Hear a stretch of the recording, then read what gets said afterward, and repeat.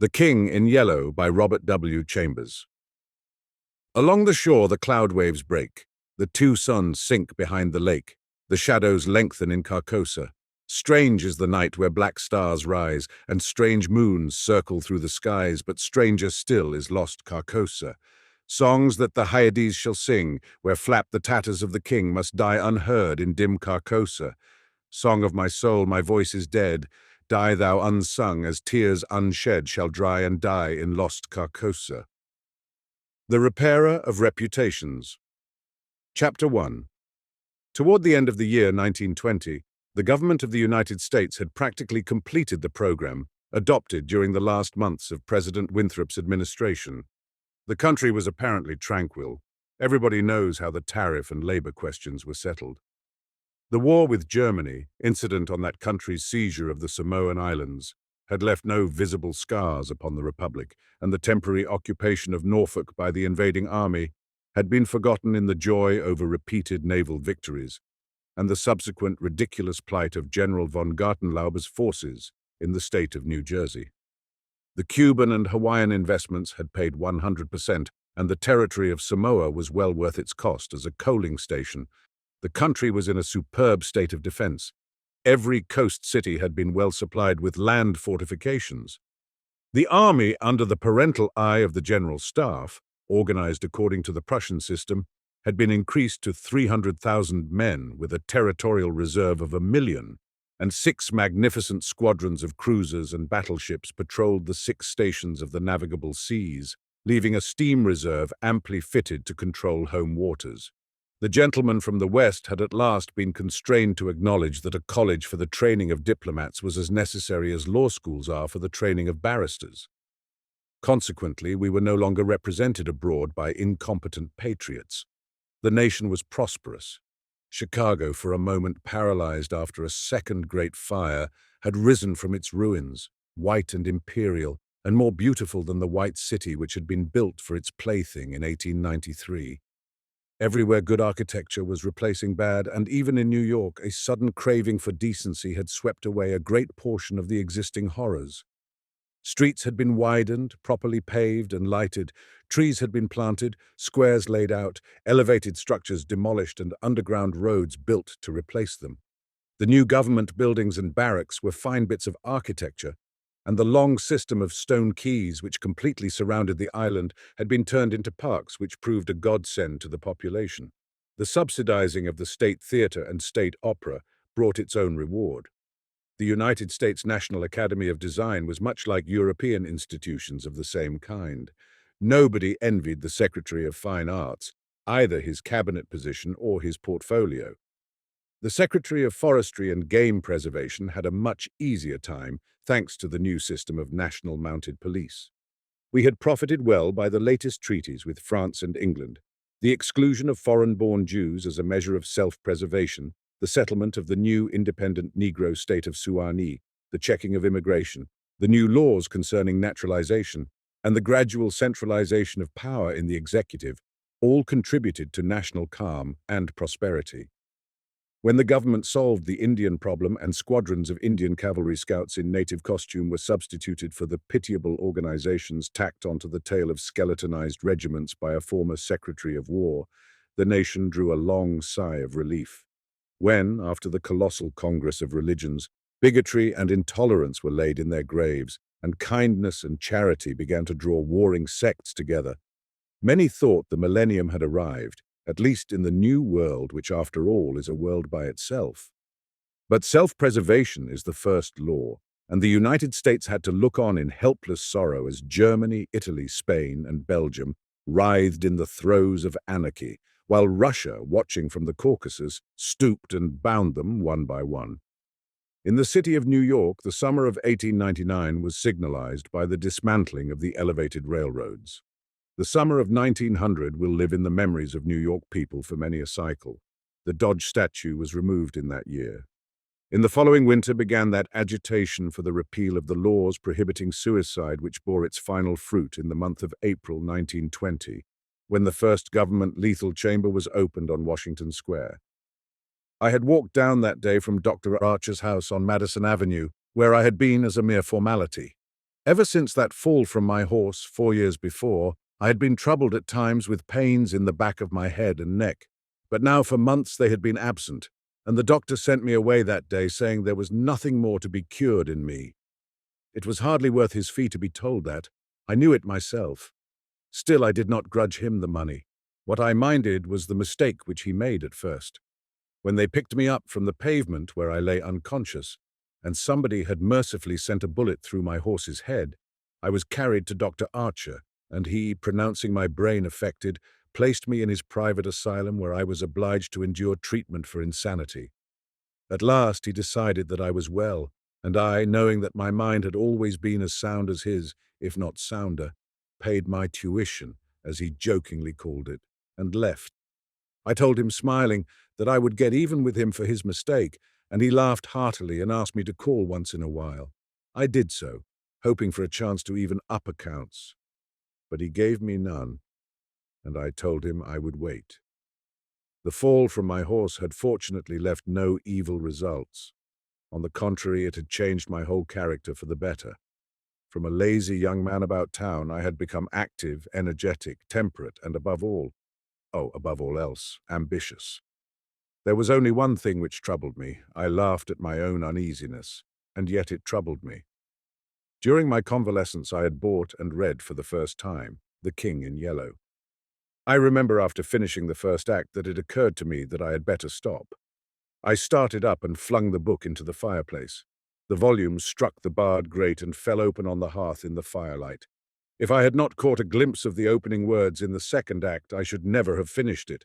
But as I stooped to pick it up, my eyes became riveted to the open page, and with a cry of terror, or perhaps it was of joy so poignant that I suffered in every nerve, I snatched the thing out of the coals and crept shaking to my bedroom, where I read it and reread it, and wept and laughed and trembled with a horror which at times assails me yet. This is the thing that troubles me, for I cannot forget Carcosa, where black stars hang in the heavens, where the shadows of men's thoughts lengthen in the afternoon, when the twin suns sink into the lake of Hali, and my mind will bear forever the memory of the pallid mask. I pray God will curse the writer, as the writer has cursed the world with this beautiful, stupendous creation, terrible in its simplicity, irresistible in its truth, a world which now trembles before the King in Yellow. When the French government seized the translated copies which had just arrived in Paris, London, of course, became eager to read it. It is well known how the book spread like an infectious disease, from city to city, from continent to continent, barred out here, confiscated there, denounced by press and pulpit, censured even by the most advanced of literary anarchists. No definite principles had been violated in those wicked pages, no doctrine promulgated, no convictions outraged. It could not be judged by any known standard, yet, although it was acknowledged that the supreme note of art had been struck in The King in Yellow, all felt that human nature could not bear the strain, nor thrive on words in which the essence of purest poison lurked. The very banality and innocence of the first act only allowed the blow to fall afterward with more awful effect. It was, I remember, the 13th day of April, 1920, that the first government lethal chamber was established on the south side of Washington Square, between Wooster Street and South Fifth Avenue. The block, which had formerly consisted of a lot of shabby old buildings used as cafes and restaurants for foreigners, had been acquired by the government in the winter of 1898. The French and Italian cafes and restaurants were torn down. The whole block was enclosed by a gilded iron railing and converted into a lovely garden with lawns, flowers, and fountains. In the center of the garden stood a small white building, severely classical in architecture and surrounded by thickets of flowers. 6 Ionic columns supported the roof, and the single door was of bronze. A splendid marble group of the Fates stood before the door, the work of a young American sculptor, Boris E. Vane, who had died in Paris when only 23 years old. The inauguration ceremonies were in progress as I crossed University Place and entered the square. I threaded my way through the silent throng of spectators, but was stopped at 4th Street by a cordon of police. A regiment of United States Lancers were drawn up in a hollow square round the lethal chamber. On a raised tribune facing Washington Park stood the governor of New York, and behind him were grouped the mayor of New York and Brooklyn, the inspector general of police, the commandant of the state troops, Colonel Livingston, military aide to the president of the United States, General Blount, commanding at Governor's Island, Major General Hamilton, commanding the garrison of New York and Brooklyn, Admiral Buffby of the fleet in the North River, Surgeon General Lansford, the staff of the National Free Hospital, Senators Wise and Franklin of New York, and the Commissioner of Public Works. The Tribune was surrounded by a squadron of hussars of the National Guard. The governor was finishing his reply to the short speech of the Surgeon General. I heard him say, "The laws prohibiting suicide and providing punishment for any attempt at self-destruction have been repealed. The government has seen fit to acknowledge the right of man to end an existence which may have become intolerable to him through physical suffering or mental despair. It is believed that the community will be benefited by the removal of such people from their midst. Since the passage of this law, the number of suicides in the United States has not increased. Now the government has determined to establish a lethal chamber in every city, town, and village in the country. It remains to be seen whether or not that class of human creatures from whose desponding ranks new victims of self-destruction fall daily will accept the relief thus provided." He paused and turned to the white lethal chamber. The silence in the street was absolute. There, a painless death awaits him who can no longer bear the sorrows of this life. If death is welcome, let him seek it there. Then quickly, turning to the military aide of the president's household, he said, "I declare the lethal chamber open." And again, facing the vast crowd, he cried in a clear voice, "Citizens of New York and of the United States of America, through me, the government declares the lethal chamber to be open." The solemn hush was broken by a sharp cry of command. The squadron of hussars filed after the governor's carriage. The lancers wheeled and formed along Fifth Avenue to wait for the commandant of the garrison, and the mounted police followed them. I left the crowd to gape and stare at the white marble death chamber, and, crossing South Fifth Avenue, walked along the western side of that thoroughfare to Bleecker Street. Then I turned to the right and stopped before a dingy shop which bore the sign, "Hawberk, Armourer." I glanced in at the doorway and saw Hawberk busy in his little shop at the end of the hall. He looked up, and catching sight of me, cried in his deep, hearty voice, "Come in, Mr. Castaigne."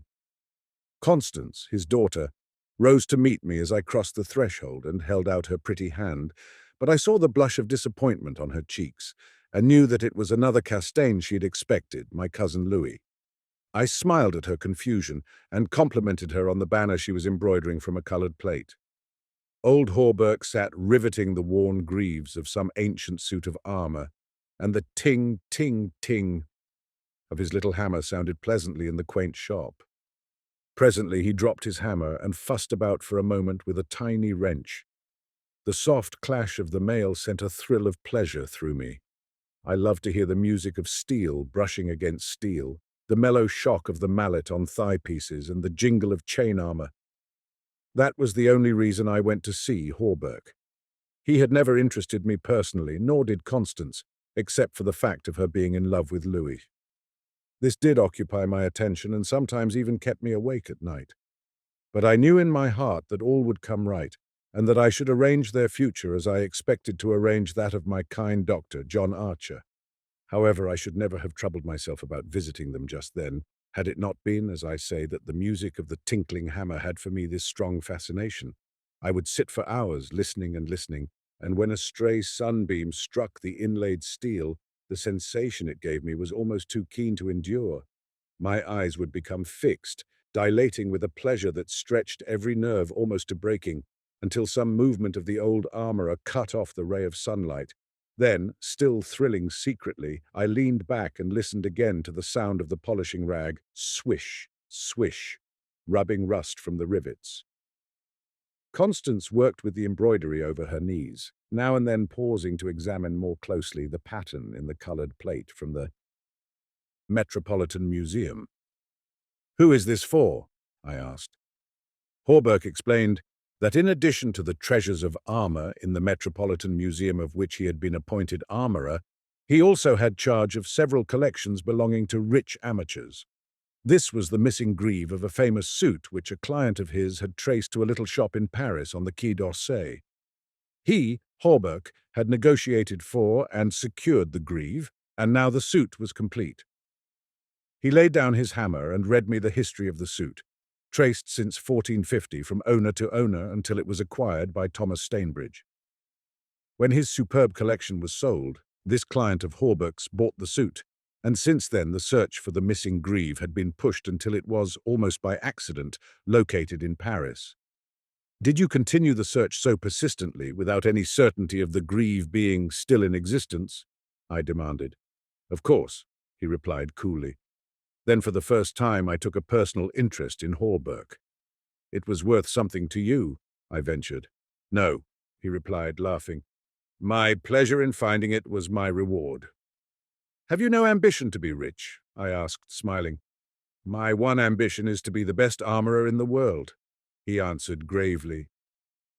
Constance asked me if I had seen the ceremonies at the Lethal Chamber. She herself had noticed cavalry passing up Broadway that morning and had wished to see the inauguration, but her father wanted the banner finished, and she had stayed at his request. Did you see your cousin, Mr. Castaigne, there? She asked, with the slightest tremor of her soft eyelashes. No, I replied carelessly. Lewis's regiment is maneuvering out in Westchester County. I rose and picked up my hat and cane.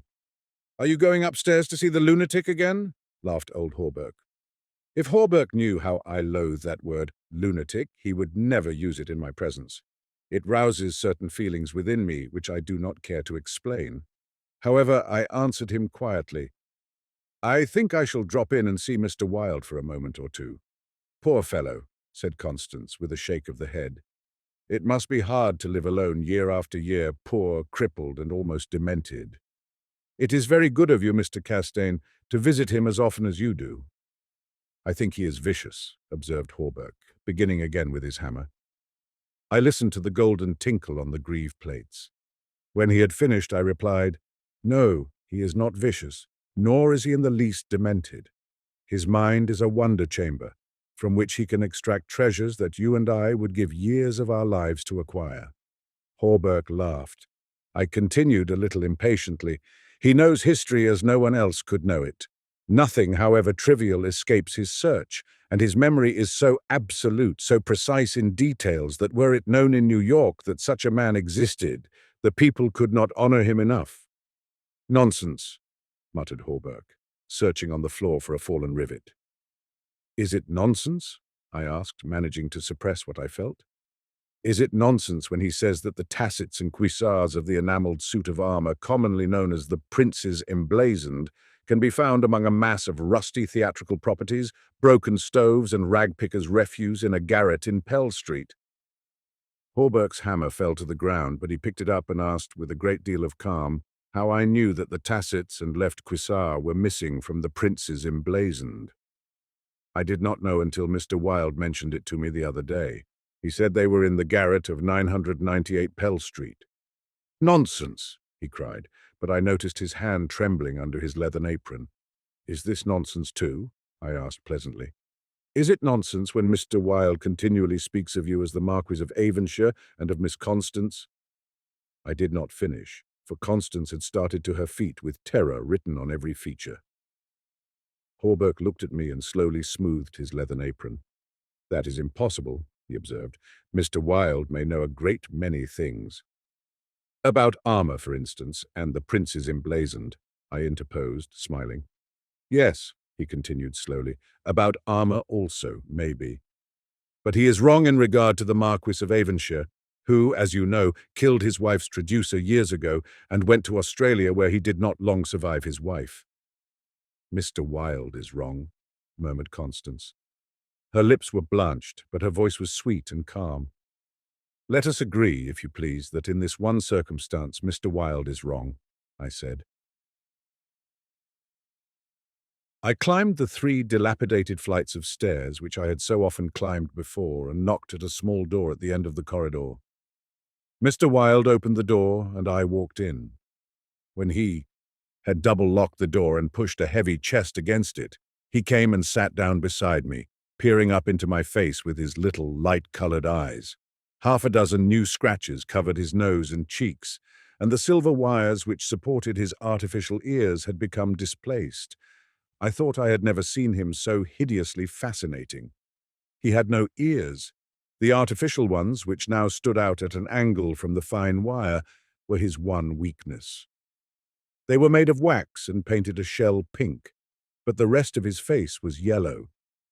He might better have revelled in the luxury of some artificial fingers for his left hand, which was absolutely fingerless, but it seemed to cause him no inconvenience, and he was satisfied with his wax ears.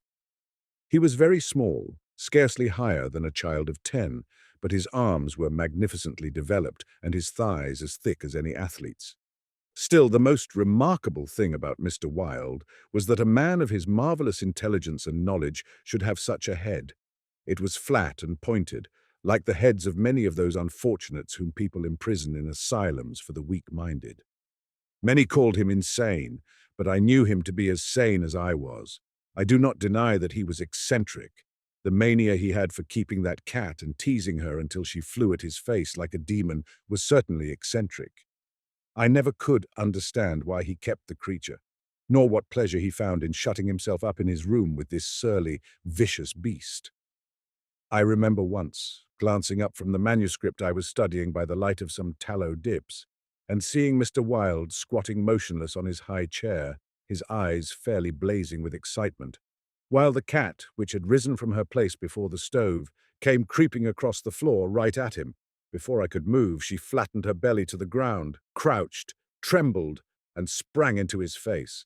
Howling and foaming, they rolled over and over on the floor, scratching and clawing until the cat screamed and fled under the cabinet, and Mr. Wilde turned over on his back, his limbs contracting and curling up like the legs of a dying spider. He was eccentric. Mr. Wilde had climbed into his high chair and, after studying my face, picked up a dog's-eared ledger and opened it. "Henry B. Matthews," he read, "bookkeeper with Wysott and Company, dealers in church ornaments, called April 3rd, reputation damaged on the racetrack, known as a welcher, reputation to be repaired by August 1st, retainer $5. He turned the page and ran his fingerless knuckles down the closely written columns. P. Green Dusenberry, minister of the gospel, Fair Beach, New Jersey. Reputation damaged in the Bowery. To be repaired as soon as possible. Retainer $100. He coughed and added, called April 6th. "Then you are not in need of money, Mr. Wilde," I inquired. "Listen," he coughed again. "Mrs. C. Hamilton Chester of Chester Park, New York City, called April 7th. Reputation damaged at Dieppe, France. To be repaired by October 1st, retainer $500. Note: C. Hamilton Chester, Captain USS Avalanche, ordered home from South Sea Squadron October 1st. "Well," I said, "the profession of a repairer of reputations is lucrative." His colorless eyes sought mine. I only wanted to demonstrate that I was correct. "You said it was impossible to succeed as a repairer of reputations. That even if I did succeed in certain cases, it would cost me more than I would gain by it. Today, I have 500 men in my employ who are poorly paid, but who pursue the work with an enthusiasm which possibly may be born of fear. These men enter every shade and grade of society. Some even are pillars of the most exclusive social temples. Others are the prop and pride of the financial world. Still others hold undisputed sway among the fancy and the talent. I choose them at my leisure from those who reply to my advertisements. It is easy enough, they are all cowards. I could treble the number in 20 days if I wished. So, you see, those who have in their keeping the reputations of their fellow citizens, I have in my pay. They may turn on you," I suggested. He rubbed his thumb over his cropped ears and adjusted the wax substitutes. "I think not," he murmured thoughtfully. "I seldom have to apply the whip, and then only once. Besides, they like their wages." "How do you apply the whip?" I demanded. His face for a moment was awful to look upon. His eyes dwindled to a pair of green sparks. "I invite them to come and have a little chat with me," he said in a soft voice. A knock at the door interrupted him, and his face resumed its amiable expression. "Who is it?" he inquired. "Mr. Steelette," was the answer. "Come tomorrow," replied Mr. Wilde. "Impossible," began the other, but was silenced by a sort of bark from Mr. Wilde. "Come tomorrow," he repeated. We heard somebody move away from the door and turn the corner by the stairway. "Who is that?" I asked. Arnold Stillett, owner and editor-in-chief of the great New York Daily. He drummed on the ledger with his fingerless hand, adding, I pay him very badly, but he thinks it a good bargain. Arnold Stillett, I repeated, amazed. Yes, said Mr. Wilde, with a self-satisfied cough. The cat, which had entered the room as he spoke, hesitated, looked up at him and snarled.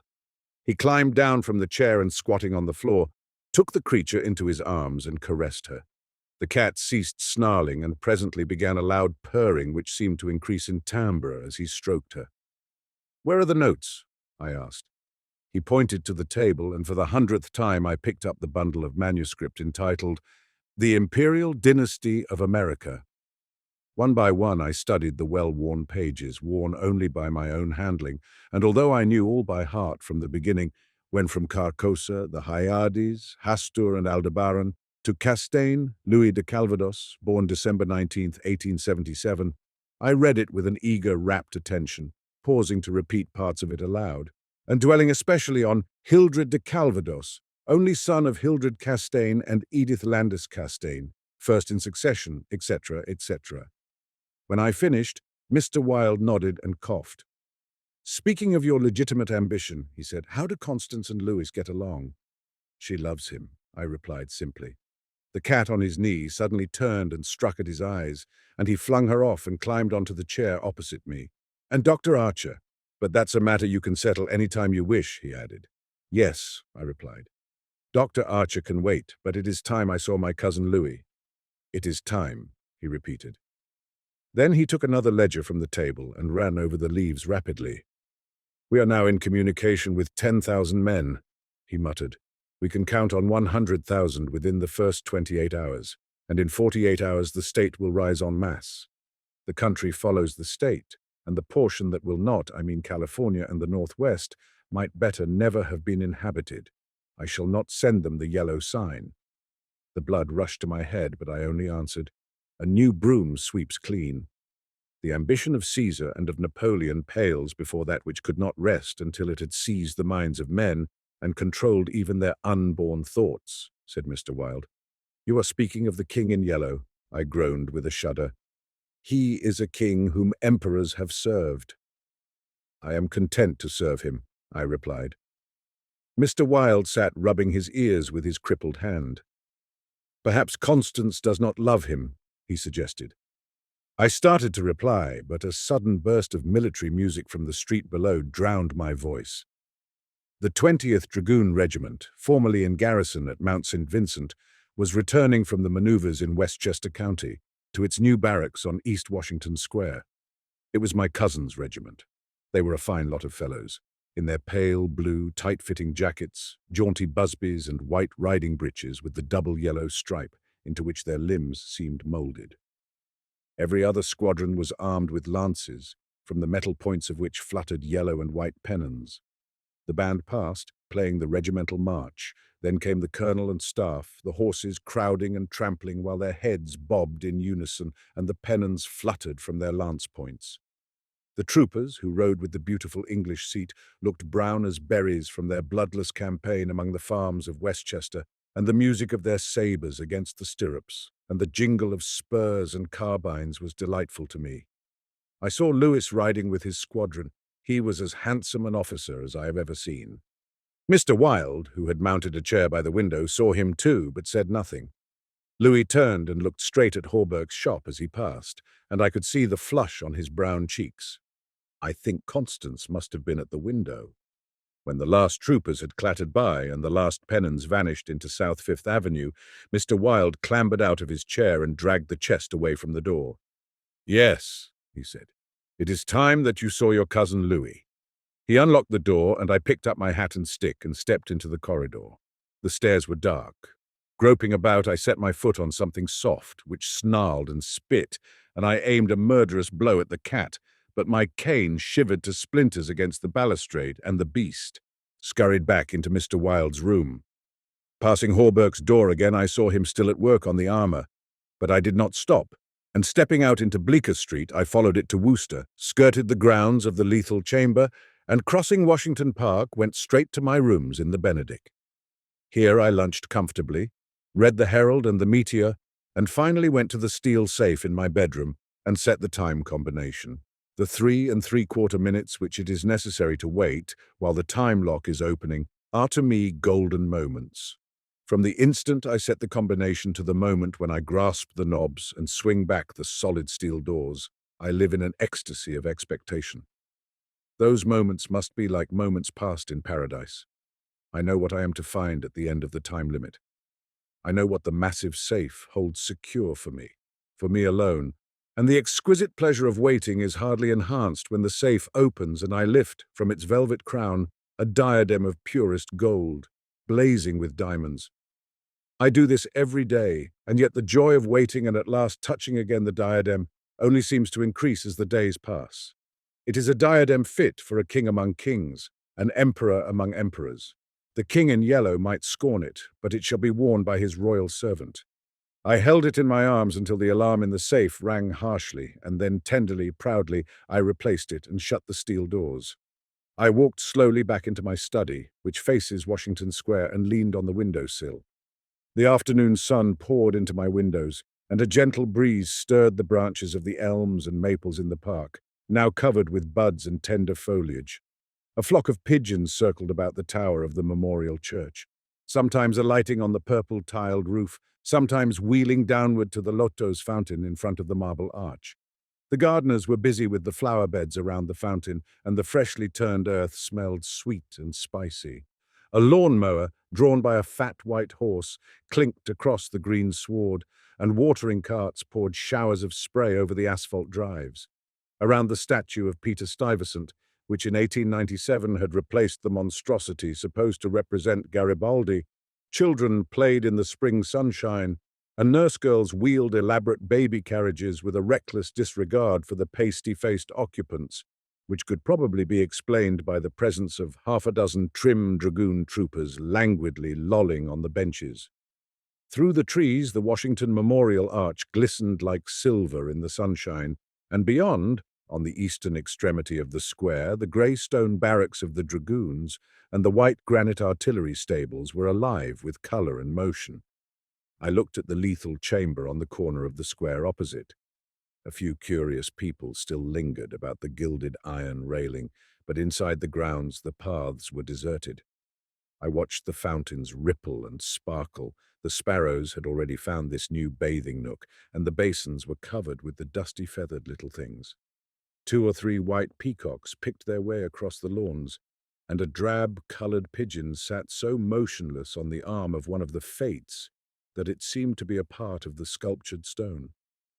As I was turning carelessly away, a slight commotion in the group of curious loiterers around the gates attracted my attention. A young man had entered, and was advancing with nervous strides along the gravel path which leads to the bronze doors of the lethal chamber.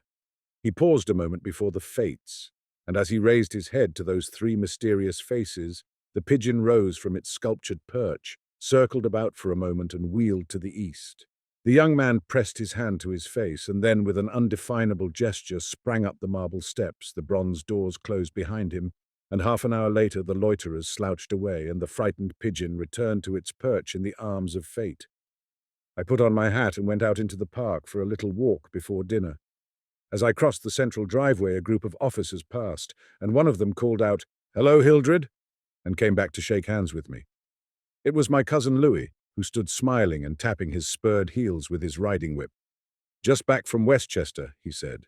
"Been doing the bucolic, milk and curds, you know, dairymaids in sunbonnets who say, 'Hey yow,' and I don't think, when you tell them they are pretty. I'm nearly dead for a square meal at Delmonico's. What's the news?" "There is none," I replied pleasantly. "I saw your regiment coming in this morning." "Did you? I didn't see you. Where were you?" "In Mr. Wilde's window." "Oh, hell!" he began impatiently. "That man is stark mad. I don't understand why you—" He saw how annoyed I felt by this outburst and begged my pardon. "Really, old chap," he said, "I don't mean to run down a man you like, but for the life of me I can't see what the deuce you find in common with Mr. Wilde. He's not well bred, to put it generously. He's hideously deformed. His head is the head of a criminally insane person. You know yourself he's been in an asylum." "So have I interrupted calmly. Lewis looked startled and confused for a moment, but recovered and slapped me heartily on the shoulder. "You were completely cured," he began, but I stopped him again. "I suppose you mean that I was simply acknowledged never to have been insane." "Of course, that's what I meant," he laughed. I disliked his laugh because I knew it was forced, but I nodded gaily and asked him where he was going. Lewis looked after his brother officers, who had now almost reached Broadway. We had intended to sample a Brunswick cocktail, but to tell you the truth, I was anxious for an excuse to go and see Hawberk instead. "Come along, I'll make you my excuse." We found old Hawberk, neatly attired in a fresh spring suit, standing at the door of his shop and sniffing the air. "I had just decided to take Constance for a little stroll before dinner," he replied to the impetuous volley of questions from Louis. "We thought of walking on the park terrace along the North River."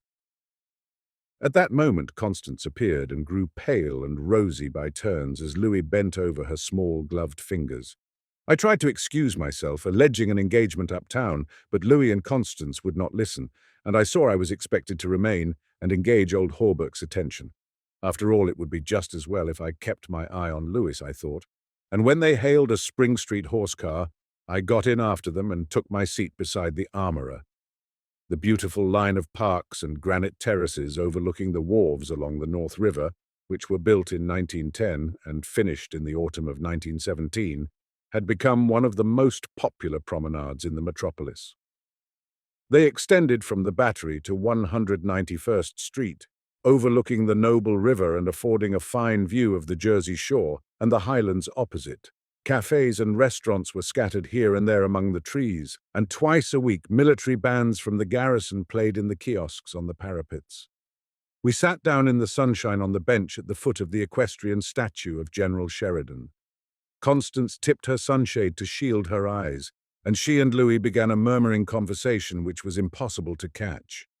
Old Hawberk, leaning on his ivory-headed cane, lighted an excellent cigar, the mate to which I politely refused, and smiled at vacancy. The sun hung low above the Staten Island woods, and the bay was dyed with golden hues reflected from the sun-warmed sails of the shipping in the harbour.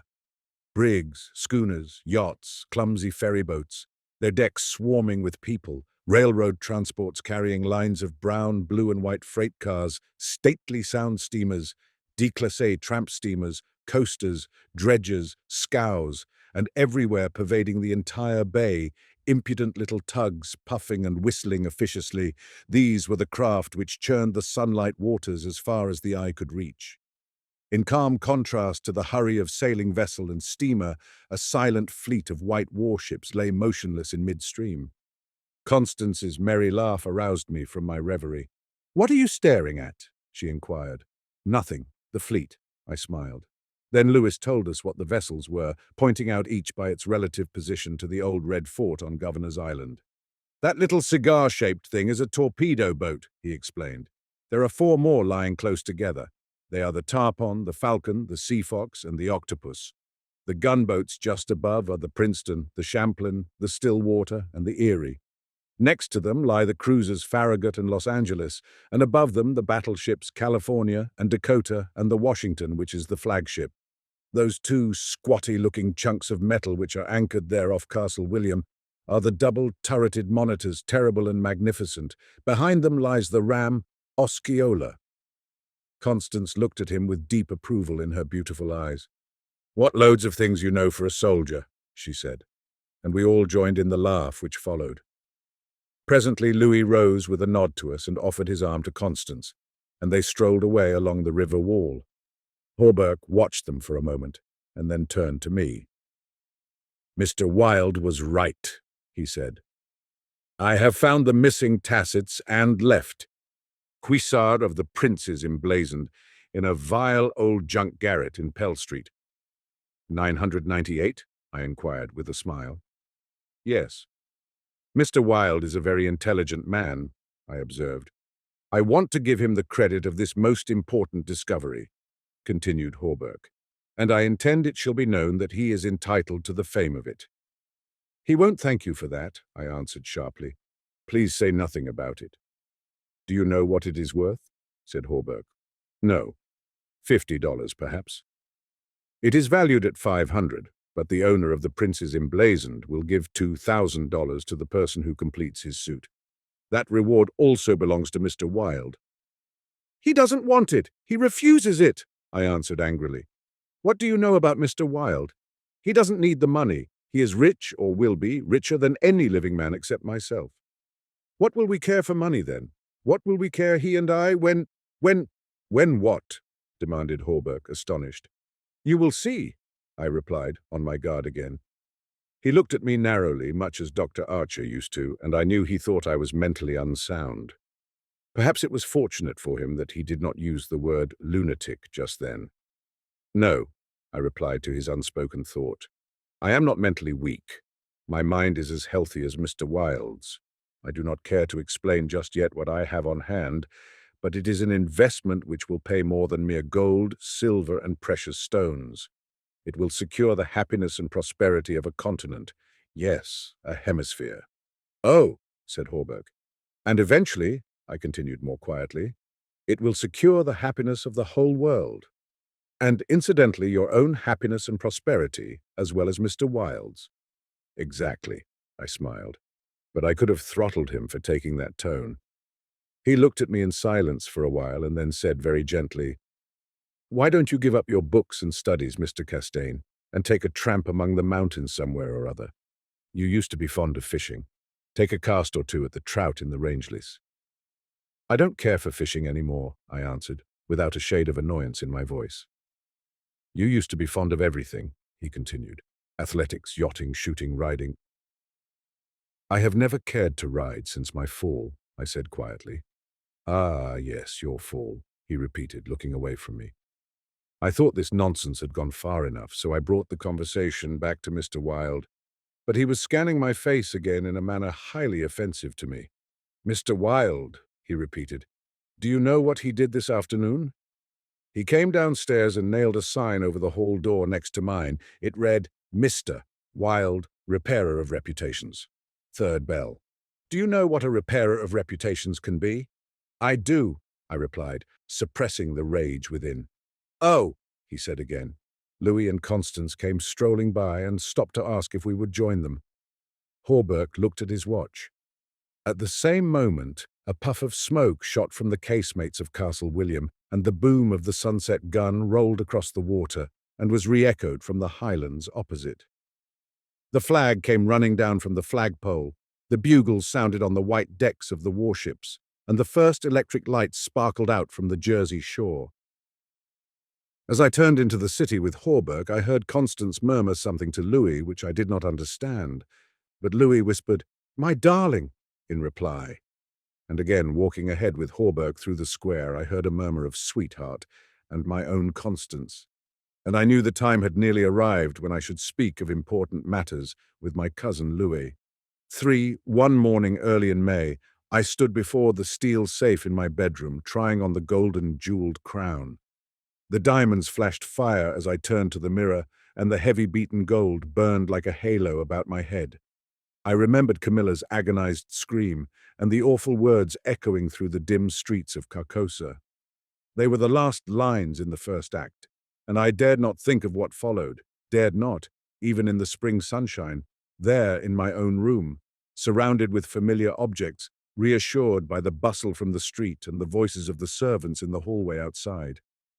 For those poisoned words had dropped slowly into my heart, as death sweat drops upon a bedsheet and is absorbed. Trembling, I put the diadem from my head and wiped my forehead.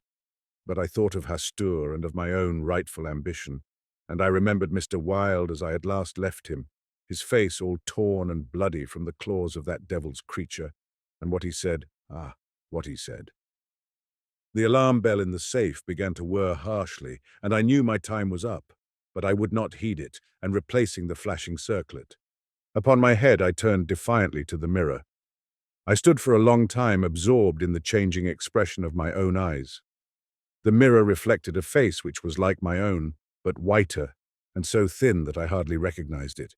And all the time I kept repeating between my clenched teeth, "The day has come! The day has come!" While the alarm in the safe whirred and clamored, and the diamonds sparkled and flamed above my brow. I heard a door open but did not heed it. It was only when I saw two faces in the mirror. It was only when another face rose over my shoulder and two other eyes met mine. I wheeled like a flash and seized a long knife from my dressing table, and my cousin sprang back very pale, crying, "Hildred, for God's sake!" Then, as my hand fell, he said, "It is I, Louis. Don't you know me?" I stood silent. I could not have spoken for my life. He walked up to me and took the knife from my hand. "What is all this?" he inquired in a gentle voice. "Are you ill?" "No," I replied, but I doubt if he heard me. "Come, come, old fellow," he cried. "Take off that brass crown and toddle into the study. Are you going to a masquerade? What's all this theatrical tinsel anyway?" I was glad he thought the crown was made of brass and paste, yet I didn't like him any the better for thinking so. I let him take it from my hand, knowing it was best to humor him. He tossed the splendid diadem in the air and, catching it, turned to me smiling. "It's dear at 50 cents, he said. "What's it for?" I did not answer, but took the circlet from his hands and, placing it in the safe, shut the massive steel door. The alarm ceased its infernal din at once. He watched me curiously, but did not seem to notice the sudden ceasing of the alarm. He did, however, speak of the safe as a biscuit box. Fearing lest he might examine the combination, I led the way into my study. Louis threw himself on the sofa and flicked at flies with his eternal riding whip. He wore his fatigue uniform with the braided jacket and jaunty cap, and I noticed that his riding boots were all splashed with red mud. "Where have you been?" I inquired. "Jumping mud creeks in Jersey," he said. "I haven't had time to change yet. I was rather in a hurry to see you. Haven't you got a glass of something? I'm dead tired. Been in the saddle 24 hours. I gave him some brandy from my medicinal store, which he drank with a grimace. "Damned bad stuff," he observed. "I'll give you an address where they sell brandy that is brandy." "It's good enough for my needs," I said indifferently. "I use it to rub my chest with." He stared and flicked at another fly. "See here, old fellow," he began. "I've got something to suggest to you. It's 4 years now that you've shut yourself up here like an owl, never going anywhere, never taking any healthy exercise, never doing a damn thing but poring over those books up there on the mantelpiece." He glanced along the row of shelves. "Napoleon, Napoleon, Napoleon," he read. "For heaven's sake, have you nothing but Napoleons there?" "I wish they were bound in gold," I said. "But wait, yes, there is another book, The King in Yellow." I looked him steadily in the eye. "Have you never read it?" I asked. "I? No, thank God. I don't want to be driven crazy." I saw he regretted his speech as soon as he had uttered it. There is only one word which I loathe more than I do lunatic, and that word is crazy. But I controlled myself and asked him why he thought The King in Yellow dangerous. "Oh, I don't know," he said hastily. "I only remember the excitement it created and the denunciations from pulpit and press. I believe the author shot himself after bringing forth this monstrosity, didn't he?" "I understand he is still alive," I answered. "That's probably true," he muttered. "Bullets couldn't kill a fiend like that." "It is a book of great truths," I said. "Yes," he replied, "of truths which send men frantic and blast their lives. I don't care if the thing is, as they say, the very supreme essence of art. It's a crime to have written it, and I, for one, shall never open its pages." "Is that what you have come to tell me?" I asked. "No," he said. "I came to tell you that I am going to be married." I believe for a moment my heart ceased to beat, but I kept my eyes on his face. "Yes," he continued, smiling happily. "Married to the sweetest girl on earth." "Constance Hawberk," I said mechanically. "How did you know?" he cried, astonished. "I didn't know it myself until that evening last April, when we strolled down to the embankment before dinner." "When is it to be?" I asked. "It was to have been next September, but an hour ago a dispatch came ordering our regiment to the Presidio, San Francisco. We leave at noon tomorrow, he repeated. "Just think, Hildred, tomorrow I shall be the happiest fellow that ever drew breath in this jolly world, for Constance will go with me." I offered him my hand in congratulation, and he seized and shook it like the good-natured fool he was, or pretended to be. "I am going to get my squadron as a wedding present," he rattled on. "Captain and Mrs. Louis Castaigne, eh, Hildred?" Then he told me where it was to be and who were to be there, and made me promise to come and be best man. I set my teeth and listened to his boyish chatter without showing what I felt, but I was getting to the limit of my endurance, and when he jumped up and, switching his spurs till they jingled, said he must go, I did not detain him. "There's one thing I want to ask of you," I said quietly. "Out with it, it's promised," he laughed. "I want you to meet me for a quarter of an hour's talk tonight." "Of course, if you wish," he said, somewhat puzzled. "Where?" "Anywhere in the park there." "What time, Hildred?" "Midnight." "What in the name of—" he began, but checked himself and laughingly assented. I watched him go down the stairs and hurry away, his sabre banging at every stride. He turned into Bleecker Street, and I knew he was going to see Constance. I gave him 10 minutes to disappear, and then followed in his footsteps, taking with me the jeweled crown and the silken robe embroidered with the yellow sign. When I turned into Bleecker Street and entered the doorway which bore the sign, "Mr. Wilde, Repairer of Reputations, Third Bell," I saw old Hawberk moving about in his shop and imagined I heard Constance's voice in the parlour, but I avoided them both and hurried up the trembling stairways to Mr. Wilde's apartment. I knocked and entered without ceremony. Mr. Wilde lay groaning on the floor, his face covered with blood, his clothes torn to shreds. Drops of blood were scattered about over the carpet, which had also been ripped and frayed in the evidently recent struggle. "It's that cursed cat," he said, ceasing his groans and turning his colourless eyes to me. "She attacked me while I was asleep. I believe she will kill me yet." This was too much. So I went into the kitchen and, seizing a hatchet from the pantry, started to find the infernal beast and settle her then and there. My search was fruitless, and after a while I gave it up and came back to find Mr. Wilde squatting on his high chair by the table. He had washed his face and changed his clothes. The great furrows which the cat's claws had ploughed up in his face he had filled with collodion, and a rag hid the wound in his throat. I told him I should kill the cat when I came across her, but he only shook his head and turned to the open ledger before him. He read name after name of the people who had come to him in regard to their reputation, and the sums he had amassed were startling. "I put on the screws now and then," he explained. "One day or other some of these people will assassinate you," I insisted. "Do you think so?" he said, rubbing his mutilated ears. It was useless to argue with him, so I took down the manuscript entitled Imperial Dynasty of America. For the last time I should ever take it down in Mr. Wilde's study. I read it through, thrilling and trembling with pleasure. When I had finished, Mr. Wilde took the manuscript, and turning to the dark passage which leads from his study to his bedchamber, called out in a loud voice, "Vance!" Then for the first time I noticed a man crouching there in the shadow. How I had overlooked him during my search for the cat I cannot imagine. "Vance, come in!" cried Mr. Wilde. The figure rose and crept towards us, and I shall never forget the face that he raised to mine as the light from the window illuminated it. "Vance, this is Mr. Castaigne," said Mr. Wilde. Before he had finished speaking, the man threw himself on the ground before the table, crying and grasping, "Oh God, oh my God, help me, forgive me. Oh, Mr. Castaigne, keep that man away. You cannot mean it. You are different. Save me. I am broken down. I was in a madhouse, and now, when all was coming right, when I had forgotten the king in yellow, but I shall go mad again. I shall go mad." His voice died into a choking rattle, for Mr. Wilde had leapt on him, and his right hand encircled the man's throat. When Vance fell in a heap on the floor, Mr. Wilde clambered nimbly into his chair again, and rubbing his mangled ears with the stump of his hand, turned to me and asked me for the ledger. I reached it down from the shelf, and he opened it. After a moment's searching among the beautifully written pages, he coughed complacently and pointed to the name Vance. "Vance," he read aloud. "Osgood Oswald Vance." At the sound of his name, the man on the floor raised his head and turned a convulsed face to Mr. Wilde. His eyes were injected with blood, his lips tumefied.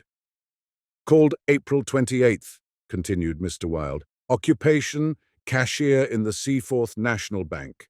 Has served a term of forgery at Sing Sing, from whence he was transferred to the asylum for the criminal insane.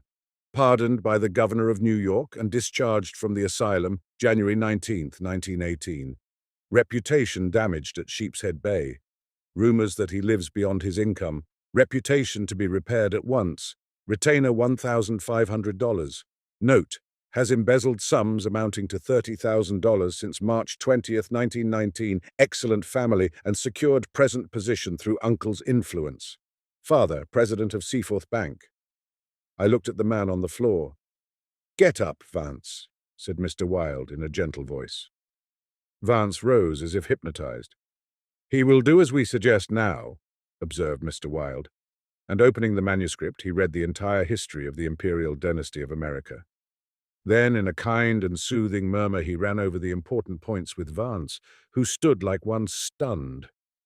His eyes were so blank and vacant that I imagined he had become half-witted, and remarked it to Mr. Wilde, who replied that it was of no consequence anyway.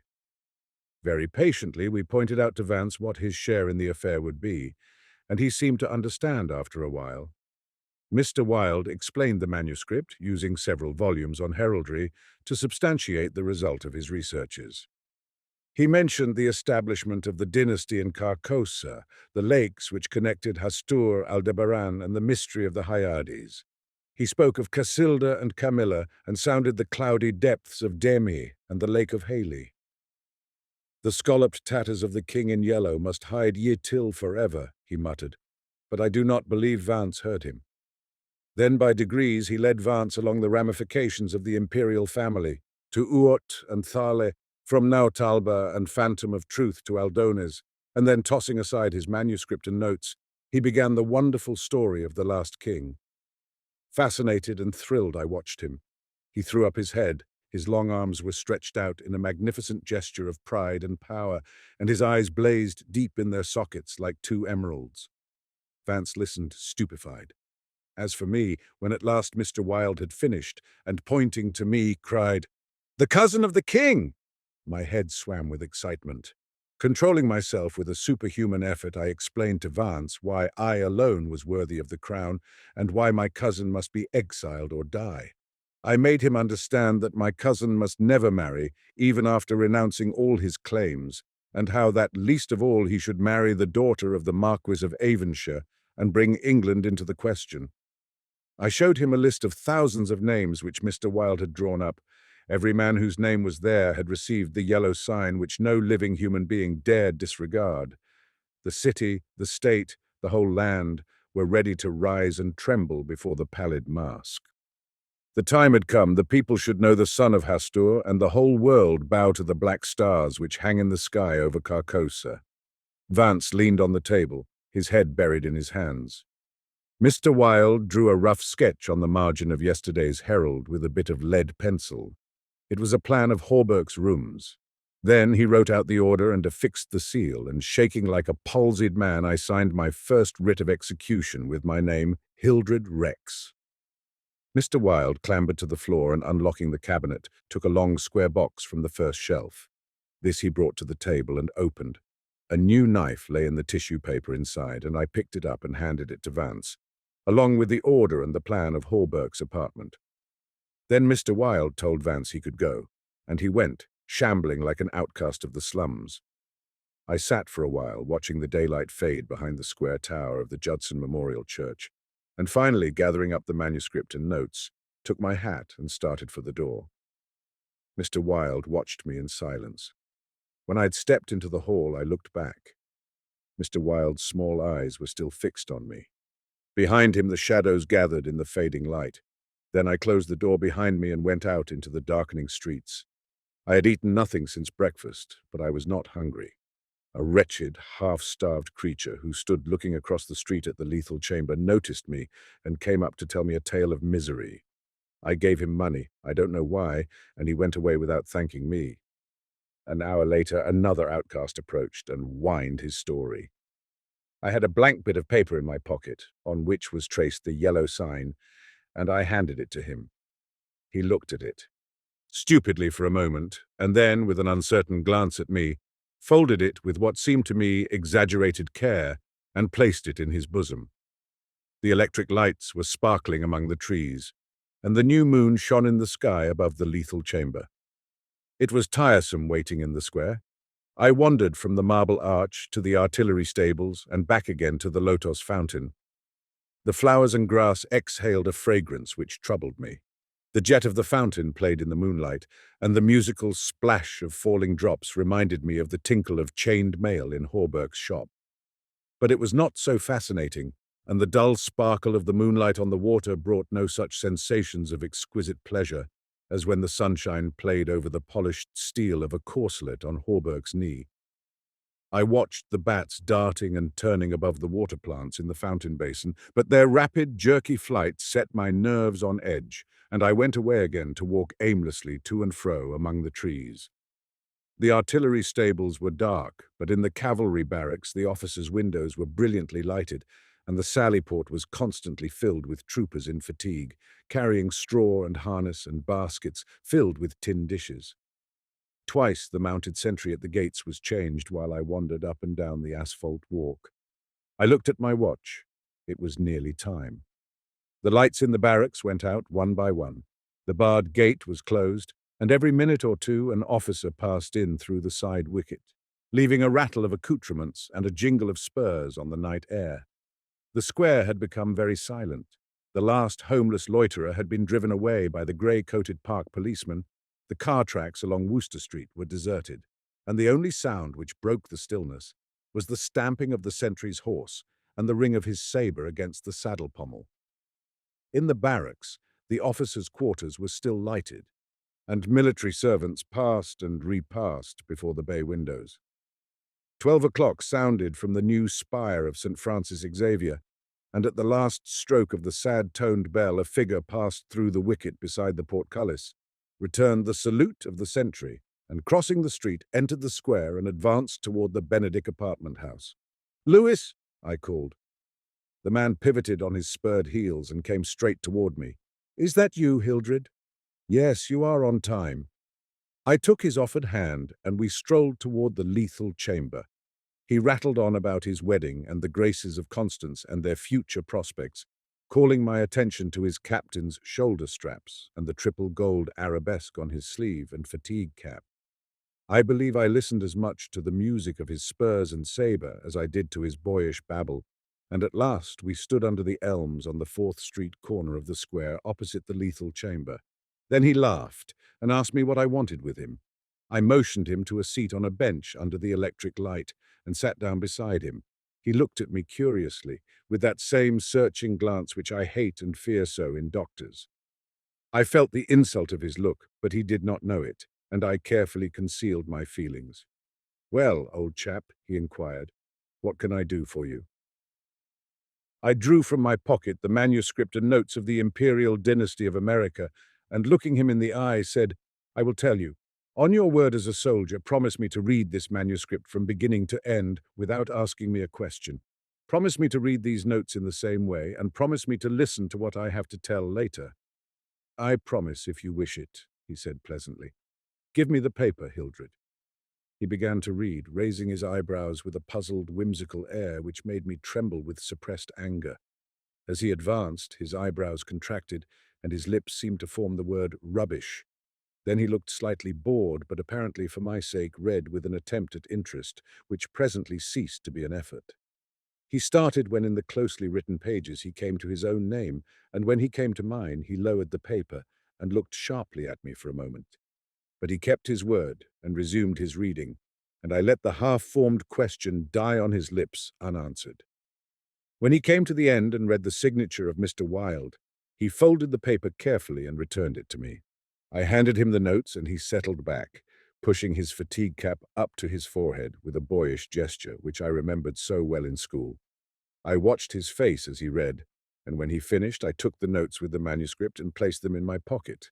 Then I unfolded a scroll marked with the yellow sign. He saw the sign, but he did not seem to recognize it, and I called his attention to it somewhat sharply. "Well," he said, "I see it. What is it?" "It is the yellow sign," I said angrily. "Oh, that's it, is it?" said Lewis in that flattering voice which Dr. Archer used to employ with me, and would probably have employed again had I not settled his affair for him. I kept my rage down and answered as steadily as possible, "Listen, you have engaged your word." "I am listening, old chap."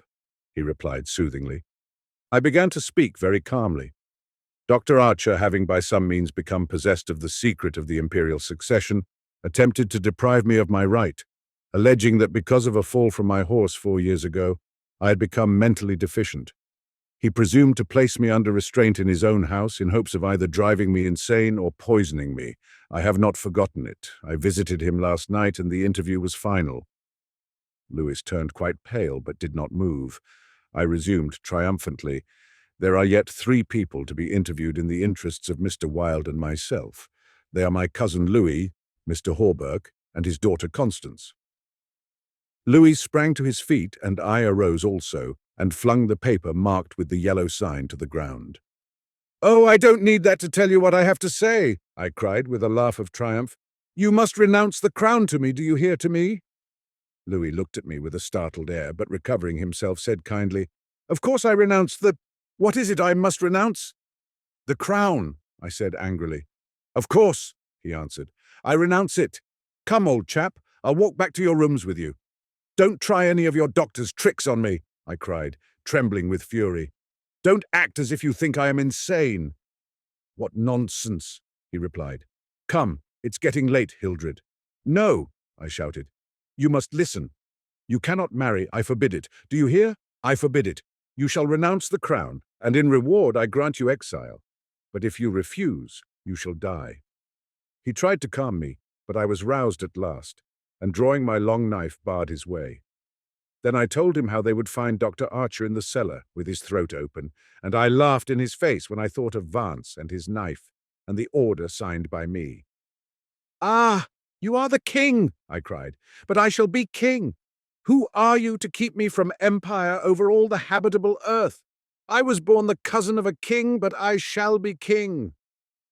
Louis stood white and rigid before me. Suddenly a man came running up 4th Street, entered the gate of the lethal temple, traversed the path to the bronze doors at full speed, and plunged into the death chamber with the cry of one demented, and I laughed until I wept tears, for I had recognized Vance, and knew that Hawberk and his daughter were no longer in my way.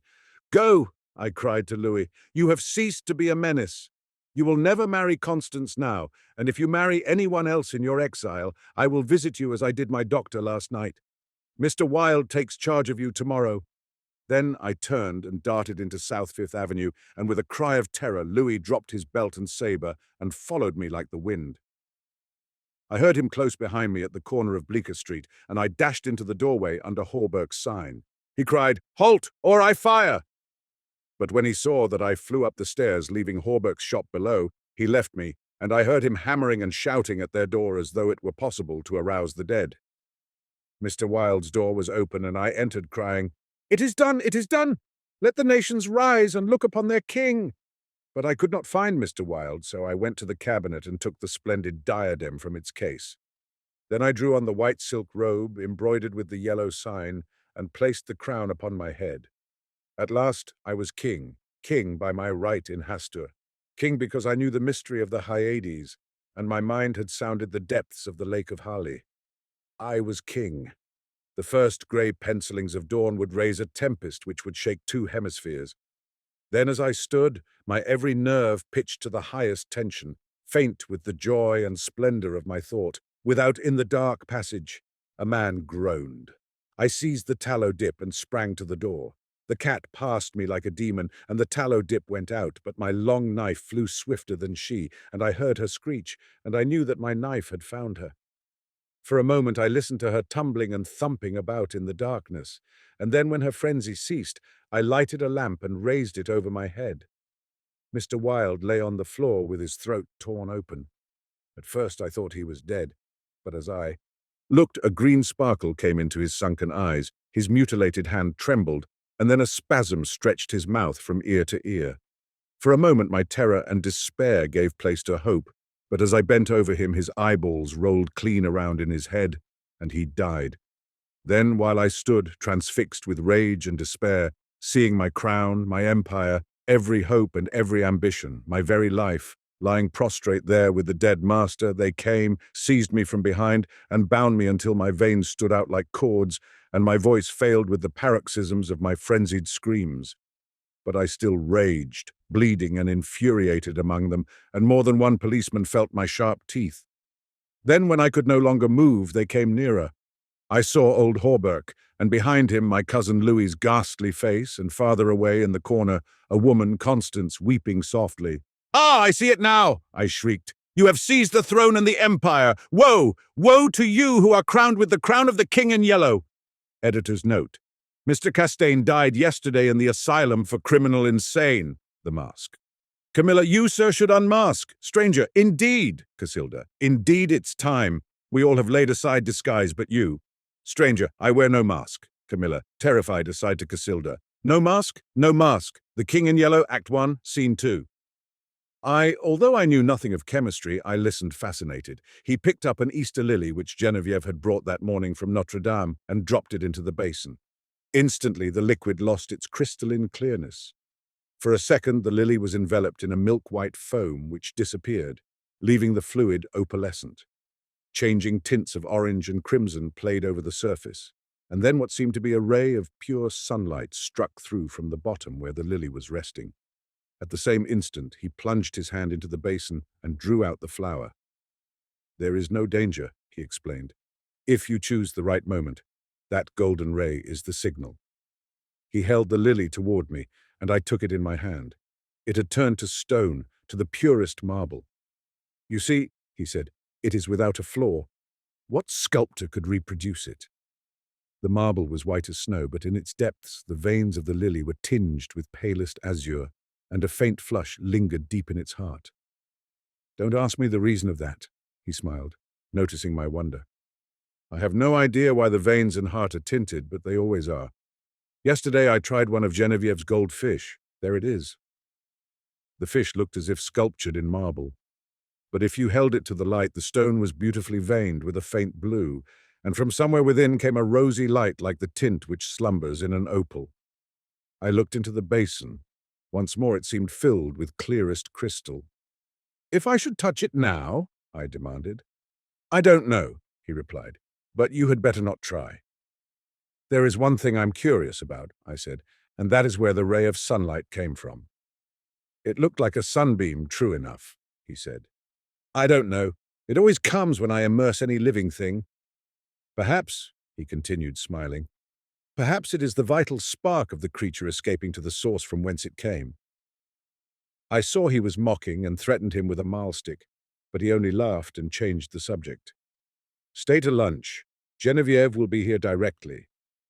"I saw her going to early mass," I said, "and she looked as fresh and sweet as that lily before you destroyed it." "Do you think I destroyed it?" said Boris gravely. "Destroyed? Preserved? How can we tell?" We sat in the corner of a studio near his unfinished group of the Fates.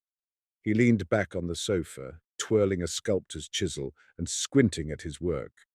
"By the way," he said, "I've finished pointing up that old academic Ariadne, and I suppose it will have to go to the salon. It's all I have ready this year, but after the success the Madonna brought me, I feel ashamed to send a thing like that." The Madonna, an exquisite marble for which Geneviève had sat, had been the sensation of last year's salon. I looked at the Ariadne. It was a magnificent piece of technical work, but I agreed with Boris that the world would expect something better of him than that. Still, it was impossible now to think of finishing in time for the salon that splendid, terrible group, half shrouded in the marble behind me. The Fates would have to wait. We were proud of Boris Yvain. We claimed him, and he claimed us on the strength of his having been born in America, although his father was French and his mother was a Russian. Everyone in the Beaux-Arts called him Boris, and yet there were only two of us whom he addressed in the same familiar way, Jack Scott and myself. Perhaps my being in love with Geneviève had something to do with his affection for me. Not that it had ever been acknowledged between us, but after all was settled, and she had told me with tears in her eyes that it was Boris whom she loved, I went over to his house and congratulated him. The perfect cordiality of that interview did not deceive either of us, I always believed, although to one at least it was a great comfort. I do not think he and Geneviève ever spoke of the matter together, but Boris knew. Geneviève was lovely. The Madonna-like purity of her face might have been inspired by the Sanctus in Gounod's Mass. But I was always glad when she changed that mood for what we called her April maneuvers. She was often as variable as an April day. In the morning grave, dignified and sweet, at noon laughing, capricious, at evening whatever one least expected. I preferred her so rather than in that Madonna-like tranquility which stirred the depths of my heart. I was dreaming of Geneviève when he spoke again. "What do you think of my discovery, Alec?" "I think it wonderful. I shall make no use of it, you know, beyond satisfying my own curiosity so far as may be, and the secret will die with me. It would be rather a blow to sculpture, would it not? We painters lose more than we ever gain by photography." Boris nodded, playing with the edge of the chisel. "This new vicious discovery would corrupt the world of art. No, I shall never confide the secret to anyone," he said slowly. "It would be hard to find anyone less informed about such phenomena than myself. But of course I had heard of mineral springs so saturated with silica that the leaves and twigs which fell into them were turned to stone after a time. I dimly comprehended the process, how the silica replaced the vegetable matter, atom by atom, and the result was a duplicate of the object in stone. This, I confess, had never interested me greatly, and as for the ancient fossils thus produced, they disgusted me. Boris, it appeared, feeling curiosity instead of repugnance, had investigated the subject and had accidentally stumbled on a solution which, attacking the immersed object with a ferocity unheard of in a second, did the work of years. This was all I could make out of the strange story he had just been telling me. He spoke again after a long silence. "I am almost frightened when I think what I have found. Scientists would go mad over the discovery. It was so simple, too, it discovered itself. When I think of that formula, and that new element precipitated in metallic scales." "What new element?" "Oh, I haven't thought of naming it, and I don't believe I ever shall. There are enough precious metals now in the world to cut throats over." I pricked up my ears. "Have you struck gold, Boris?" "No better, but see here, Alec," he laughed, starting up. "You and I have all we need in this world. Ah, how sinister and covetous you look already." I laughed too, and told him I was devoured by the desire for gold, and we had better talk of something else. So when Geneviève came in shortly after, we had turned our backs on alchemy. Geneviève was dressed in silvery grey from head to foot. The light glinted along the soft curves of her fair hair as she turned her cheek to Boris. Then she saw me and returned my greeting. She had never before failed to blow me a kiss from the tips of her white fingers, and I promptly complained of the omission. She smiled and held out her hand, which dropped almost before it had touched mine. Then she said, looking at Boris, "You must ask Alec to stay for luncheon." This also was something new. She had always asked me herself until today. "I did," said Boris shortly. "And you said yes, I hope?" She turned to me with a charming conventional smile. I might have been an acquaintance of the day before yesterday. I made her a low bow. "J'avais bien l'honneur, madame." But refusing to take up our usual bantering tone, she murmured a hospitable commonplace and disappeared. Boris and I looked at one another. "I had better go home, don't you think?" I asked. "Hanged if I know," he replied frankly.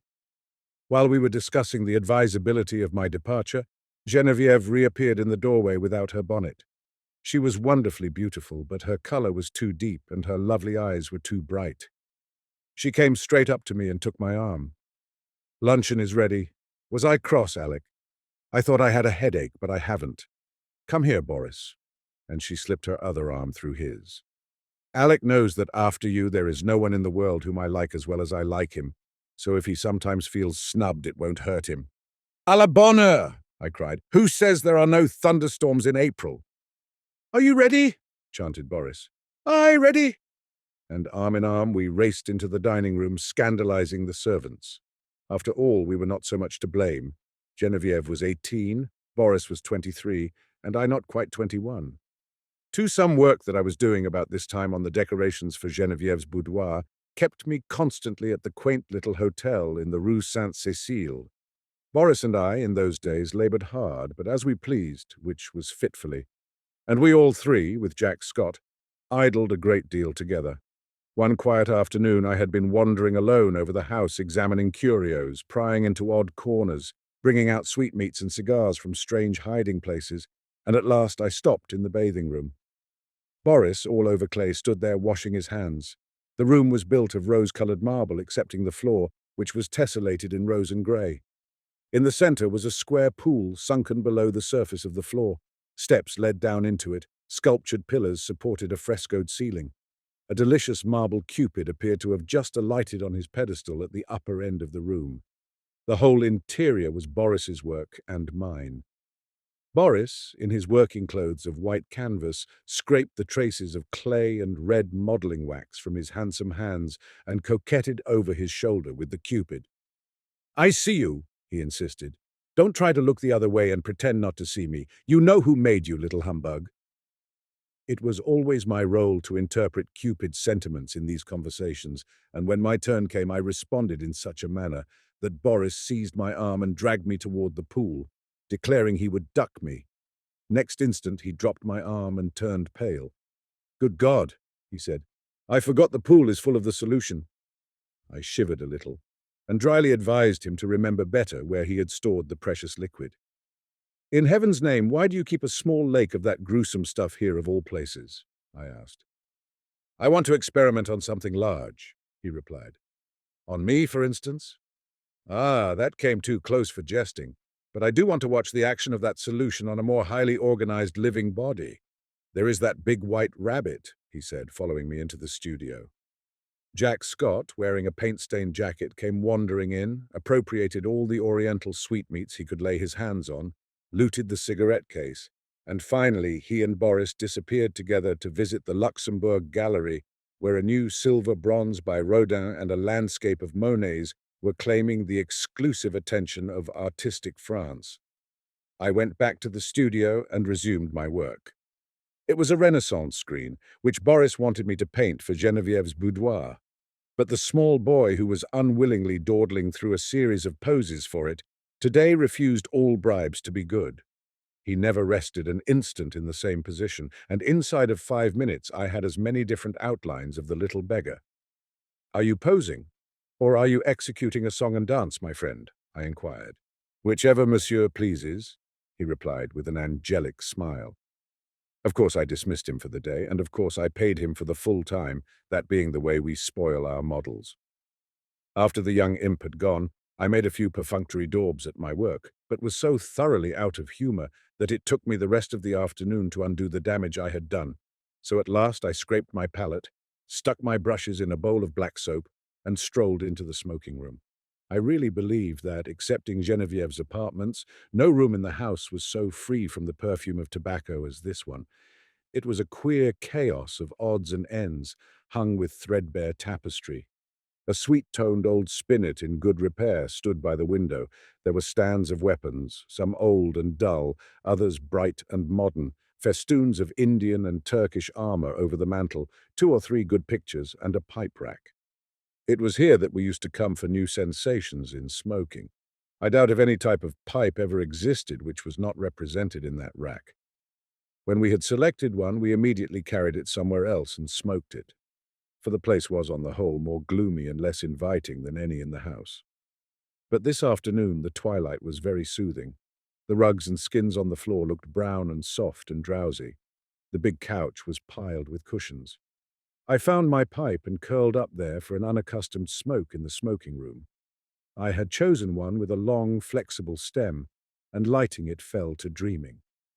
After a while it went out, but I did not stir. I dreamed on, and presently fell asleep. I awoke to the saddest music I had ever heard. The room was quite dark. I had no idea what time it was.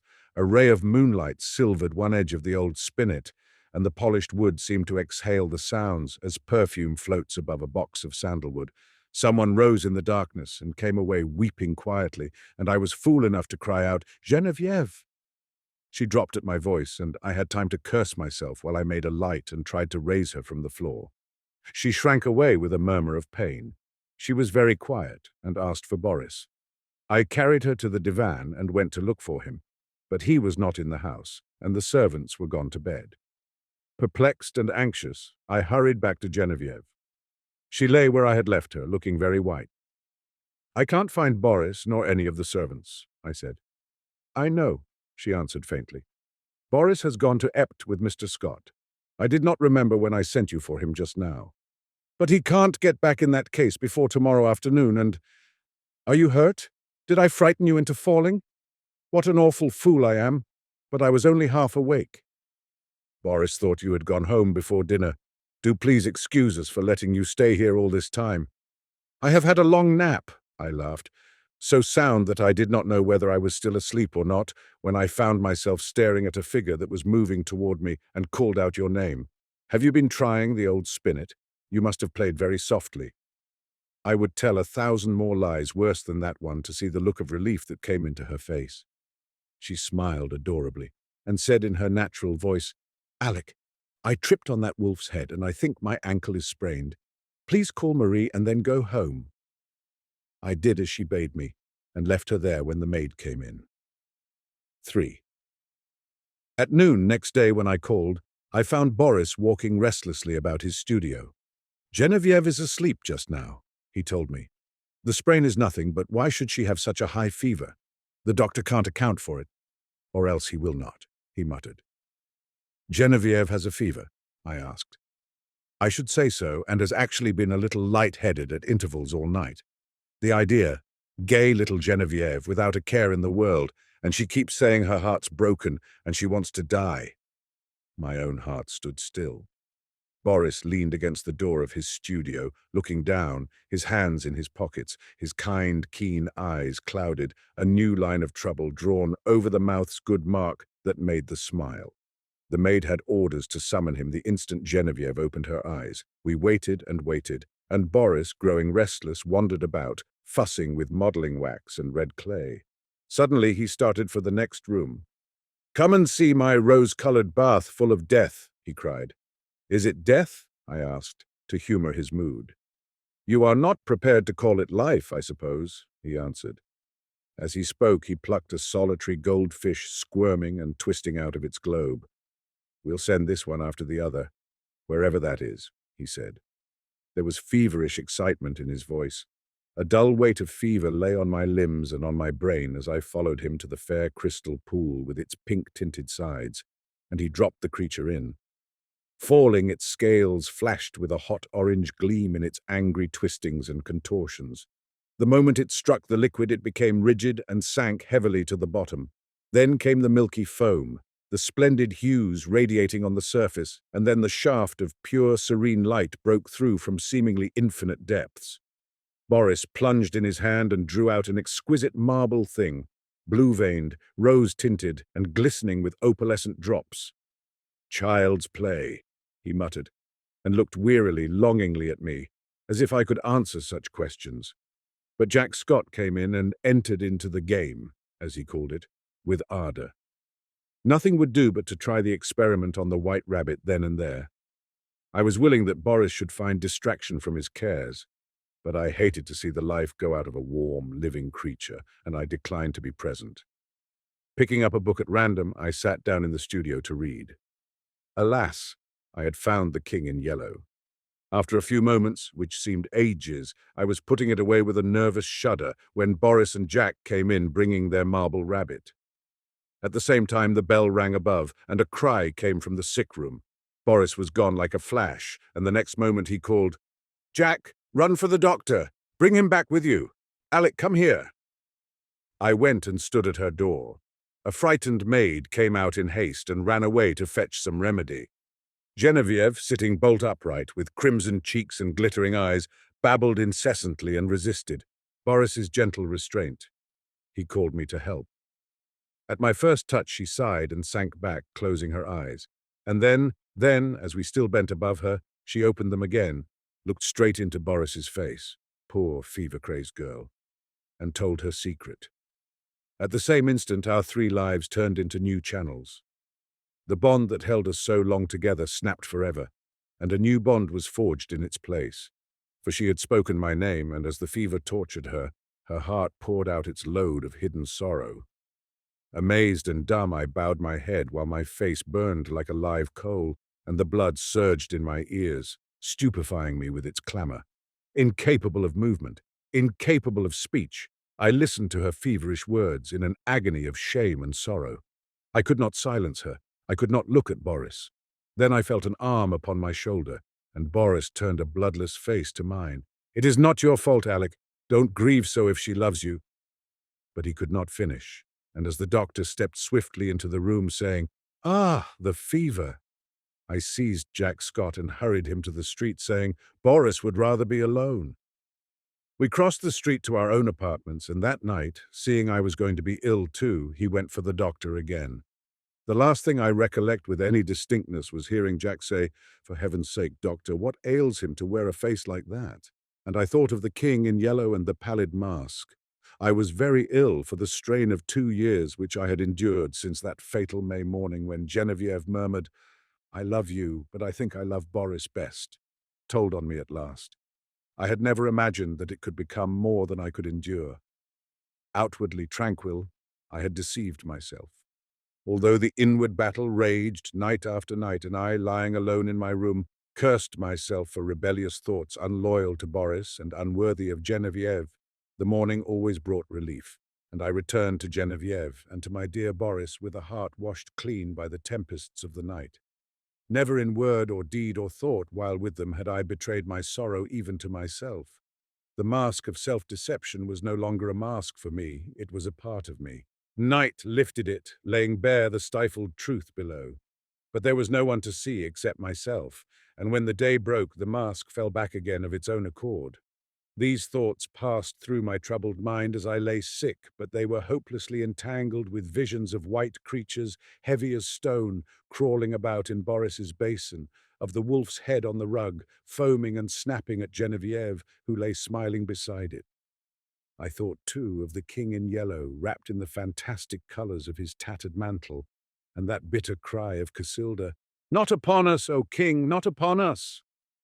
Feverishly I struggled to put it from me, but I saw the lake of Hali, thin and blank, without a ripple or wind to stir it, and I saw the towers of Carcosa behind the moon.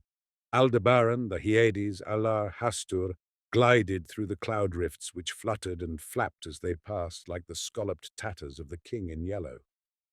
Among all these, one sane thought persisted.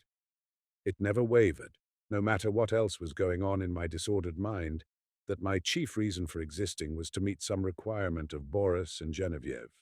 What this obligation was, its nature was never clear. Sometimes it seemed to be protection, sometimes support through a great crisis. Whatever it seemed to be for the time, its weight rested only on me, and I was never so ill or so weak that I did not respond with my whole soul. There were always crowds of faces about me, mostly strange, but a few I recognized, Boris among them.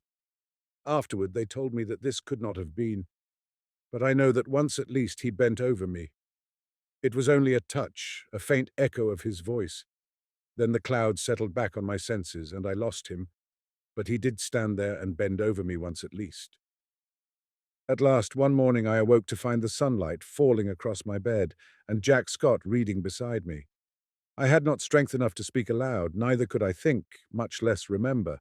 But I could smile feebly as Jack's eye met mine, and when he jumped up and asked eagerly if I wanted anything, I could whisper, "Yes, Boris." Jack moved to the head of my bed and leaned down to arrange my pillow. I did not see his face, but he answered heartily, "You must wait, Alec. You are too weak to see even Boris." I waited, and I grew strong. In a few days I was able to see whom I would, but meanwhile I had thought and remembered. From the moment when all the past grew clear again in my mind, I never doubted what I should do when the time came, and I felt sure that Boris would have resolved upon the same course so far as he was concerned. As for what pertained to me alone, I knew he would see that also as I did. I no longer asked for anyone. I never inquired why no message came from them. Why during the week I lay there, waiting and growing stronger, I never heard their names spoken. Preoccupied with my own searchings for the right way, and with my feeble but determined fight against despair, I simply acquiesced in Jack's reticence, taking for granted that he was afraid to speak of them, lest I should turn unruly and insist on seeing them. Meanwhile, I said over and over to myself, how would it be when life began again for us all? We would take up our relations exactly as they were before Genevieve fell ill. Boris and I would look into each other's eyes, and there would be neither rancor nor cowardice nor mistrust in that glance. I would be with them again for a little while in the dear intimacy of their home, and then, without pretext or explanation, I would disappear from their lives forever. Boris would know. Genevieve, the only comfort was that she would never know. It seemed, as I thought it over, that I had found the meaning of that sense of obligation which had persisted all through my delirium, and the only possible answer to it. So, when I was quite ready, I beckoned Jack to me one day and said, "Jack, I want Boris at once, and take my dearest greeting to Genevieve." When at last he made me understand that they were both dead, I fell into a wild rage that tore all my little convalescent strength to atoms. I raved and cursed myself into a relapse, from which I crawled forth some weeks afterward, a boy of 21 who believed that his youth was gone forever. I seemed to be past the capability of further suffering, and one day when Jack handed me a letter and the keys to Boris's house, I took them without a tremor and asked him to tell me all. It was cruel of me to ask him, but there was no help for it, and he leaned wearily on his thin hands to reopen the wound which could never entirely heal. He began very quietly. "Alec, unless you have a clue that I know nothing about, you will not be able to explain any more than I what has happened. I suspect that you would rather not hear these details, but you must learn them, else I would spare you the relation. God knows I wish I could be spared the telling. I shall use few words. That day when I left you in the doctor's care and came back to Boris, I found him working on the fates. Genevieve, he said, was sleeping under the influence of drugs. She had been quite out of her mind, he said. He kept on working, not talking anymore, and I watched him. Before long I saw that the third figure of the group, the one looking straight ahead out over the world, bore his face, not as you ever saw it, but as it looked then and to the end. This is one thing for which I should like to find an explanation, but I never shall. Well, he worked, and I watched him in silence, and we went on that way until nearly midnight. Then we heard the door open and shut sharply, and a swift rush in the next room. Boris sprang through the doorway and I followed, but we were too late. She lay at the bottom of the pool, her hands across her breast. Then Boris shot himself through the heart. Jack stopped speaking. Drops of sweat stood under his eyes and his thin cheeks twitched. I carried Boris to his room. Then I went back and let that hellish fluid out of the pool, and turning on all the water, washed the marble clean of every drop. When at length I dared descend the steps, I found her lying there as white as snow. At last, when I had decided what was best to do, I went into the laboratory and first emptied the solution in the basin into the waste pipe. Then I poured the contents of every jar and bottle after it. There was wood in the fireplace, so I built a fire, and breaking the locks of Boris's cabinet, I burnt every paper, notebook, and letter that I found there. With a mallet from the studio, I smashed to pieces all the empty bottles, then loading them into a coal scuttle, I carried them to the cellar and threw them over the red-hot bed of the furnace. 6 times I made the journey, and at last not a vestige remained of anything which might again aid in seeking for the formula which Boris had found. Then at last I dared call the doctor. He is a good man, and together we struggled to keep it from the public. Without him, I never could have succeeded. At last we got the servants paid and sent away into the country, where old Rosier keeps them quiet with stories of Boris's and Genevieve's travels in distant lands, from whence they will not return for years. We buried Boris in the little cemetery of Sèvres. The doctor is a good creature and knows when. To pity a man who can bear no more, he gave his certificate of heart disease and asked no questions of me. Then, lifting his head from his hands, he said, "Open the letter, Alec. It is for us both." I tore it open. It was Boris's will dated a year before.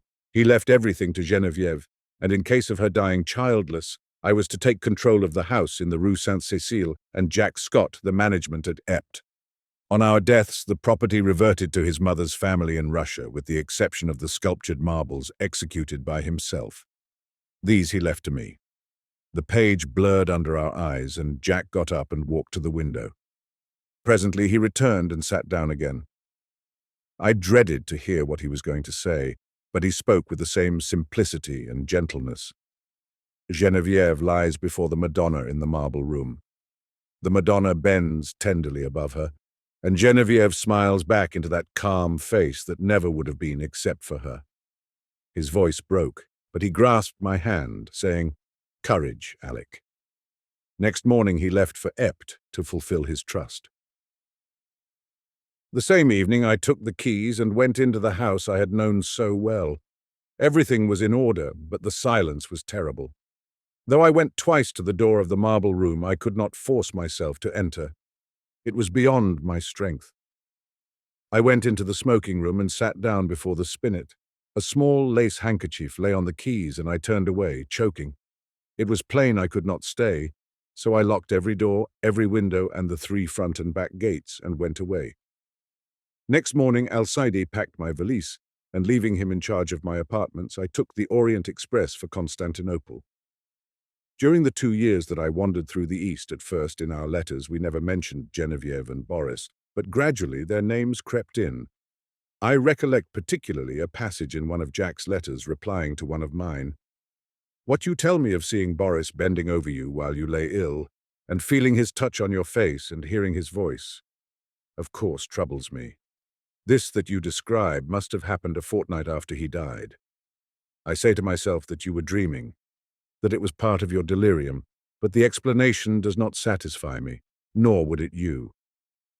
Toward the end of the 2nd year, a letter came from Jack to me in India, so unlike anything that I had ever known of him that I decided to return at once to Paris. He wrote, "I am well and sell all my pictures as artists do who have no need of money. I have not a care of my own, but I am more restless than if I had. I am unable to shake off a strange anxiety about you. It is not apprehension, it is rather a breathless expectancy of what God knows. I can only say it is wearing me out. Nights I dream always of you and Boris. I can never recall anything afterward, but I wake in the morning with my heart beating. And all day the excitement increases until I fall asleep at night to recall the same experience. I am quite exhausted by it, and have determined to break up this morbid condition. I must see you. Shall I go to Bombay, or will you come to Paris?" I telegraphed him to expect me by the next steamer. When we met, I thought he had changed very little. He insisted, looked in splendid health. It was good to hear his voice again, and as we sat and chatted about what life still held for us, we felt that it was pleasant to be alive in the bright spring weather. We stayed in Paris together a week, and then I went for a week to Epty with him. But first of all, we went to the cemetery at Sèvres, where Boris lay. "Shall we place the Fates in the little grove above him?" Jack asked, and I answered, "I think only the Madonna should watch over Boris's grave." But Jack was none the better for my homecoming.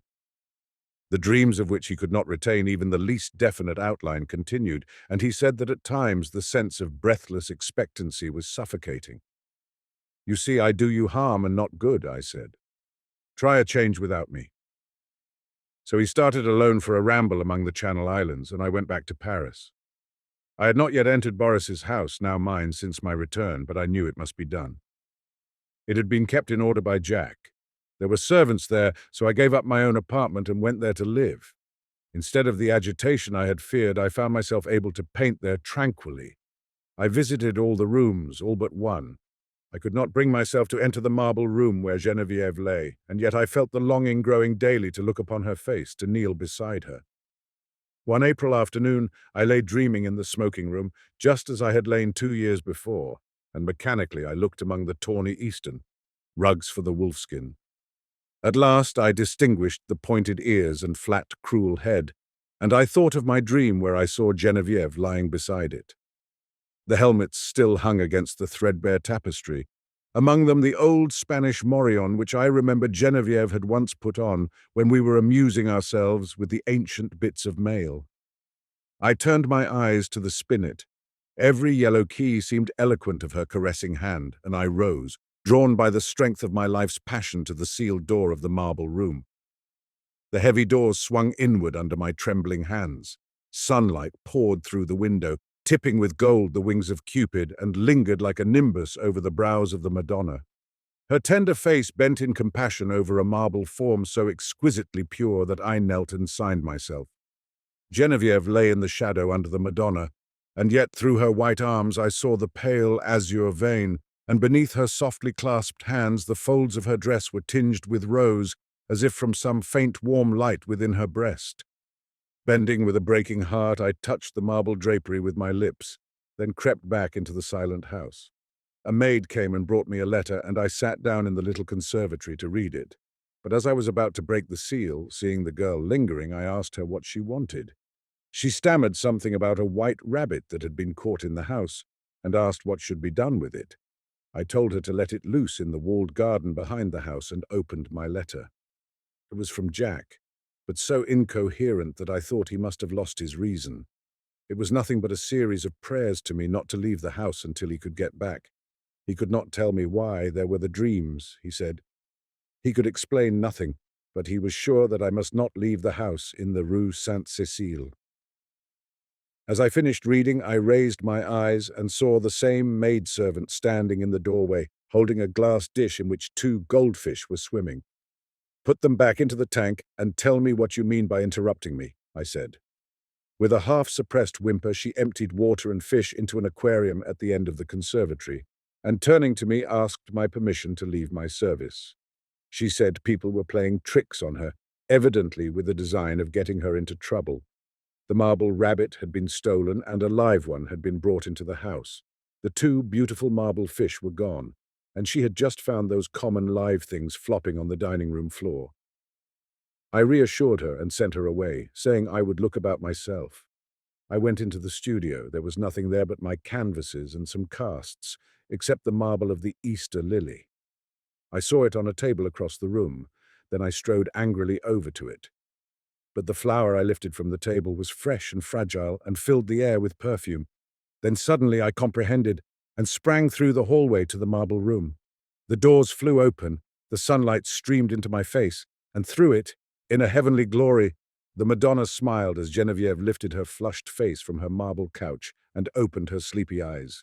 In the court of the dragon, "O thou who burnest in heart for those who burn in hell, whose fires thyself shall feed in turn, how long be crying, mercy on them? God, why, who art thou to teach and he to learn?" In the church of St. Barnabé, vespers were over. The clergy left the altar. The little choir boys flocked across the chancel and settled in the stalls. A Swiss in rich uniform marched down the south aisle, sounding his staff at every 4th step on the stone pavement. Behind him came that eloquent preacher and good man, Monseigneur C. My chair was near the chancel rail. I now turned toward the west end of the church. The other people between the altar and the pulpit turned too. There was a little scraping and rustling while the congregation seated itself again. The preacher mounted the pulpit stairs, and the organ voluntary ceased. I had always found the organ playing at St. Barnabé highly interesting.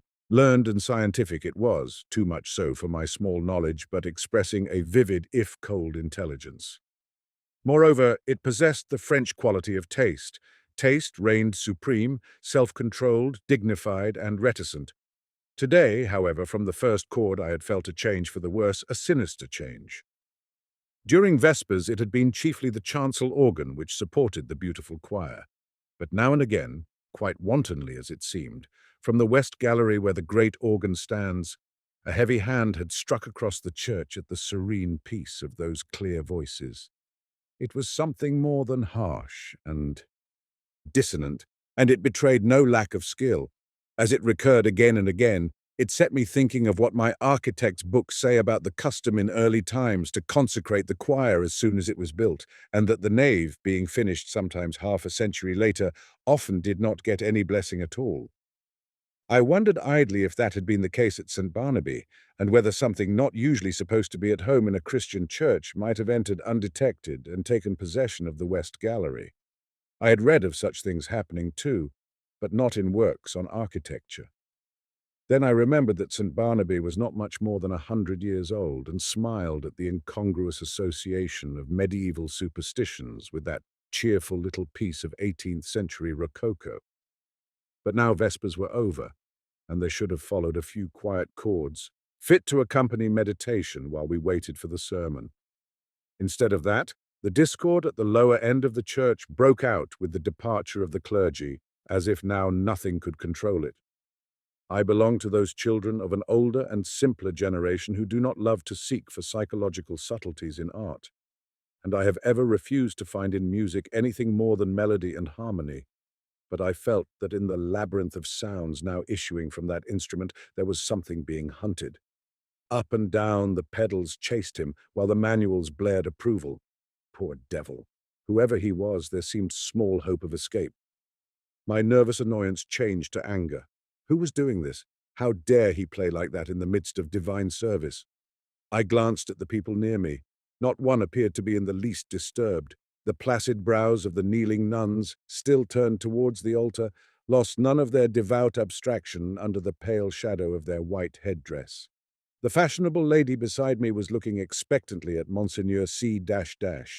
For all her face betrayed, the organ might have been singing an Ave Maria. But now, at last, the preacher had made the sign of the cross and commanded silence. I turned to him gladly. Thus far I had not found the rest I had counted on when I entered St. Barnaby that afternoon. I was worn out by 3 nights of physical suffering and mental trouble. The last had been the worst, and it was an exhausted body and a mind benumbed and yet acutely sensitive, which I had brought to my favorite church for healing. For I had been reading The King in yellow. The sun ariseth, they gather themselves together and lay them down in their dens. Monseigneur C. delivered his text in a calm voice, glancing quietly over the congregation. My eyes turned, I knew not why, toward the lower end of the church. The organist was coming from behind his pipes, and passing along the gallery on his way out, I saw him disappear by a small door that leads to some stairs which descend directly to the street. He was a slender man, and his face was as white as his coat was black. Good riddance, I thought, with your wicked music. I hope your assistant will play the closing voluntary. With a feeling of relief, with a deep, calm feeling of relief, I turned back to the mild face in the pulpit and settled myself to listen. Here, at last, was the ease of mind I longed for. My children, said the preacher, one truth the human soul finds hardest of all to learn, that it has nothing to fear. It can never be made to see that nothing can really harm it. Curious doctrine, I thought, for a Catholic priest. Let us see how he will reconcile that with the Fathers. Nothing can really harm the soul, he went on in his coolest, clearest tones, because— but I never heard the rest. My eye left his face, I knew not for what reason, and sought the lower end of the church. The same man was coming out from behind the organ and was passing along the gallery the same way. But there had not been time for him to return, and if he had returned, I must have seen him. I felt a faint chill and my heart sank, and yet his going and coming were no affair of mine. I looked at him. I couldn't look away from his black figure and his white face. When he was exactly opposite to me, he turned and sent across the church straight into my eyes, a look of hate, intense and deadly. I have never seen any other like it. Would to God I might never see it again. Then he disappeared by the same door through which I had watched him depart less than 60 seconds before. I sat and tried to collect my thoughts. My first sensation was like that of a very young child badly hurt when it catches its breath before crying out. To suddenly find myself the object of such hatred was exquisitely painful, and this man was an utter stranger. Why should he hate me so? Me, whom he had never seen before. For the moment, all other sensation was merged in this one pang. Even fear was subordinate to grief, and for that moment I never doubted. But in the next I began to reason, and a sense of the incongruous came to my aid. As I have said, St. Barnaby is a modern church. It is small and well lighted. One sees all over it almost at a glance. The organ gallery gets a strong white light from a row of long windows in the clerestory, which have not even coloured glass. The pulpit being in the middle of the church, it followed that, when I was turned toward it, whatever moved at the west end could not fail to attract my eye. When the organist passed, it was no wonder that I saw him. I had simply miscalculated the interval between his first and his second passing. He had come in that last time by the other side door. As for the look which had so upset me, there had been no such thing, and I was a nervous fool. I looked about. This was a likely place to harbour supernatural horrors. That clear-cut, reasonable face of Monseigneur C., his collected manner and easy, graceful gestures, were they not just a little discouraging to the notion of a gruesome mystery? I glanced above his head and almost laughed. That flyaway lady supporting one corner of the pulpit canopy, which looked like a fringed damask tablecloth in a high wind, at the first attempt of a basilisk to pose up there in the organ loft, she would point her gold trumpet at him and puff him out of existence.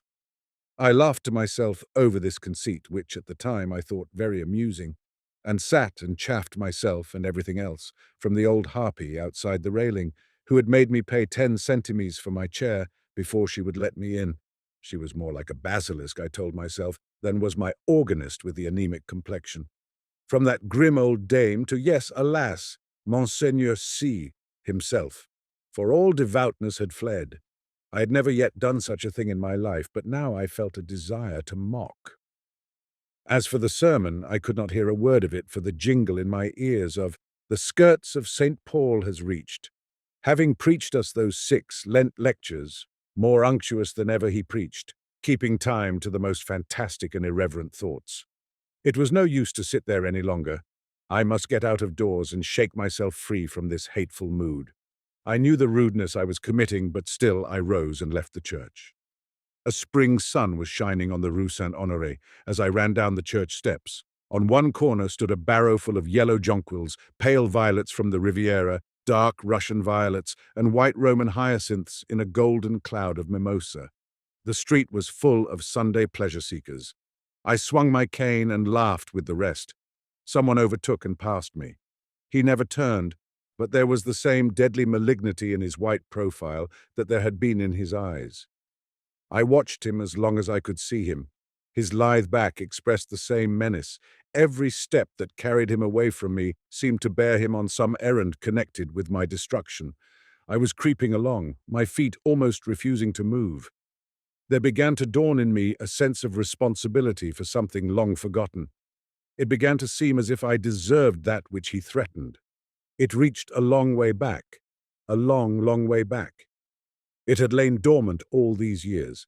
It was there, though, and presently it would rise and confront me. But I would try to escape, and I stumbled as best I could into the Rue de Rivoli, across the Place de la Concorde, and onto the quay.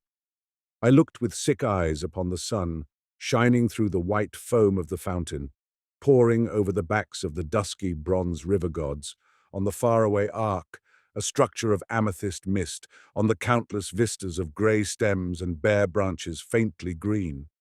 Then I saw him again coming down one of the chestnut alleys of the Cours la Reine. I left the riverside, plunged blindly across to the Champs-Élysées, and turned toward the Arc. The setting sun was sending its rays along the green sward of the Rond-Point. In the full glow he sat on a bench, children and young mothers all about him. He was nothing but a Sunday lounger like the others, like myself. I said the words almost aloud, and all the while I gazed on the malignant hatred of his face. But he was not looking at me. I crept past and dragged my leaden feet up the avenue. I knew that every time I met him brought him nearer to the accomplishment of his purpose and my fate. And still I tried to save myself. The last rays of sunset were pouring through the great arc. I passed under it and met him face to face. I had left him far down the Champs-Élysées, and yet he came in with a stream of people who were returning from the Bois de Boulogne. He came so close that he brushed me. His slender frame felt like iron inside its loose black covering. He showed no signs of haste, nor of fatigue, nor of any human feeling. His whole being expressed one thing, the will and the power to work me evil. In anguish, I watched him where he went down the broad, crowded avenue that was all flashing with wheels and the trappings of horses and the helmets of the Garde Républicaine. He was soon lost to sight. Then I turned and fled. Into the Bois and far out beyond it. I know not where I went, but after a long while, as it seemed to me, night had fallen, and I found myself sitting at a table before a small café. I had wandered back into the Bois.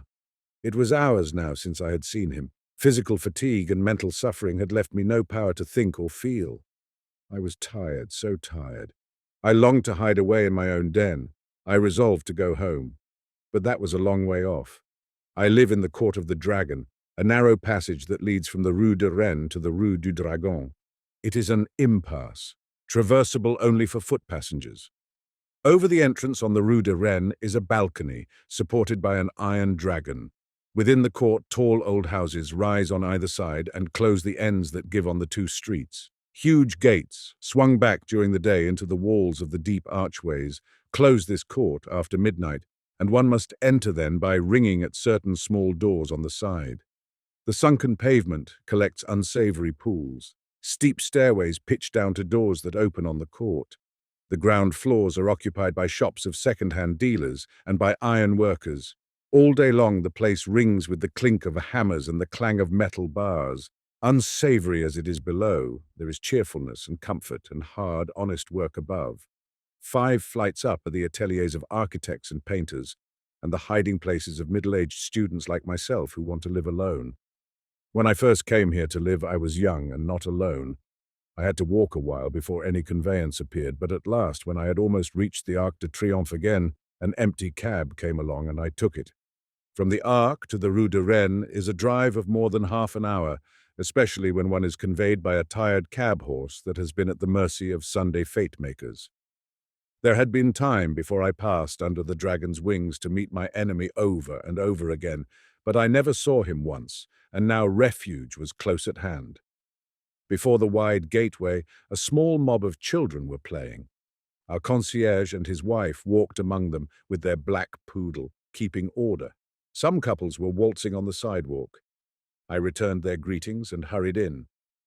All the inhabitants of the court had trooped out into the street. The place was quite deserted, lighted by a few lanterns hung high up in which the gas burned dimly. My apartment was at the top of a house halfway down the court, reached by a staircase that descended almost into the street, with only a bit of passageway intervening. I set my foot on the threshold of the open door. The friendly old ruinous stairs rose before me, leading up to rest and shelter. Looking back over my right shoulder, I saw him, 10 paces off. He must have entered the court with me. He was coming straight on, neither slowly nor swiftly, but straight on to me. And now he was looking at me. For the first time since our eyes encountered across the church, they met now again, and I knew that the time had come. Retreating backward down the court, I faced him. I meant to escape by the entrance on the Rue du Dragon. His eyes told me that I never should escape. It seemed ages while we were going, I retreating, he advancing down the court in perfect silence. But at last I felt the shadow of the archway, and the next step brought me within it. I had meant to turn here and spring through into the street, but the shadow was not that of an archway, it was that of a vault. The great doors on the Rue du Dragon were closed. I felt this by the blackness which surrounded me, and at the same instant I read it in his face. How his face gleamed in the darkness, drawing swiftly nearer. The deep vaults, the huge closed doors, their cold iron clamps were all on his side. The thing which he had threatened had arrived. It gathered and bore down on me from the fathomless shadows. The point from which it would strike was his infernal eyes. Hopeless, I set my back against the barred doors and defied him. There was a scraping of chairs on the stone floor and a rustling as the congregation rose. I could hear the Suisse's staff in the south aisle preceding Monseigneur C. to the sacristy. The kneeling. Nuns, roused from their devout abstraction, made their reverence and went away. The fashionable lady, my neighbor, rose also, with graceful reserve. As she departed, her glance just flitted over my face in disapproval. Half dead, or so it seemed to me, yet intensely alive to every trifle, I sat among the leisurely moving crowd, then rose too and went toward the door. I had slept through the sermon. Had I slept through the sermon? I looked up and saw him passing along the gallery to his place. Only his side I saw. The thin bent arm in its black covering looked like one of those devilish nameless instruments which lie in the disused torture chambers of medieval castles. But I had escaped him, though his eyes had said I should not. Had I escaped him? That which gave him the power over me came back out of oblivion, where I had hoped to keep it. For I knew him now. Death and the awful abode of lost souls, whither my weakness long ago had sent him, they had changed him for every other eye, but not for mine. I had recognized him almost from the first. I had never doubted what he was come to do, and now I knew while my body sat safe in the cheerful little church, he had been hunting my soul in the court of the dragon. I crept to the door. The organ broke out overhead with a blare. A dazzling light filled the church, blotting the altar from my eyes. The people faded away. The arches, the vaulted roof vanished. I raised my seared eyes to the fathomless glare, and I saw the black stars hanging in the heavens, and the wet winds from the lake of Hali chilled my face. And now, far away, over leagues of tossing cloud waves, I saw the moon dripping with spray, and beyond, the towers of Carcosa rose behind the moon. Death and the awful abode of lost souls, whither my weakness long ago had sent him, had changed him for every other eye but mine. And now I heard his voice, rising, swelling, thundering through the flaring light, and as I fell, the radiance increasing, poured over me in waves of flame. Then I sank into the depths, and I heard the king in yellow whispering to my soul, "It is a fearful thing to fall into the hands of the living God." The yellow sign. Let the red dawn surmise what we shall do when this blue starlight dies and all is through. Aye, there are so many things which are impossible to explain. Why should certain chords in music make me think of the brown and golden tints of autumn foliage? Why should the mass of Saint Cecile bend my thoughts wandering among caverns whose walls blaze with ragged masses of virgin silver? What was it in the roar and turmoil of Broadway at 6 o'clock that flashed before my eyes the picture of a still Breton forest where sunlight filtered through spring foliage, and Sylvia bent, half curiously, half tenderly, over a small green lizard, murmuring, "To think that this also is a little ward of God." When I first saw the watchman, his back was toward me. I looked at him indifferently until he went into the church. I paid no more attention to him than I had to any other man who lounged through Washington Square that morning, and when I shut my window and turned back into my studio, I had forgotten him. Late in the afternoon, the day being warm, I raised the window again and leaned out to get a sniff of air. A man was standing in the courtyard of the church, and I noticed him again with as little interest as I had that morning. I looked across the square to where the fountain was playing, and then, with my mind filled with vague impressions of trees, asphalt drives, and the moving groups of nursemaids and holidaymakers, I started to walk back to my easel. As I turned, my listless glance included the man below in the churchyard. His face was toward me now, and with a perfectly involuntary movement I bent to see it. At the same moment he raised his head and looked at me. Instantly I thought of a coffin worm. Whatever it was about the man that repelled me, I did not know, but the impression of a plump white grave worm was so intense and nauseating that I must have shown it in my expression, for he turned his puffy face away with a movement which made me think of a disturbed grub in a chestnut. I went back to my easel and motioned the model to resume her pose. After working a while, I was satisfied that I was spoiling what I had done as rapidly as possible, and I took up a palette knife and scraped the color out again. The flesh tones were sallow and unhealthy, and I did not understand how I could have painted such sickly color into a study which before that had glowed with healthy tones. I looked at Tessie. She had not changed, and the clear flush of health dyed her neck and cheeks as I frowned. "Is it something I've done?" she said. "No, I've made a mess of this arm and fore. The life of me, I can't see how I came to paint such mud as that into the canvas," I replied. "Don't I pose well?" she insisted. "Of course, perfectly. Then it's not my fault?" "No, it's my own." "I am very sorry," she said. I told her she could rest while I applied rag and turpentine to the plague spot on my canvas, and she went off to smoke a cigarette and look over the illustrations in the Courrier Français. I did not know whether it was something in the turpentine or a defect in the canvas, but the more I scrubbed, the more that gangrene seemed to spread. I worked like a beaver to get it out, and yet the disease appeared to creep from limb to limb of the study before me. Alarmed, I strove to arrest it, but now the color on the breast changed, and the whole figure seemed to absorb the infection as a sponge soaks up water. Vigorously I plied palette knife, turpentine, and scraper, thinking all the time what a séance I should hold with Duval, who had sold me the canvas. But soon I noticed that it was not the canvas which was defective, nor yet the colors of Edward. "It must be the turpentine," I thought angrily, "or else my eyes have become so blurred and confused by the afternoon light that I can't see straight." I called Tessie, the model. She came and leaned over my chair, blowing rings of smoke into the air. "What have you been doing to it?" she exclaimed. "Nothing," I growled. "It must be this turpentine." "What a horrible color it is now," she continued. "Do you think my flesh resembles green cheese?" "No, I don't," I said angrily. "Did you ever know me to paint like that before?" "No, indeed." "Well then, it must be the turpentine or something," she admitted. She slipped on a Japanese robe and walked to the window. I scraped and rubbed until I was tired and finally picked up my brushes and hurled them through the canvas with a forcible expression, the tone alone of which reached Tessie's ears. Nevertheless, she promptly began, "That's it. Swear and act silly and ruin your brushes. You have been 3 weeks on that study and now look. What's the good of ripping the canvas? What creatures artists are." I felt about as much ashamed as I usually did after such an outbreak, and I turned the ruined canvas to the wall. Tessie helped me clean my brushes and then danced away to dress. From the screen, she regaled me with bits of advice concerning whole or partial loss of temper, until thinking perhaps I had been tormented sufficiently, she came out to implore me to button her waist where she could not reach it on the shoulder. "Everything went wrong from the time you came back from the window and talked about that horrid-looking man you saw in the churchyard," she announced. "Yes, he probably bewitched the picture," I said, yawning. I looked at my watch. "It's after 6, I know," said Tessie, adjusting her hat before the mirror. "Yes," I replied. "I didn't mean to keep you so long." I leaned out of the window but recoiled with disgust, for the young man with the pasty face stood below in the churchyard. Tessie saw my gesture of disapproval and leaned from the window.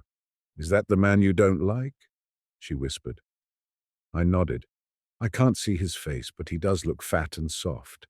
Some way or other," she continued, turning to look at me, "he reminds me of a dream, an awful dream I once had. Or," she mused, looking down at her shapely shoes, "was it a dream after all?" "How should I know?" I smiled. Tessie smiled in reply. "You were in it," she said, "so perhaps you might know something about it." "Tessie, Tessie," I protested. "Don't you dare flatter by saying that you dream about me." "But I did," she insisted. "Shall I tell you about it?" "Go ahead," I replied, lighting a cigarette. Tessie leaned back on the open windowsill and began very seriously. "One night last winter I was lying in bed thinking about nothing at all in particular. I had been posing for you and I was tired out, yet it seemed impossible for me to sleep. I heard the bells in the city ring 10, 11, and midnight. I must have fallen asleep about midnight because I don't remember hearing the bells after that. It seemed to me that I had scarcely closed my eyes when I dreamed that something impelled me to go to the window. I rose and, raising the sash, leaned out. 25th Street was deserted as far as I could see. I began to be afraid. Everything outside seemed so black and uncomfortable. Then the sound of wheels in the distance came to my ears, and it seemed to me as though that was what I must wait for. Very slowly the wheels approached, and finally I could make out a vehicle moving along the street. It came nearer and nearer, and when it passed beneath my window, I saw it was a hearse. Then, as I trembled with fear, the driver turned and looked straight at me. When I awoke, I was standing by the open window shivering with cold, but the black-plumed hearse and the driver were gone. I dreamed this dream again in March last, and again awoke beside the open window. Last night the dream came again. You remember how it was raining. When I awoke, standing at the open window, my nightdress was soaked. But where did I come into the dream? I asked. You were in the coffin, but you were not dead." "In the coffin?" "Yes." "How did you know? Could you see me?" "No, I only knew you were there." "Had you been eating Welsh rarebits or lobster salad?" I began laughing, but the girl interrupted me with a frightened cry. "Hello, what's up?" I said as she shrank into the embrasure by the window. The man below in the churchyard. He drove the hearse." "Nonsense," I said, but Tessie's eyes were wide with terror. I went to the window and looked out. The man was gone. "Come, Tessie," I urged. "Don't be foolish. You have posed too long. You are nervous." "Do you think I could forget that face?" she murmured. 3 times I saw the hearse pass below my window, and every time the driver turned and looked up at me. Oh, his face was so white and soft. It looked dead. It looked as if it had been dead a long time.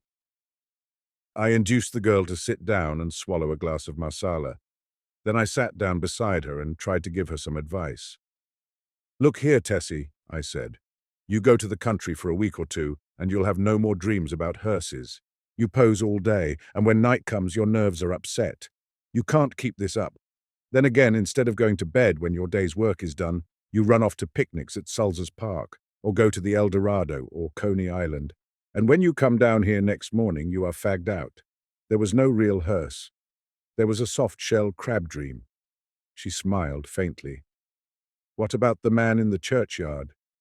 Oh, he's only an ordinary, unhealthy, everyday creature.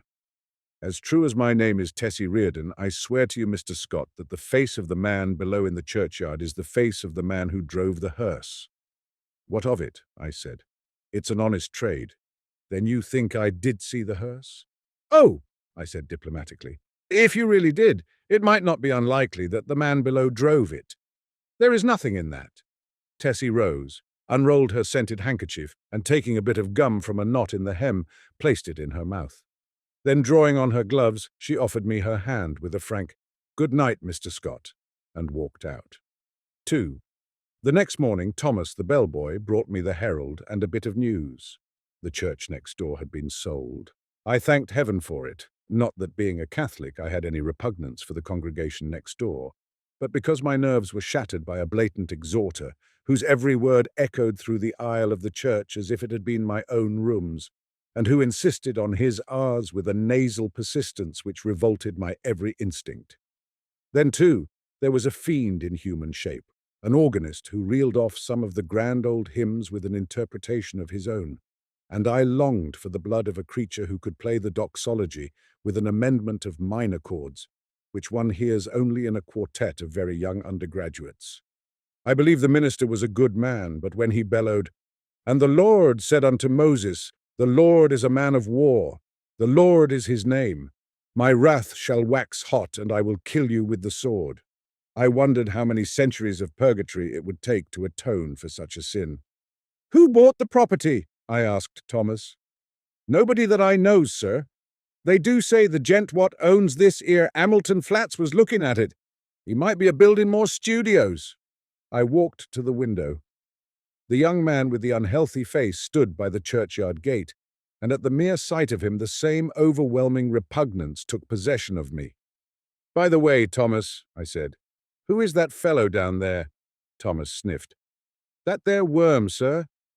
"Is night watchman of the church, sir. He makes me tired of sitting out all night on them steps and looking at you insulting like. I'd a punched his head, sir. Beg pardon, sir. Go on, Thomas. One night a-coming home with Harry, the other English boy, I sees him a-sitting there on them steps.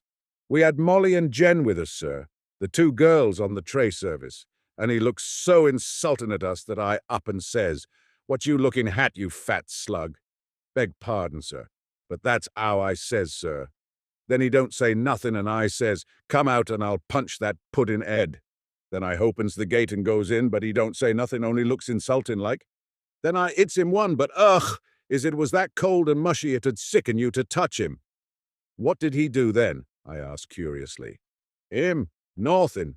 And you, Thomas?" The young fellow flushed with embarrassment and smiled uneasily. "Mr. Scott, sir, I ain't no coward, and I can't make it out at all why I run. I was in the 5th Lancers, sir, bugler at Tel El Kebir, and was shot by the Wells." "You don't mean to say you ran away?" "Yes, sir, I run." "Why?" "That's just what I want to know, sir. I grabbed Molly and run, and the rest was as frightened as I." "But what were they frightened at?" Thomas refused to answer for a while, but now my curiosity was aroused about the repulsive young man below, and I pressed him. 3 years' sojourn in America had not only modified Thomas's Cockney dialect, but had given him the American's fear of ridicule. "You won't believe me, Mr. Scott, sir." "Yes, I will." "You will laugh at me, sir." "Nonsense." He hesitated. "Well, sir, it's Gord's truth that when I hit him he grabbed me wrists, sir, and when I twisted his soft, mushy fist one of his fingers come off in me and—" The utter loathing and horror of Thomas's face must have been reflected in my own, for he added, "It's awful, and now when I see him, I just go away. He makes me ill."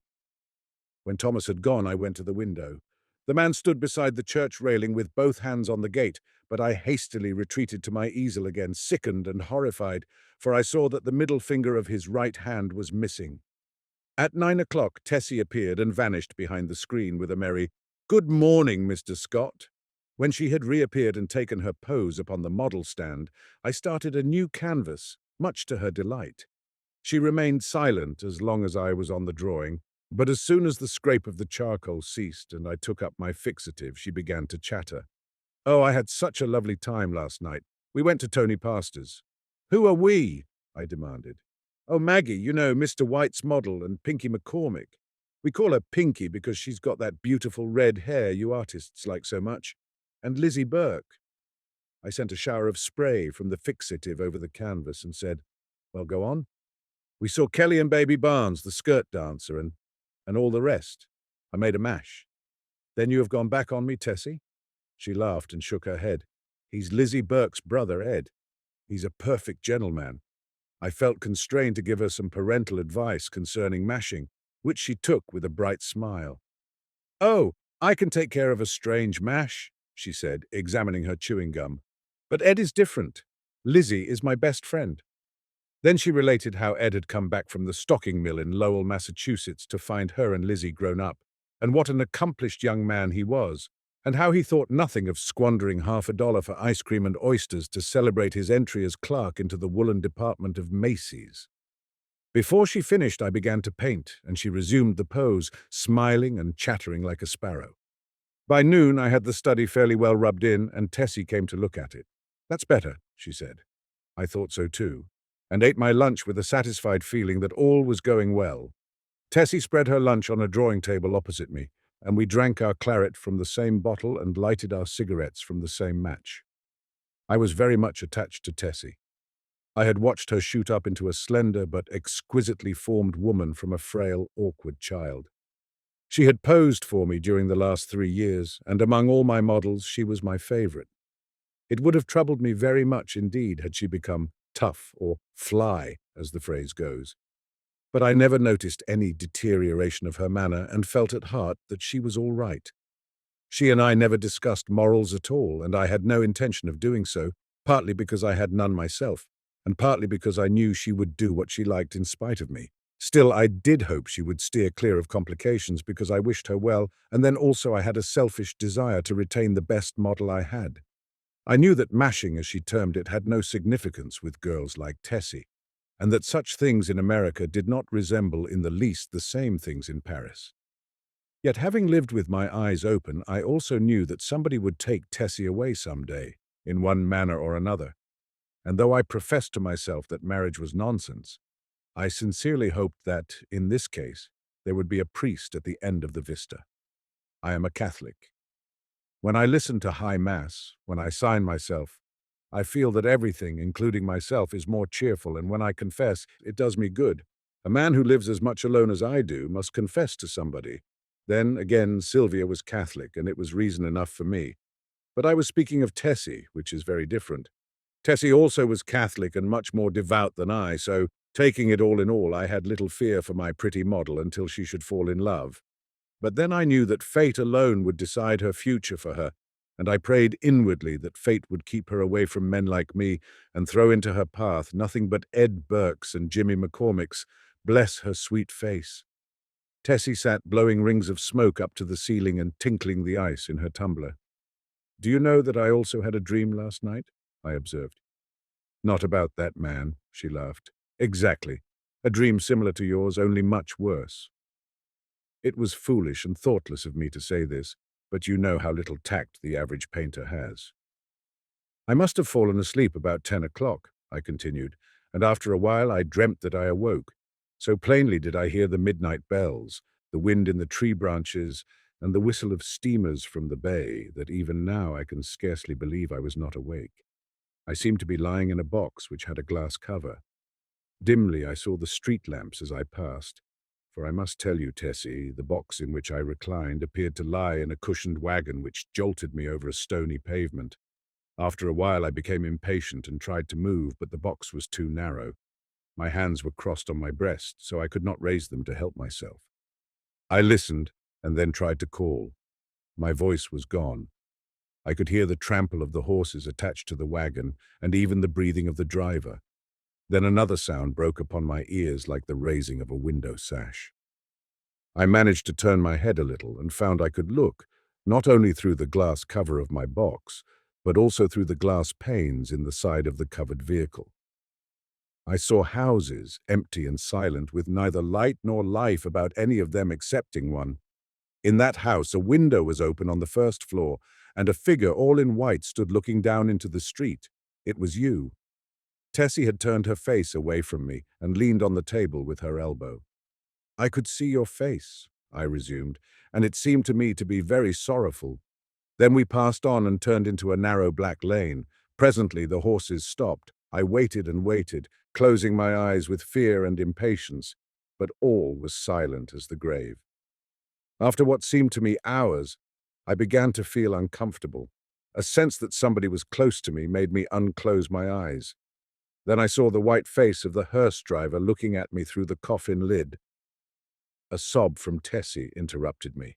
She was trembling like a leaf. I saw I had made an ass of myself and attempted to repair the damage. "Why, Tess," I said, "I only told you this to show you what influence your story might have on another person's dreams. You don't suppose I really lay in a coffin, do you? What are you trembling for? Don't you see that your dream and my unreasonable dislike for that inoffensive watchman of the church simply set my brain working as soon as I fell asleep?" She laid her head between her arms and sobbed as if her heart would break. What a precious triple donkey I had made of myself. But I was about to break my record. I went over and put my arm about her. "Tessie, dear, forgive me," I said. "I had no business to frighten you with such nonsense. You are too sensible a girl, too good a Catholic to believe in dreams." Her hand tightened on mine, and her head fell back upon my shoulder, but she still trembled, and I petted her and comforted her. "Come, Tess, open your eyes and smile." Her eyes opened with a slow, languid movement and met mine, but their expression was so queer that I hastened to reassure her again. "It's all humbug, Tessie. You surely are not afraid that any harm will come to you because of that?" "No," she said, but her scarlet lips quivered. "Then what's the matter? Are you afraid?" "Yes, not for myself." "For me, then?" I demanded gaily. "For you," she murmured in a voice almost inaudible. I care for you." At first I started to laugh, but when I understood her, a shock passed through me, and I sat like one turned to stone. This was the crowning bit of idiocy I had committed. During the moment which elapsed between her reply and my answer, I thought of 1,000 responses to that innocent confession. I could pass it by with a laugh, I could misunderstand her and assure her as to my health. I could simply point out that it was impossible she could love me. But my reply was quicker than my thoughts, and I might think and think now when it was too late, for I had kissed her on the mouth. That evening I took my usual walk in Washington Park, pondering over the occurrences of the day. I was thoroughly committed. There was no back out now, and I stared the future straight in the face. I was not good, not even scrupulous, but I had no idea of deceiving either myself or Tessie. The one passion of my life lay buried in the sunlit forests of Brittany. Was it buried forever? Hope cried, "No!" For 3 years I had been listening to the voice of hope, and for 3 years I had waited for a footstep on my threshold. Had Sylvia forgotten? "No!" cried Hope. "I said that I was no good. That is true, but still I was not exactly a comic opera villain. I had led an easy-going, reckless life, taking what invited me of pleasure, deploring and sometimes bitterly regretting consequences. In one thing alone, except my painting, was I serious, and that was something which lay hidden if not lost in the Breton forests. It was too late for me to regret what had occurred during the day. Whatever it had been, pity, a sudden tenderness for sorrow, or the more brutal instinct of gratified vanity, it was all the same now. And unless I wished to bruise an innocent heart, my path lay marked before me. The fire and strength, the depth of passion of a love which I had never even suspected, with all my imagined experience in the world, left me no alternative but to respond or send her away. Whether because I am so cowardly about giving pain to others, or whether it was that I have little of the gloomy Puritan in me, I do not know. But I shrank from disclaiming responsibility for that thoughtless kiss, and in fact had no time to do so before the gates of her heart opened and the flood poured forth. Others who habitually do their duty and find a sullen satisfaction in making themselves and everybody else unhappy might have withstood it. I did not. I dared not. After the storm had abated, I did tell her that she might better have loved Ed Burke and worn a plain gold ring, but she would not hear of it, and I thought perhaps as long as she had decided to love somebody she could not marry, It had better be me. I, at least, could treat her with an intelligent affection, and whenever she became tired of her infatuation, she could go none the worse for it. For I was decided on that point, although I knew how hard it would be. I remembered the usual termination of platonic liaisons, and thought how disgusted I had been whenever I heard of one. I knew I was undertaking a great deal for so unscrupulous a man as I was, and I dreamed the future, but never for one moment did I doubt that she was safe with me. Had it been anybody but Tessie, I should not have bothered my head about scruples, for it did not occur to me to sacrifice Tessie as I would have sacrificed a woman of the world. I looked the future squarely in the face and saw the several probable endings to the affair. She would either tire of the whole thing or become so unhappy that I should have either to marry her or go away. If I married her, we would be unhappy, I with a wife unsuited to me, and she with a husband unsuitable for any woman. For my past life could scarcely entitle me to marry. If I went away, she might either fall ill, recover, and marry some Eddie Burke, or she might recklessly or deliberately go and do something foolish. On the other hand, if she tired of me, then her whole life would be before her with beautiful vistas of Eddie Burkes and marriage rings and twins and Harlem flats and heaven knows what. As I strolled along through the trees by the Washington Arch, I decided that she should find a substantial friend in me anyway, and the future could take care of itself. Then I went into the house and put on my evening dress, for the little faintly perfumed note on my dresser said, "Have a cab at the stage door at 11, and the note was signed Edith Carmichael, Metropolitan Theatre. I took supper that night, or rather we took supper, Miss Carmichael and I, at Solari's, and the dawn was just beginning to gild the cross on the Memorial Church as I entered Washington Square after leaving Edith at the Brunswick. There was not a soul in the park as I passed along the trees and took the walk which leads from the Garibaldi statue to the Hamilton apartment house. But as I passed the churchyard, I saw a figure sitting on the stone steps. In spite of myself, a chill crept over me at the sight of the white, puffy face, and I hastened to pass. Then he said something which might have been addressed to me, or might merely have been a mutter to himself. But a sudden, furious anger flamed up within me that such a creature should address me. For an instant I felt like wheeling about and smashing my stick over his head. But I walked on, and entering the Hamilton, went to my apartment. For some time I tossed about the bed, trying to get the sound of his voice out of my ears, but could not. It filled my head, that muttering sound, like thick, oily smoke from a fetrendering vat or an odor of noisome decay. And as I lay and tossed about, the voice in my ears seemed more distinct, and I began to understand the words he had muttered. They came to me slowly as if I had forgotten them, and at last I could make some sense out of the sounds. It was this: "Have you found the yellow sign? Have you found the yellow sign? Have you found the yellow sign?" I was furious. What did he mean by that? Then, with a curse upon him and his, I rolled over and went to sleep. But when I awoke later, I looked pale and haggard, for I had dreamed the dream of the night before, and it troubled me more than I cared to think. I dressed and went down into my studio. Tessie sat by the window, but as I came in, she rose and put both arms around my neck for an innocent kiss. She looked so sweet and dainty that I kissed her again and then sat down before the easel. "Hello, where's the study I began yesterday?" I asked. Tessie looked conscious but did not answer. I began to hunt among the piles of canvases, saying, "Hurry up, Tess, and get ready. We must take advantage of the morning light."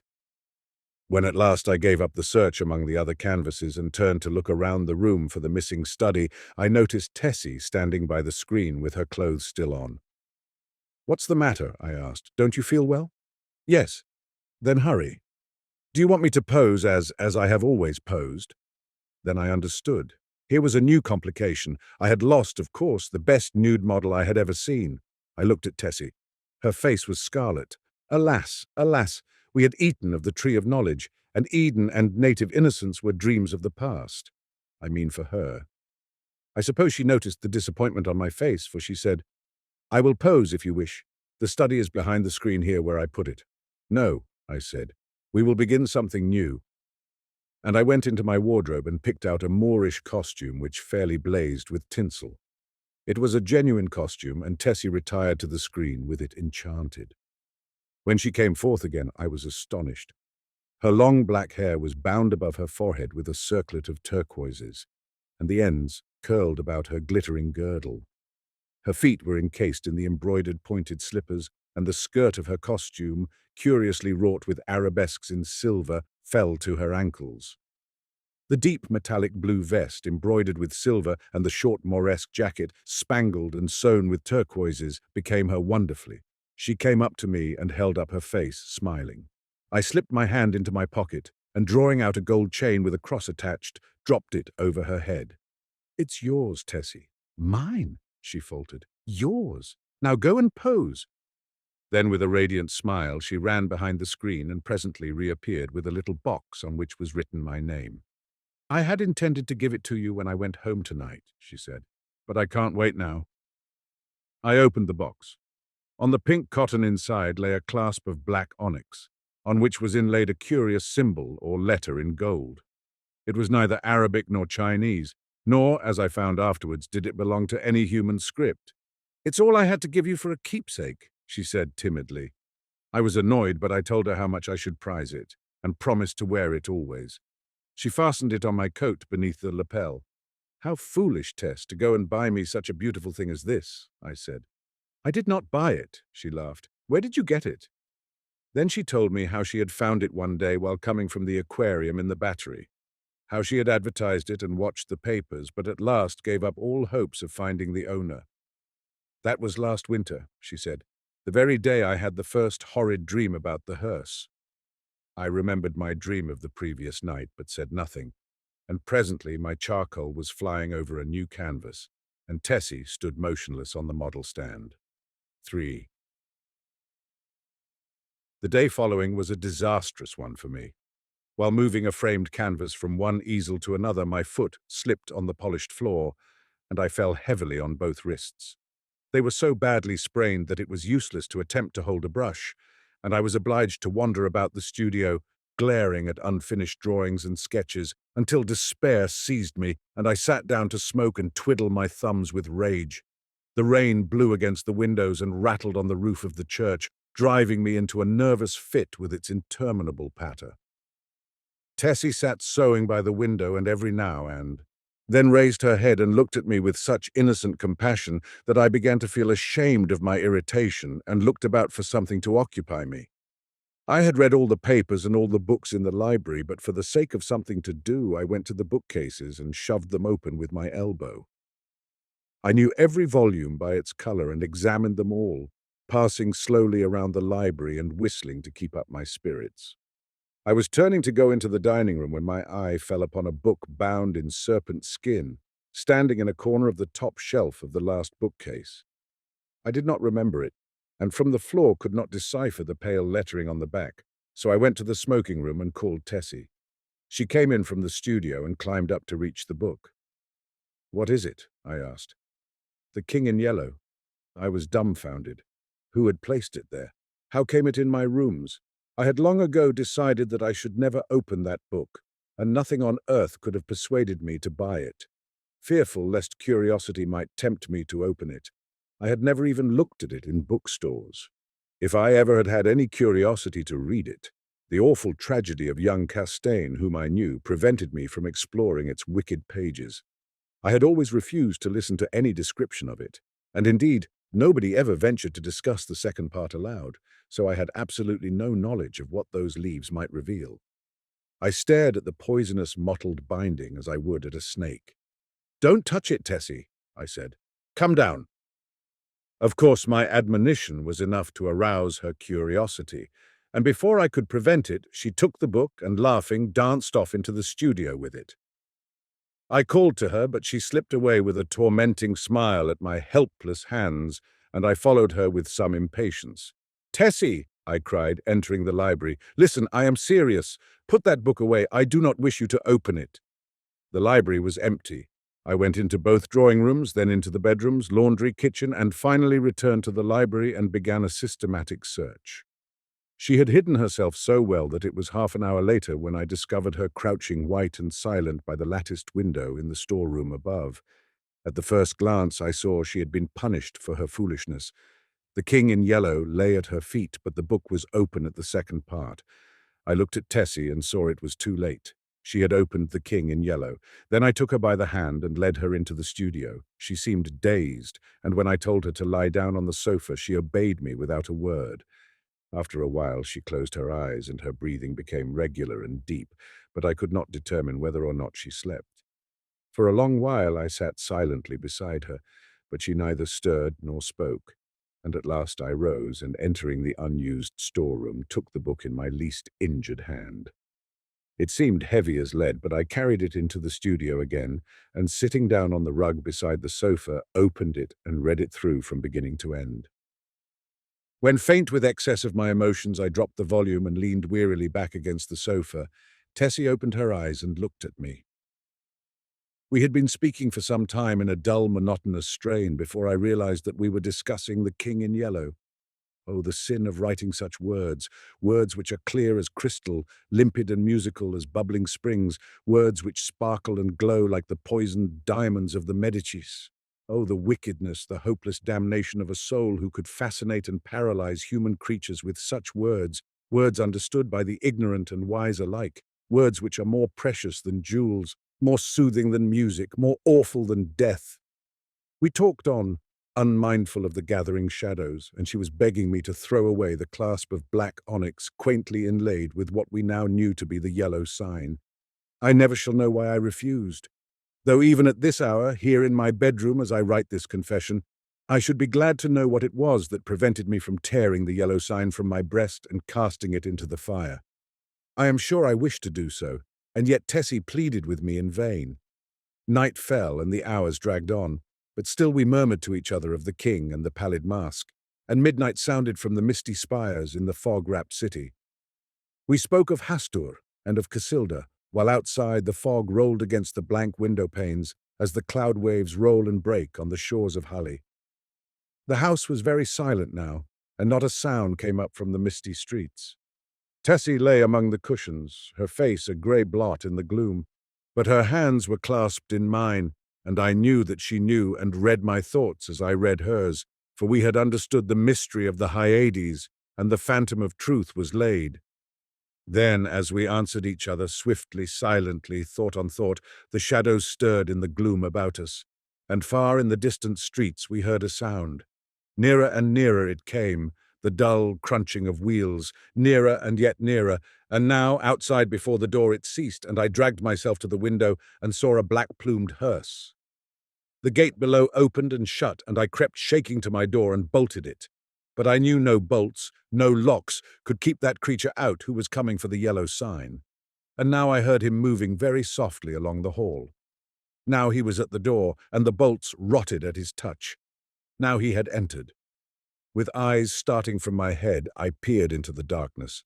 But when he came into the room, I did not see him.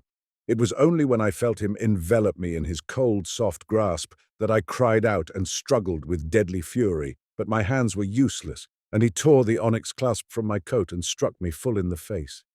Then as I fell, I heard Tessie's soft cry, and her spirit fled, and even while falling, I longed to follow her. For I knew that the king in yellow had opened his tattered mantle, and there was only God to cry to now. I could tell more, but I cannot see what help it will be to the world. As for me, I am past human help or hope. As I lie here, writing, careless even whether or not I die before I finish, I can see the doctor gathering up his powders and phials with a vague gesture to the good priest beside me, which I understand. They will be very curious to know the tragedy. They of the outside world who write books and print millions of newspapers, but I shall write no more, and the Father Confessor will seal my last words with the seal of sanctity when his holy office is done. They of the outside world may send their creatures into wrecked homes and death-smitten firesides, and their newspapers will batten on blood and tears, but with me their spies must halt before the confessional. They know that Tessie is dead, and that I am dying. They know how the people in the house, aroused by an infernal scream, rushed into my room and found one living and two dead, but they do not know what I shall tell them now. They do not know that the doctor said as he pointed to a horrible decomposed heap on the floor, the livid corpse of the watchman from the church. "I have no theory, no explanation. That man must have been dead for months." I think I am dying. I wish the priest would. The demoiselle Dix. Mais je crois que je suis descendu en puits ténébreux, en quel disait Heraclitus est vérité cachée. There be three things which are too wonderful for me, yea, four which I know not. The way of an eagle in the air, the way of a serpent upon a rock, the way of a ship in the midst of the sea, and the way of a man with a maid. The utter desolation of the scene began to have its effect. I sat down to face the situation and, if possible, recall to mind some landmark which might aid me in extricating myself from my present position.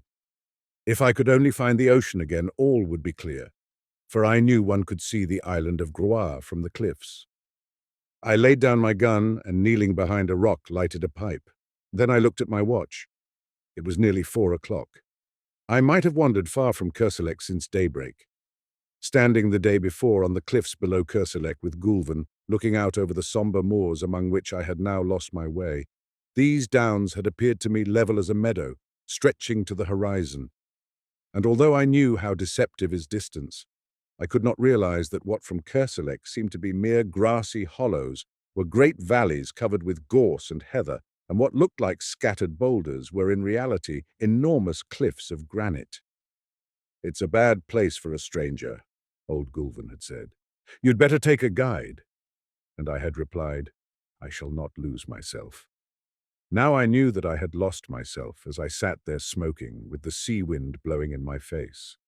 On every side stretched the moorland, covered with flowering gorse and heath and granite boulders. There was not a tree in sight, much less a house. After a while I picked up the gun, and turning my back on the sun, tramped on again. There was little use in following any of the brawling streams which every now and then crossed my path, for instead of flowing into the sea, they ran inland to reedy pools in the hollows of the moors. I had followed several, but they all led me to swamps or silent little ponds from which the snipe rose, peeping and wheeled away in an ecstasy of fright. I began to feel fatigued, and the gun galled my shoulder in spite of the double pads. The sun sank lower and lower, shining level across yellow gorse and the moorland pools. As I walked, my own gigantic shadow led me on, seeming to lengthen at every step. The gorse scraped against my leggings, crackled beneath my feet, showering the brown earth with blossoms, and the brake bowed and billowed along my path. From tufts of heath rabbits scurried away through the bracken, and among the swamp grass I heard the wild duck's drowsy quack. Once a fox stole across my path, and again, as I stooped to drink at a hurrying rill, a heron flapped heavily from the reeds beside me. I turned to look at the sun. It seemed to touch the edges of the plain, when at last I decided that it was useless to go on, and that I must make up my mind to spend at least one night on the moors. I threw myself down thoroughly fagged out. The evening sunlight slanted warm across my body, but the sea winds began to rise, and I felt a chill strike through me from my wet shooting boots. High overhead, gulls were wheeling and tossing like bits of white paper. From some distant marsh a solitary curlew called. Little by little the sun sank into the plain, and the zenith flushed with the afterglow. I watched the sky change from palest gold to pink and then to smouldering fire. Clouds of midges danced above me, and high in the calm air a bat dipped and soared. My eyelids began to droop. Then, as I shook off the drowsiness, a sudden crash among the bracken roused me. I raised my eyes. A great bird hung quivering in the air above my face. For an instant I stared, incapable of motion. Then something leaped past me in the ferns, and the bird rose, wheeled, and pitched headlong into the brake. I was on my feet in an instant, peering through the gorse. There came the sound of a struggle from a bunch of heather close by, and then all was quiet. I stepped forward, my gun poised. But when I came to the heather, the gun fell under my arm again, and I stood motionless in silent astonishment. A dead hare lay on the ground, and on the hare stood a magnificent falcon, one talon buried in the creature's neck, the other planted firmly on its limp flank. But what astonished me was not the mere sight of a falcon sitting upon its prey. I had seen that more than once. It was that the falcon was fitted with a sort of leash about both talons, and from the leash hung a round bit of metal like a sleigh bell.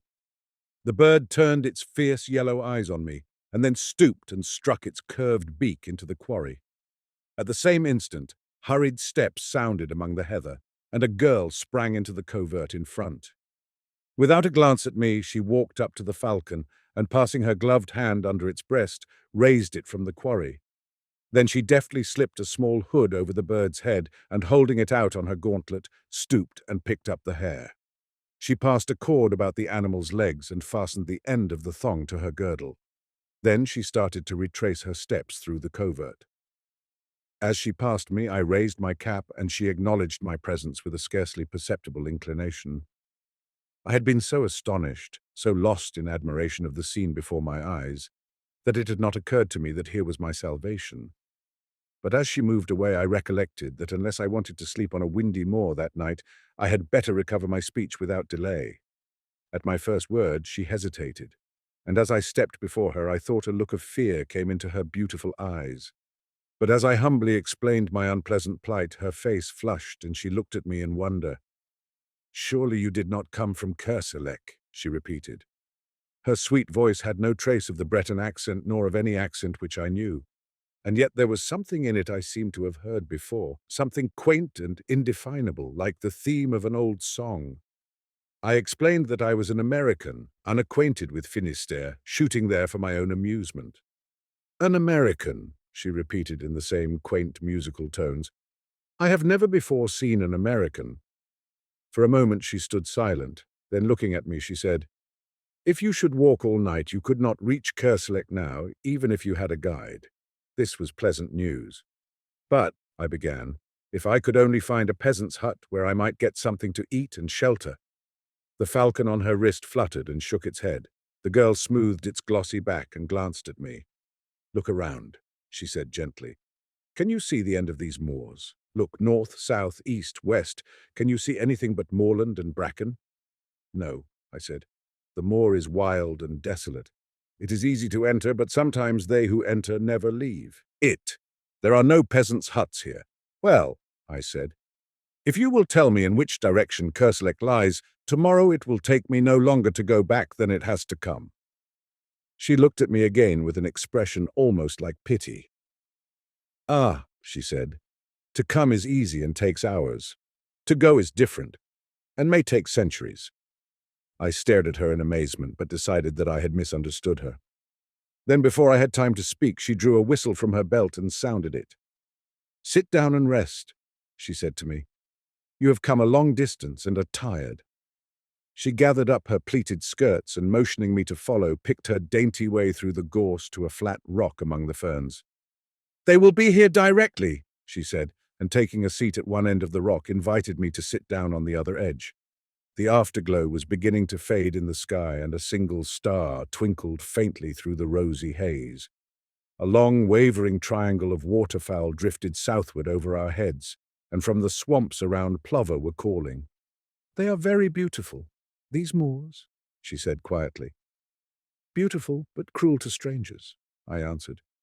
"Beautiful and cruel," she repeated dreamily. "Beautiful and cruel."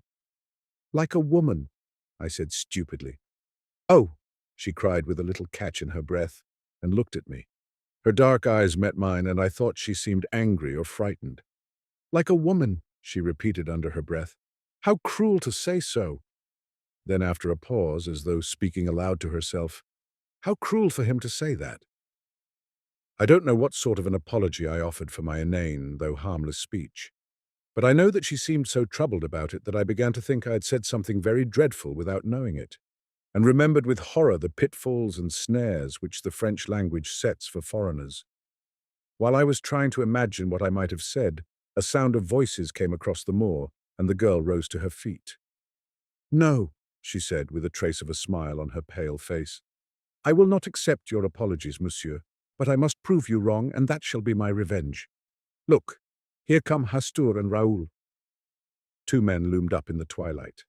One had a sack across his shoulders, and the other carried a hoop before him as a waiter carries a tray. The hoop was fastened with straps to his shoulders, and around the edge of the circlet sat three hooded falcons fitted with tinkling bells. The girl stepped up to the falconer and, with a quick turn of her wrist, transferred her falcon to the hoop, where it quickly sidled off and nestled among its mates, who shook their hooded heads and ruffled their feathers till the belled jesses tinkled again. The other man stepped forward and, bowing respectfully, took up the hare and dropped it into the game sack. "These are my piqueurs," said the girl, turning to me with a gentle dignity. "Raoul is a good fauconnier, and I shall someday make him Grand Veneur. Hastur is incomparable." The two silent men saluted me respectfully. "Did I not tell you, monsieur, that I should prove you wrong?" she continued. "This, then, is my revenge, that you do me the courtesy of accepting food and shelter at my own house." Before I could answer, she spoke to the falconers, who started instantly across the heath, and with a gracious gesture to me she followed. I don't know whether I made her understand how profoundly grateful I felt, but she seemed pleased to listen as we walked over the dewy heather. "Are you not very tired?" she asked. I had clean forgotten my fatigue in her presence, and I told her so.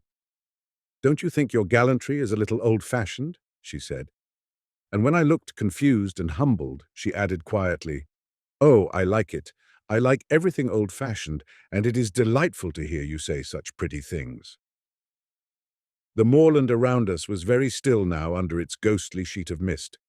The plovers had ceased their calling.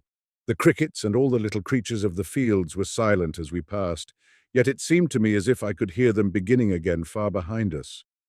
Well in advance, the two tall falconers strode across the heather, and the faint jingling of the hawks' bells came to our ears in distant murmuring chimes. Suddenly a splendid hound dashed out of the mist in front, followed by another and another until half a dozen or more were bounding and leaping around the girl beside me. She caressed and quieted them with her gloved hand, speaking to them in quaint terms which I remembered to have seen in old French manuscripts. Then the falcons on the circlet, borne by the falconer ahead, began to beat their wings and scream, and from somewhere out of sight the notes of a hunting horn floated across the moor. The hounds sprang away before us and vanished in the twilight. The falcons flapped and squealed upon their perch, and the girl, taking up the song of the horn, began to hum. Clear and mellow, her voice sounded in the night air. "Chasseur, chasseur, chassez encore, quittez Rosette et Jeanneton, tonton, tonton, tontaine, tonton, ou, pour rabattre dès l'aurore, que les amours soient de planton, tonton, tontaine, tonton." As I listened to her lovely voice, a grey mass which rapidly grew more distinct loomed up in front, and the horn rang out joyously through the tumult of the hounds and falcons. A torch glimmered at a gate, a light streamed through an opening door, and we stepped upon a wooden bridge which trembled under our feet and rose creaking and straining behind us as we passed over the moat and into a small stone court, walled on every side. From an open doorway a man came and, bending in salutation, presented a cup to the girl beside me. She took the cup and touched it with her lips, then lowering it turned to me and said in a low voice, "I bid you welcome." At that moment one of the falconers came with another cup, but before handing it to me presented it to the girl, who tasted it. The falconer made a gesture to receive it, but she hesitated a moment and then, stepping forward, offered me the cup with her own hands. I felt this to be an act of extraordinary graciousness, but hardly knew what was expected of me, and did not raise it to my lips at once. The girl flushed crimson. I saw that I must act quickly. "Mademoiselle," I faltered, "a stranger whom you have saved from dangers he may never realize empties this cup to the gentlest and loveliest hostess of France." "In his name," she murmured, crossing herself as I drained the cup. Then, stepping into the doorway, she turned to me with a pretty gesture, and taking my hand in hers, led me into the house, saying again and again, "You are very welcome indeed. You are welcome to the Chateau d'Ys." 2. I awoke next morning with the music of the horn in my ears, and leaping out of the ancient bed, went to a curtained window where the sunlight filtered through little deep-set panes. The horn ceased as I looked into the court below. A man who might have been brother to the two falconers of the night before stood in the midst of a pack of hounds. A curved horn was strapped over his back, and in his hand he held a long-lashed whip. The dogs whined and yelped, dancing around him in anticipation. There was the stamp of horses, too, in the walled yard. "Mount!" cried a voice in Breton, and with a clatter of hooves the two falconers, with falcons upon their wrists, rode into the courtyard among the hounds. Then I heard another voice which sent the blood throbbing through my heart. "Piriou Louis, hunt the hounds well and spare neither spur nor whip. Thou, Raoul, and thou, Gaston, see that the épervier does not prove himself niais, and if it be best in your judgment, fates courtoisie à l'oiseau. Jardiner un oiseau, like the muet there on Hastur's wrist, is not difficult, but thou, Raoul, mayest not find it so simple to govern that haggard. Twice last week he foamed au vif and lost the bécade, although he is used to the leurre. The bird acts like a stupid branchier. Petre un hagard n'est pas si facile. Was I dreaming? The old language of falconry which I had read in yellow manuscripts. The old forgotten French of the Middle Ages was sounding in my ears while the hounds bayed and the hawks' bells tinkled accompaniment to the stamping horses. She spoke again in the sweet forgotten language. If you would rather attach the longe and leave thy haggard au bloc, Raoul, I shall say nothing, for it were a pity to spoil so fair a day's sport with an ill-trained sores. Essimer abaissé, it is possibly the best way. Ça lui donnera des reins. I was perhaps hasty with the bird. It takes time to pass à la filière and the exercises d'escape. Then the falconer Raoul bowed in his stirrups and replied, If it be the pleasure of mademoiselle, I shall keep the hawk. It is my wish, she answered. Falconry I know, but you have yet to give me many a lesson in autourserie, my poor Raoul. Sieur Piriou Louis Mount. The huntsman sprang into an archway and in an instant returned, mounted upon a strong black horse, followed by a piqueur, also mounted. Ah! She cried joyously. Speed, Glemarec René! Speed! Speed all! Sound thy horn, Sieur Piriou! The silvery music of the hunting horn filled the courtyard. The hounds sprang through the gateway and galloping hoofbeats plunged out of the paved court.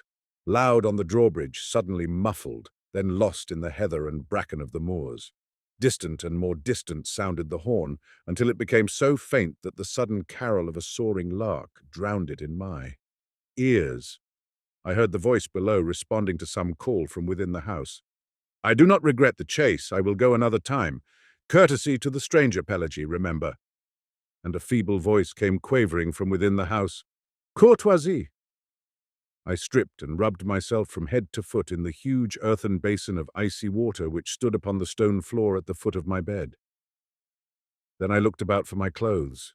They were gone, but on a settle near the door lay a heap of garments which I inspected with astonishment.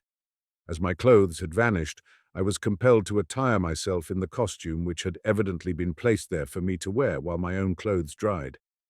Everything was there, cap, shoes, and hunting doublet of silvery grey homespun, but the close-fitting costume and seamless shoes belonged to another century, and I remembered the strange costumes of the three falconers in the courtyard. I was sure that it was not the modern dress of any portion of France or Brittany, but not until I was dressed and stood before a mirror between the windows did I realize that I was clothed much more like a young huntsman of the Middle Ages than like a Breton of that day. I hesitated and picked up the cap. Should I go down and present myself in that strange guise?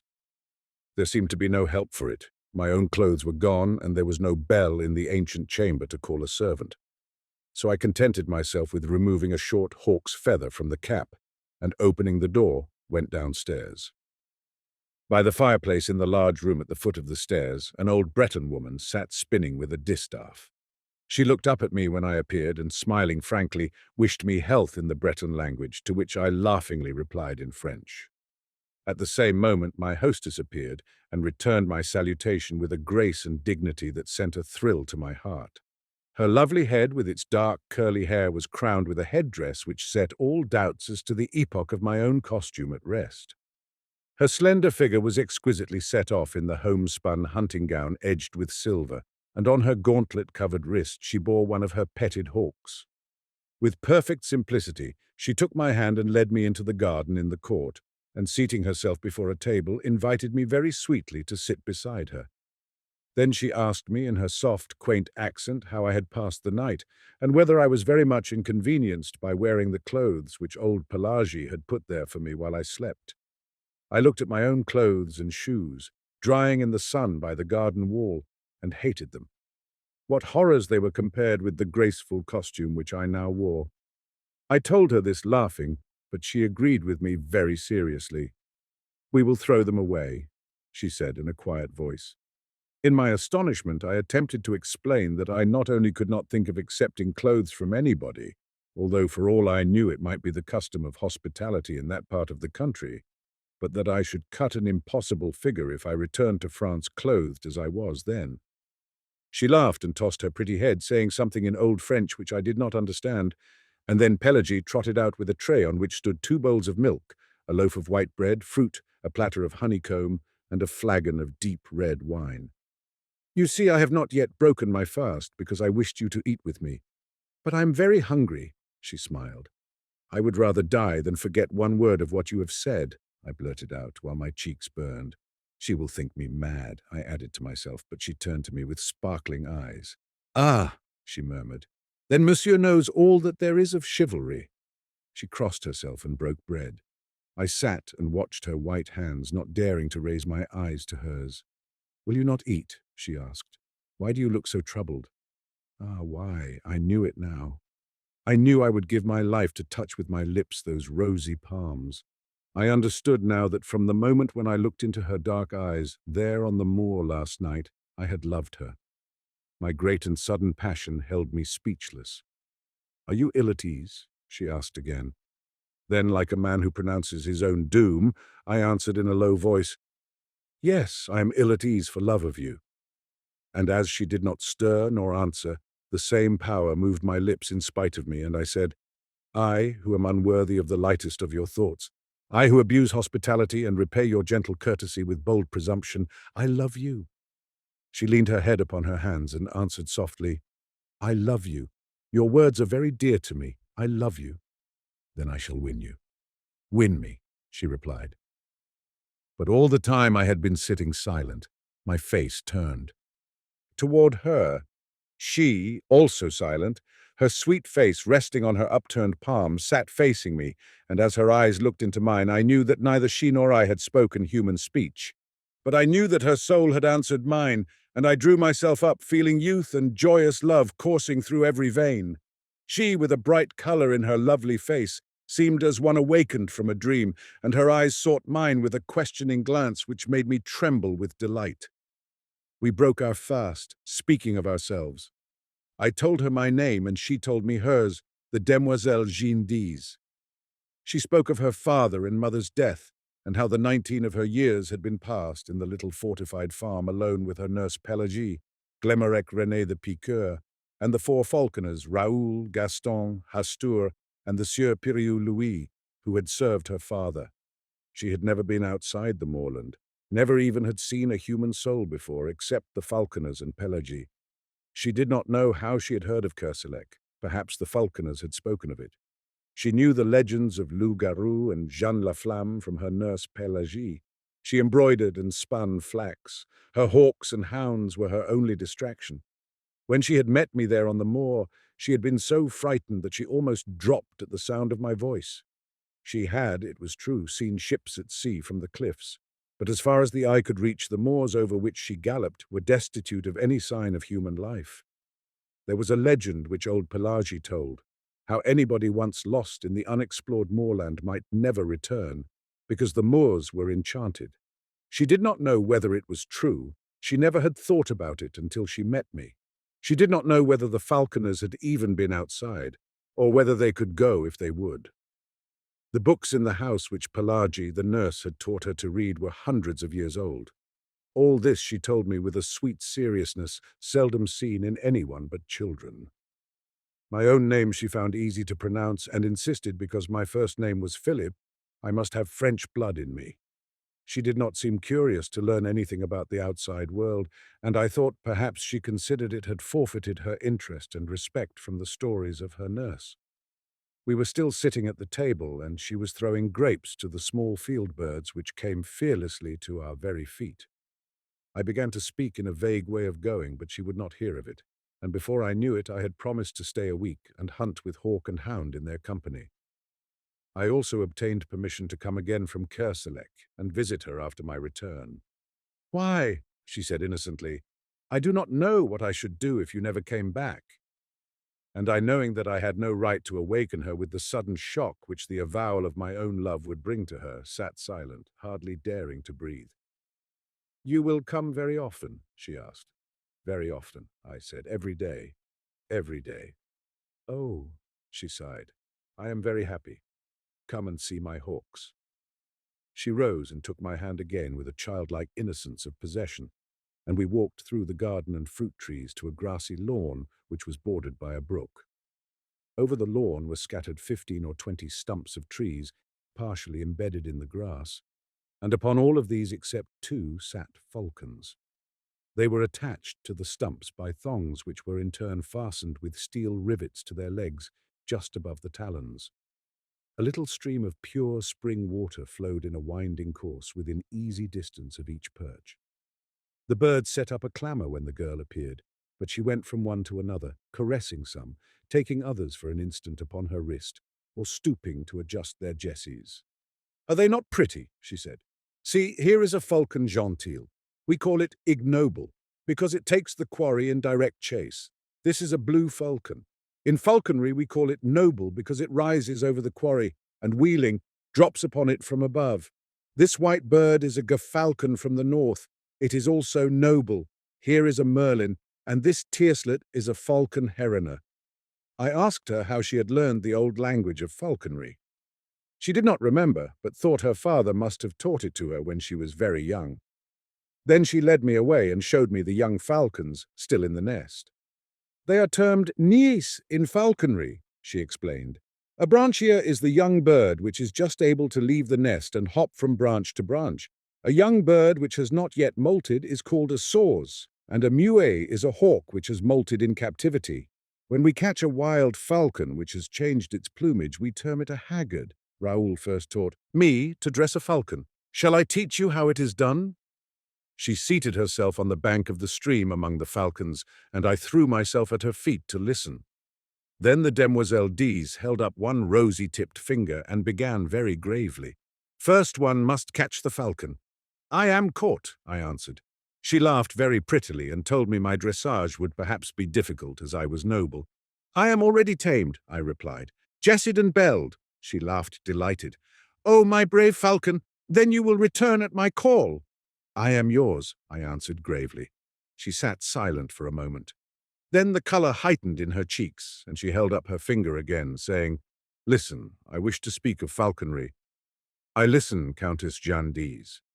But again she fell into the reverie, and her eyes seemed fixed on something beyond the summer clouds. "Philip," she said at last. "Jeanne," I whispered.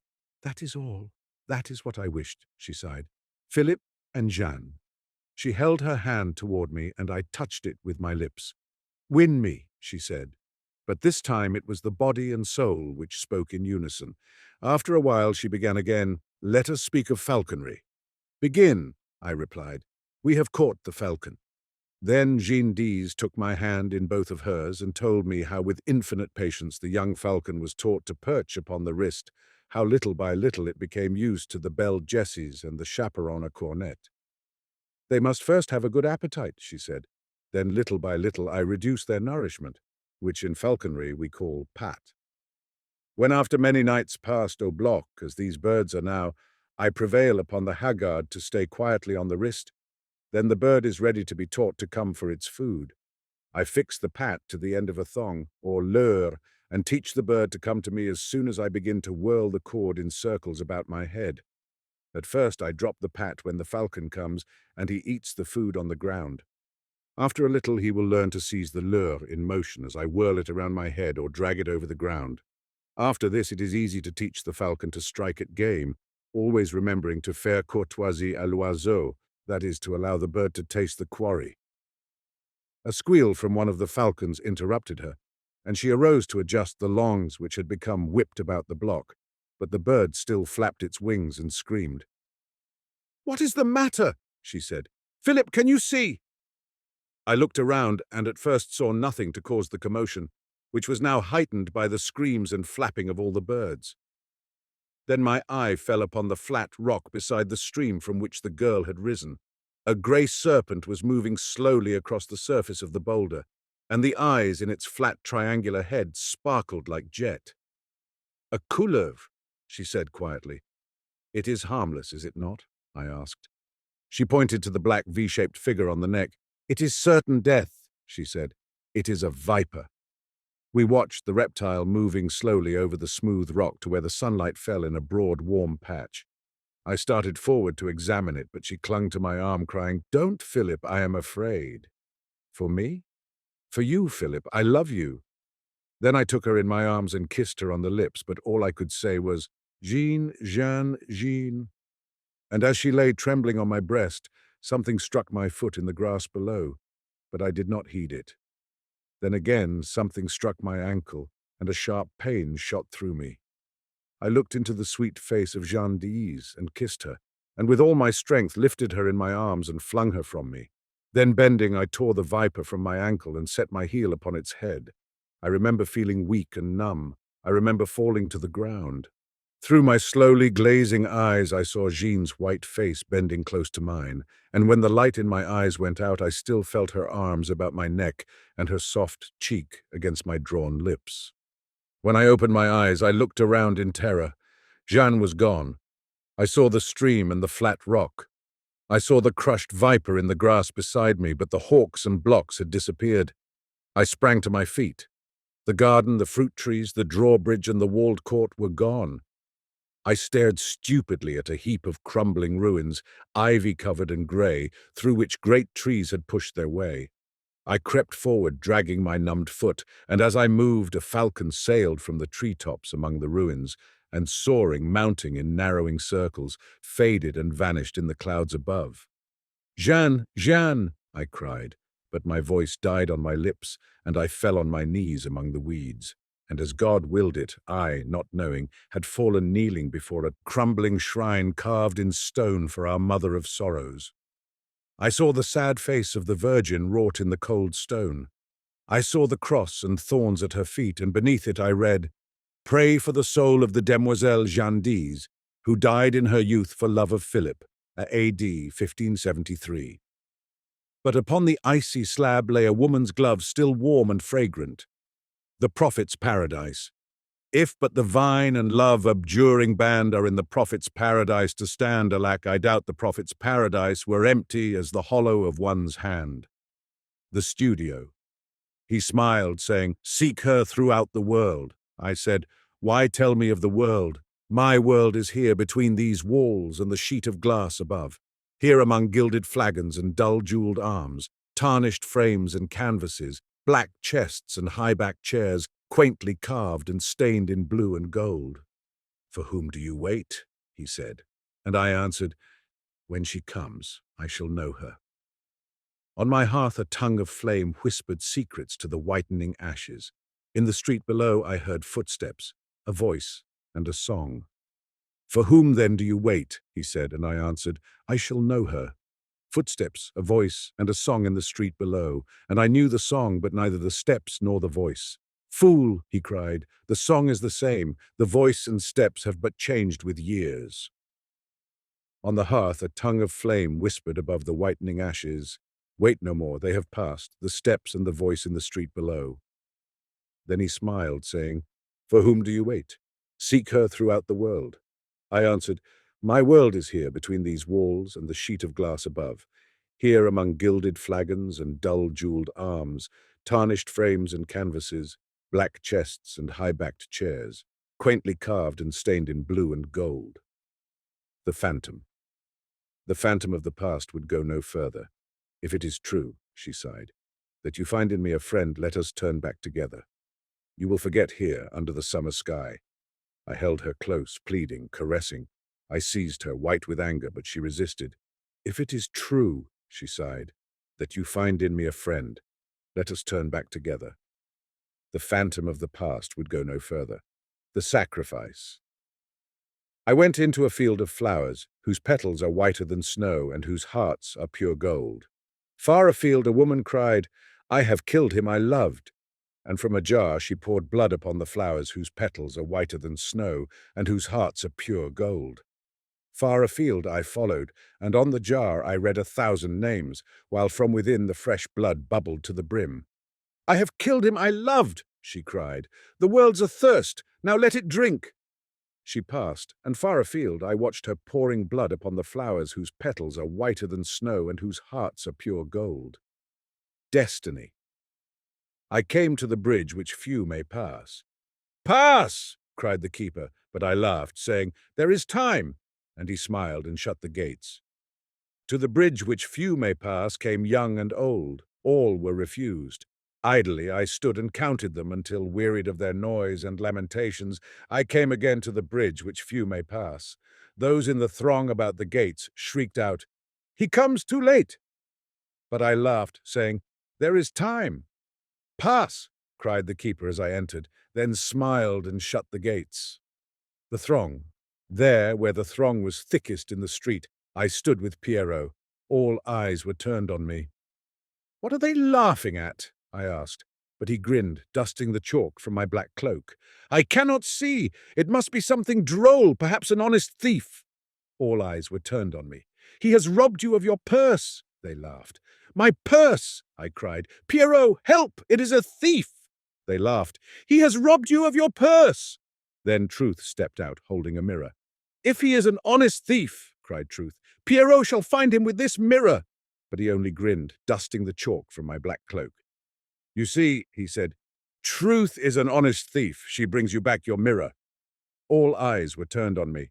"Arrest Truth!" I cried, forgetting it was not a mirror but a purse I lost, standing with Pierrot there where the throng was thickest in the street. The jester. "Was she fair?" I asked, but he only chuckled, listening to the bells jingling on his cap. "Stabbed," he tittered. "Think of the long journey, the days of peril, the dreadful nights. Think how he wandered for her sake year after year through hostile lands, yearning for kith and kin, yearning for her." "Stabbed," he tittered, listening to the bells jingling on his cap. "Was she fair?" I asked, but he only snarled, muttering to the bells jingling on his cap. "She kissed him at the gate," he tittered, but in the hall his brother's welcome touched his heart. "Was she fair?" I asked. "Stabbed," he chuckled. "Think of the long journey, the days of peril, the dreadful nights. Think how he wandered for her sake year after year through hostile lands, yearning for kith and kin, yearning for her. She kissed him at the gate, but in the hall his brother's welcome touched his heart." "Was she fair?" I asked, but he only snarled, listening to the bells jingling in his cap. The green room. The clown turned his powdered face to the mirror. "If to be fair is to be beautiful," he said, "who can compare with me in my white mask?" "Who can compare with him in his white mask?" I asked of Death beside me. "Who can compare with me?" said Death, "for I am paler still." "You are very beautiful," sighed the clown, turning his powdered face from the mirror. The love test. "If it is true that you love," said Love, "then wait no longer. Give her these jewels which would dishonor her, and so dishonor you in loving one dishonored. If it is true that you love," said Love, "then wait no longer." I took the jewels and went to her, but she trod upon them, sobbing, "Teach me to wait. I love you." "Then wait, if it is true," said Love. The Street of the Four Winds. "Ferme tes yeux à demi, croise tes bras sur ton sein, et de ton cœur endormi, chasse à jamais tout dessein. Je chante la nature, les étoiles du soir, les larmes du matin, les couchers de soleil à l'horizon lointain, le ciel qui parle au cœur d'existence future." The animal paused on the threshold, interrogative, alert, ready for flight if necessary. Seven laid down his palette and held out a hand of welcome. The cat remained motionless, her yellow eyes fastened upon Seven. "Puss," he said in his low, pleasant voice. "Come in." The tip of her thin tail twitched uncertainly.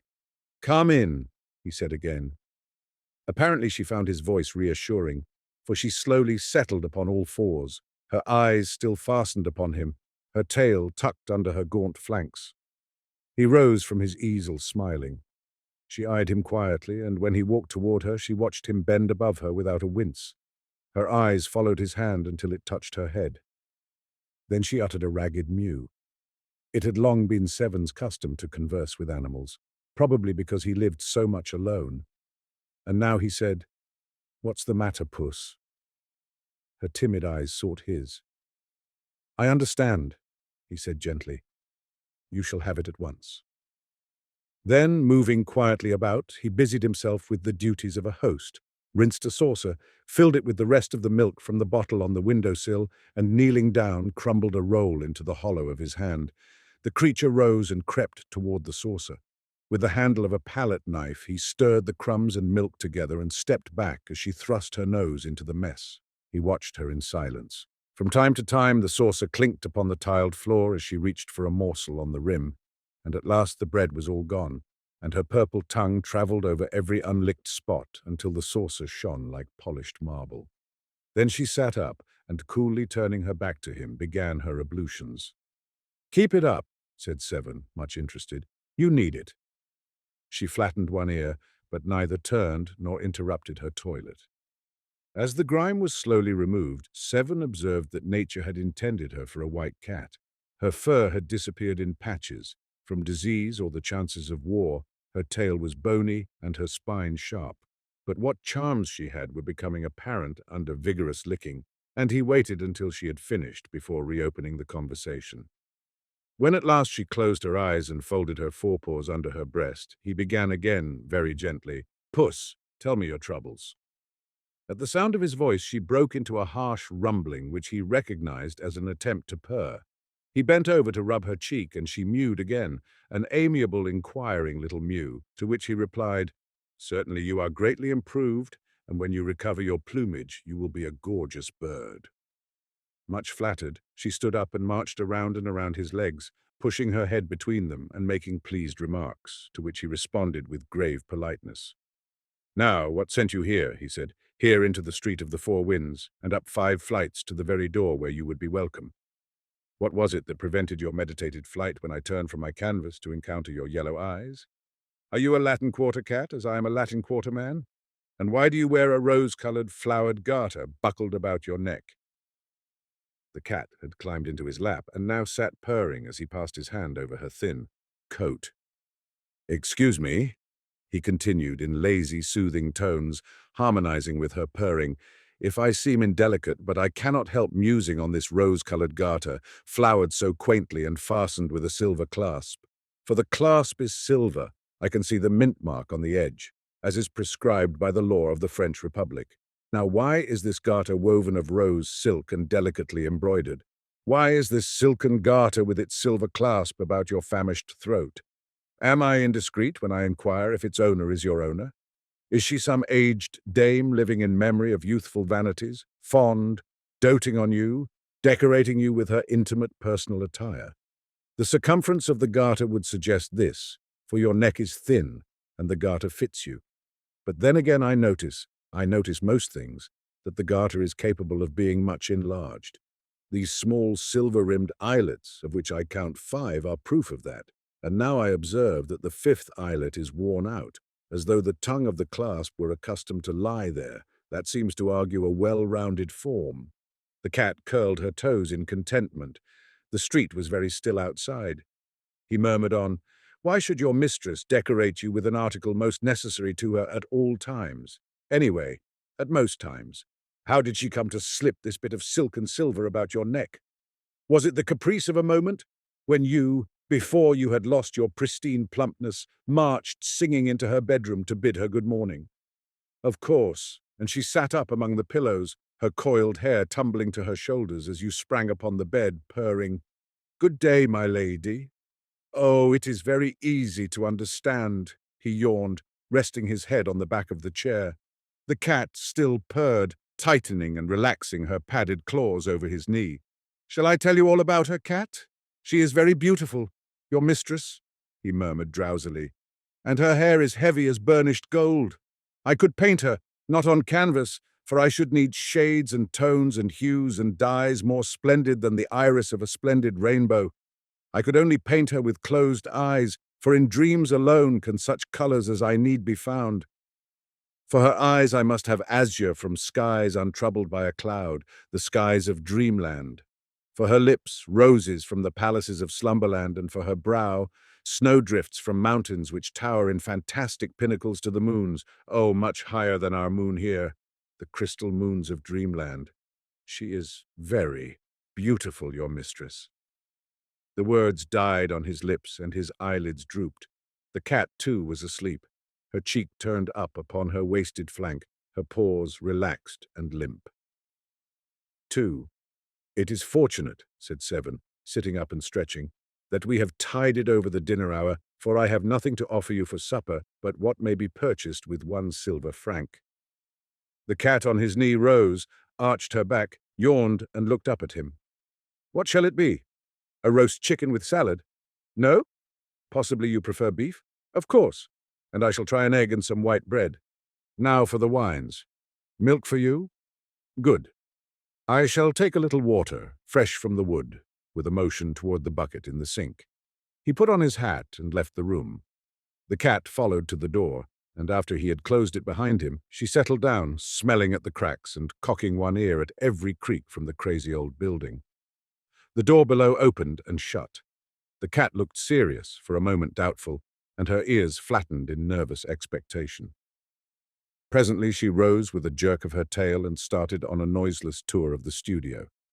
She sneezed at a pot of turpentine, hastily retreating to the table, which she presently mounted, and having satisfied her curiosity concerning a roll of red modeling wax, returned to the door and sat down with her eyes on the crack over the threshold. Then she lifted her voice in a thin plaint. When Seven returned, he looked grave, but the cat, joyous and demonstrative, marched around him, rubbing her gaunt body against his legs, driving her head enthusiastically into his hand, and purring until her voice mounted to a squeal. He placed a bit of meat, wrapped in brown paper, upon the table, and with a penknife cut it into shreds. The milk he took from a bottle which had served for medicine, and poured it into the saucer on the hearth. The cat crouched before it, purring and lapping at the same time. He cooked his egg and ate it with a slice of bread, watching her busy with the shredded meat, and when he had finished, and had filled and emptied a cup of water from the bucket in the sink, he sat down, taking her into his lap, where she at once curled up and began her toilet. He began to speak again, touching her, caressingly at times by way of emphasis. "Cat, I have found out where your mistress lives. It is not very far away. It is here under this same leaky roof, but in the north wing which I had supposed was uninhabited. My janitor tells me this. By chance he is almost sober this evening. The butcher on the Rue de Seine, where I bought your meat, knows you, and old Caban, the baker, identified you with needless sarcasm. They tell me hard tales of your mistress, which I shall not believe. They say she is idle and vain and pleasure-loving. They say she is harebrained and reckless. The little sculptor on the ground floor, who was buying rolls from old Caban, spoke to me tonight for the first time, although we have always bowed to each other. He said she was very good and very beautiful. He has only seen her once, and does not know her name. I thanked him. I don't know why I thanked him so warmly. Caban said, 'Into this cursed street of the Four Winds blow all things evil.' The sculptor looked confused, but when he went out with his rolls, he said to me, 'I am sure, monsieur, that she is as good as she is beautiful.'" The cat had finished her toilet, and now, springing softly to the floor, went to the door and sniffed. He knelt beside her and, unclasping the garter, held it for a moment in his hands. After a while he said, "There is a name engraved upon the silver clasp beneath the buckle. It is a pretty name, Sylvia Elven. Sylvia is a woman's name. Elven is the name of a town. In Paris, in this quarter, above all in this street of the Four Winds, names are worn and put away as the fashions change with the seasons. I know the little town of Elven, for there I met Fate face to face, and Fate was unkind. But do you know that in Elven Fate had another name, and that name was Sylvia?" He replaced the garter and stood up, looking down at the cat, crouched before the closed door. "The name of Elven has a charm for me. It tells me of meadows and clear rivers. The name of Sylvia troubles me like perfume from dead flowers." The cat mewed. "Yes, yes," he said soothingly. "I will take you back. Your Sylvia is not my Sylvia. The world is wide, and Elven is not unknown. Yet in the darkness and filth of poorer Paris, in the sad shadows of this ancient house, these names are very pleasant to me." He lifted her in his arms and strode through the silent corridors to the stairs. Down 5 flights and into the moonlit court, past the little sculptor's den, and then again in at the gate of the north wing, and up the worm-eaten stairs he passed, until he came to a closed door. When he had stood knocking for a long time, something moved behind the door. It opened, and he went in. The room was dark. As he crossed the threshold, the cat sprang from his arms into the shadows. He listened, but heard nothing. The silence was oppressive, and he struck a match. At his elbow stood a table, and on the table a candle in a gilded candlestick. This he lighted, then looked around. The chamber was vast, the hangings heavy with embroidery. Over the fireplace towered a carved mantel, grey with the ashes of dead fires. In a recess by the deep-set windows stood a bed, from which the bedclothes, soft and fine as lace, trailed to the polished floor. He lifted the candle above his head. A handkerchief lay at his feet. It was faintly perfumed. He turned toward the windows. In front of them was a canapé, and over it were flung, pell-mell, a gown of silk, a heap of lace-like garments, white and delicate as spiders' meshes, long crumpled gloves, and, on the floor beneath, the stockings, the little pointed shoes, and one garter of rosy silk, quaintly flowered and fitted with a silver clasp. Wondering, he stepped forward and drew the heavy curtains from the bed. For a moment the candle flared in his hand. Then his eyes met two other eyes, wide open, smiling, and the candle flame flashed over hair heavy as gold. She was pale, but not as white as he. Her eyes were untroubled as a child's, but he stared, trembling from head to foot, while the candle flickered in his hand. At last he whispered, "Sylvia, it is I." Again he said, "It is I." Then, knowing that she was dead, he kissed her on the mouth. And through the long watches of the night the cat purred on his knee, tightening and relaxing her padded claws, until the sky paled above the street of the four winds. The street of the first shell. "Be of good cheer, the sullen month will die, and a young moon requite us by and by. Look how the old one, meagre, bent, and wan with age and fast, is fainting from the sky." Either room was already dark. The high roofs opposite cut off what little remained of the December daylight. The girl drew her chair nearer the window and, choosing a large needle, threaded it, knotting the thread over her fingers. Then she smoothed the baby garment across her knees and, bending, bit off the thread and drew the smaller needle from where it rested in the hem. When she had brushed away the stray threads and bits of lace, she laid it again over her knees caressingly. Then she slipped the threaded needle from her corsage and passed it through a button. But as the button spun down the thread, her hand faltered, the thread snapped, and the button rolled across the floor. She raised her head. Her eyes were fixed on a strip of waning light above the chimneys. From somewhere in the city came sounds like the distant beating of drums, and beyond, far beyond, a vague muttering, now growing, swelling, rumbling in the distance like the pounding of surf upon the rocks, now like the surf again, receding, growling, menacing. The cold had become intense, a bitter, piercing cold which strained and snapped at joist and beam and turned the slush of yesterday to flint. From the street below, every sound broke sharp and metallic, the clatter of sabots, the rattle of shutters, or the rare sound of a human voice. The air was heavy, weighted with the black cold as with a pall. To breathe was painful, to move an effort. In the desolate sky there was something that wearied in the brooding clouds, something that saddened. It penetrated the freezing city cut by the freezing river, the splendid city with its towers and domes, its quays and bridges, and its 1,000 spires. It entered the squares, it seized the avenues and the palaces, stole across bridges and crept among the narrow streets of the Latin Quarter, grey under the grey of the December sky. Sadness, utter sadness. A fine icy sleet was falling, powdering the pavement with a tiny crystalline dust. It sifted against the window panes and drifted in heaps along the sill. The light at the window had nearly failed, and the girl bent low over her work. Presently she raised her head, brushing the curls from her eyes. "Jack, dearest, don't forget to clean your palette." He said, "All right," and picking up the palette, sat down upon the floor in front of the stove. His head and shoulders were in the shadow, but the firelight fell across his knees and glimmered red on the blade of the palette knife.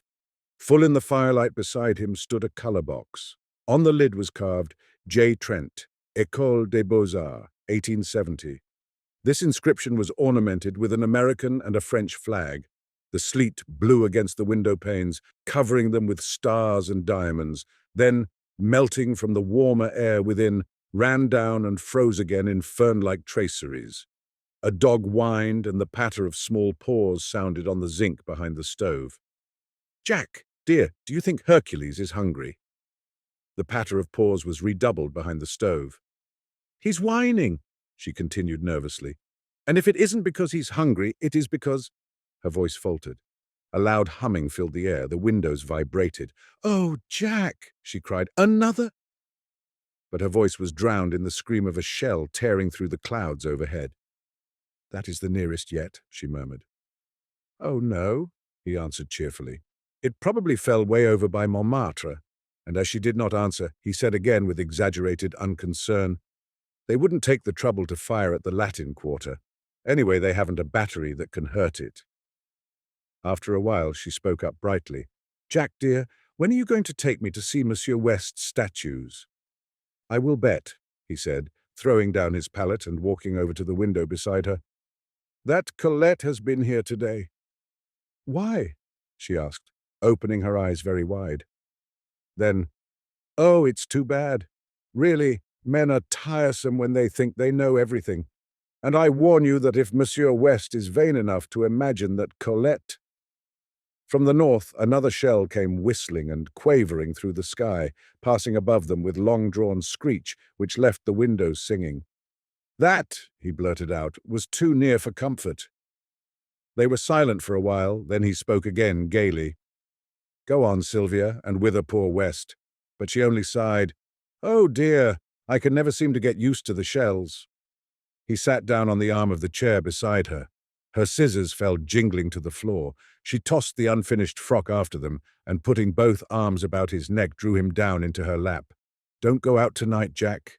He kissed her uplifted face. "You know I must. Don't make it hard for me. But when I hear the shells and know you are out in the city, but they all fall in Montmartre. They may all fall in the Beaux-Arts.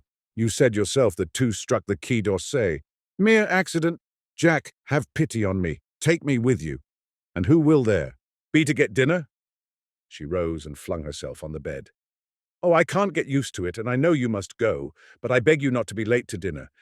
If you knew what I suffer, I cannot help it, and you must be patient with me, dear." He said, "It is as safe there as it is in our own house." She watched him fill for her the alcohol lamp, and when he had lighted it and had taken his hat to go, she jumped up and clung to him in silence. After a moment he said, "Now, Sylvia, remember my courage is sustained by yours. Come, I must go."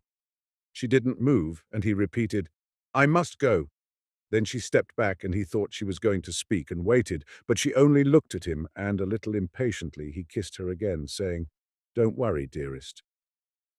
When he had reached the last flight of stairs on his way to the street, a woman hobbled out of the housekeeper's lodge, waving a letter and calling, Monsieur Jack, this was left by Monsieur Fallowby." He took the letter, and leaning on the threshold of the lodge, read it. "Dear Jack, I believe Braith is dead broke, and I'm sure Fallowby is. Braith swears he isn't, and Fallowby swears he is, so you can draw your own conclusions. I've got a scheme for a dinner, and if it works, I will let you fellows in. Yours faithfully, West. P.S. Fallowby has shaken Hartman and his gang, thank the Lord. There is something rotten there, or it may be he's only a miser. P.P.S. I'm more desperately in love than ever, but I'm sure she does not care a straw for me." "All right," said Trent with a smile to the concierge. "But tell me, how is Papa Cottard?" The old woman shook her head and pointed to the curtained bed in the lodge. "Père Cottard," he cried cheerily. "How goes the wound today?" He walked over to the bed and drew the curtains. An old man was lying among the tumbled sheets. "Better," smiled Trent. "Better," repeated the man wearily, and after a pause, "Have you any news, Monsieur Jack?" "I haven't been out today. I will bring you any rumour I may hear, though goodness knows I've got enough of rumours," he muttered to himself. Then aloud, "Cheer up, you're looking better. And the sortie? Oh, the sortie, that's for this week. General Trochu sent orders last night. It will be terrible. It will be sickening," thought Trent, as he went out into the street and turned the corner toward the Rue de Seine. Slaughter, phew. I'm glad I'm not going. The street was almost deserted. A few women muffled in tattered military capes crept along the frozen pavement, and a wretchedly clad gamin hovered over the sewer hole on the corner of the boulevard. A rope around his waist held his rags together. From the rope hung a rat, still warm and bleeding. "There's another in there," he yelled at Trent. "I hit him, but he got away." Trent crossed the street and asked, "How much?" "2 francs for a quarter of a fat one. That's what they give at the Saint Germain market." A violent fit of coughing interrupted him, but he wiped his face with the palm of his hand and looked cunningly at Trent. "Last week you could buy a rat for 6 francs, but," and here he swore vilely, "the rats have quit the Rue de Seine, and they kill them now over by the new hospital. I'll let you have this for 7 francs. I can sell it for 10 in the Isle St. Louis." "You lie," said Trent. "And let me tell you that if you try to swindle anybody in this quarter, the people will make short work of you and your rats." He stood a moment eyeing the gamin, who pretended to snivel. Then he tossed him a franc, laughing. The child caught it and, thrusting it into his mouth, wheeled about to the sewer hole. For a second he crouched, motionless, alert, his eyes on the bars of the drain. Then, leaping forward, he hurled a stone into the gutter, and Trent left him to finish a fierce grey rat that writhed squealing at the mouth of the sewer. Suppose Braith should come to that, he thought. Poor little chap. And hurrying, he turned in the dirty passage des Beaux-Arts and entered the third house to the left. "Monsieur is at home," quavered the old concierge. Home? A garret absolutely bare, save for the iron bedstead in the corner and the iron basin and pitcher on the floor. West appeared at the door, winking with much mystery, and motioned Trent to enter. Braith, who was painting in bed to keep warm, looked up, laughed, and shook hands. "Any news?" The perfunctory question was answered as usual by, "Nothing but the cannon." Trent sat down on the bed. "Where on earth did you get that?" he demanded, pointing to a half-finished chicken nestling in a wash-basin. West grinned. "Are you millionaires, you two? Out with it." Braith, looking a little ashamed, began, "Oh, it's one of West's exploits," but was.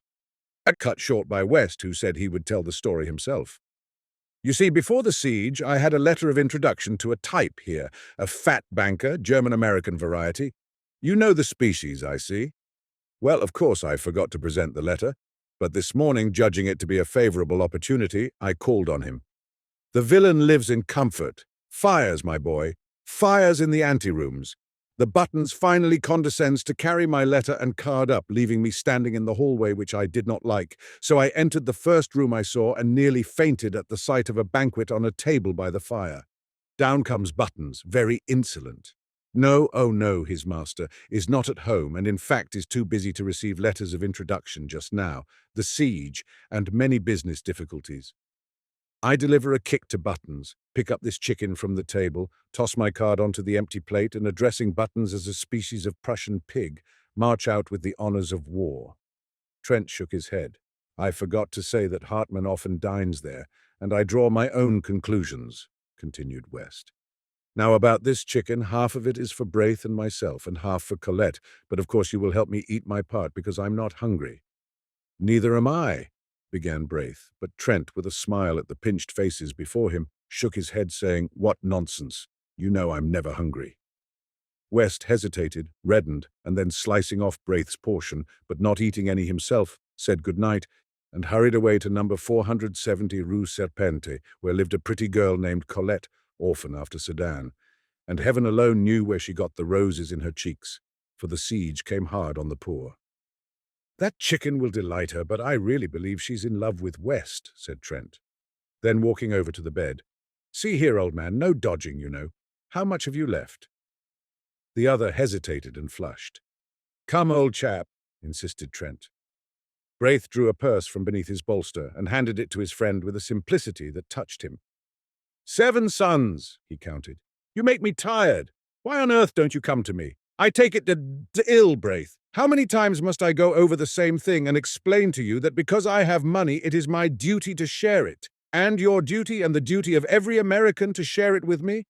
You can't get a cent. The city's blockaded, and the American minister has his hands full with all the German riff-raff and deuce knows what. Why don't you act sensibly?" I will, Trent, but it's an obligation that perhaps I can never even in part repay. I'm poor and, of course you'll pay me. If I were a usurer, I would take your talent for security, When you are rich and famous, don't, Trent. All right, only no more monkey business. He slipped a dozen gold pieces into the purse and, tucking it again under the mattress, smiled at Braith. How old are you? He demanded. 16. Trent laid his hand lightly on his friend's shoulder. I'm 22, and I have the rights of a grandfather as far as you are concerned. You'll do as I say until you're 21. The siege will be over then, I hope, said Braith, trying to laugh, but the prayer in their hearts. How long, O Lord, how long? Was answered by the swift scream of a shell soaring among the storm clouds of that December night. To West, standing in the doorway of a house in the Rue Serpentine, was speaking angrily. He said he didn't care whether Hartman liked it or not. He was telling him, not arguing with him. You call yourself an American, he sneered. Berlin and hell are full of that kind of American. You come loafing about Colette with your pockets stuffed with white bread and beef and a bottle of wine at 30 francs, and you can't really afford to give $1 to the American ambulance and public assistance, which Braith does, and he's half-starved. Hartman retreated to the curbstone, but West followed him, his face like a thundercloud. Don't you dare to call yourself a countryman of mine, he growled. No, nor an artist either. Artists don't worm themselves into the service of the public defense where they do nothing but feed like rats on the people's food. And I'll tell you now, he continued, dropping his voice, for Hartman had started as though stung. You might better keep away from that Alsatian brasserie and the smug-faced thieves who haunt it. You know what they do with suspects. You lie, you hound, screamed Hartman, and flung the bottle in his hand straight at West's face. West had him by the throat in a second, and forcing him against the dead wall, shook him wickedly. Now you listen to me, he muttered through his clenched teeth. You are already a suspect, and I swear I believe you are a paid spy. It isn't my business to detect such vermin, and I don't intend to denounce you, but understand this. Colette don't like you, and I can't stand you, and if I catch you in this street again, I'll make it somewhat unpleasant. Get out, you sleek Prussian. Hartman had managed to drag a knife from his pocket, but West tore it from him and hurled him into the gutter. A gamin who had seen this burst into a peal of laughter, which rattled harshly in the silent street. Then everywhere windows were raised and rows of haggard faces appeared, demanding to know why people should laugh in the starving city. Is it a victory? Murmured one. Look at that! Cried West as Hartman picked himself up from the pavement. Look, you miser! Look at those faces! But Hartman gave him a look which he never forgot and walked away without a word. Trent, who suddenly appeared at the corner, glanced curiously at West, who merely nodded toward his door, saying, Come in, Fallowby's upstairs. What are you doing with that knife? Demanded Fallowby as he and Trent entered the studio. West looked at his wounded hand, which still clutched the knife, but saying, Cut myself by accident, tossed it into a corner and washed the blood from his fingers.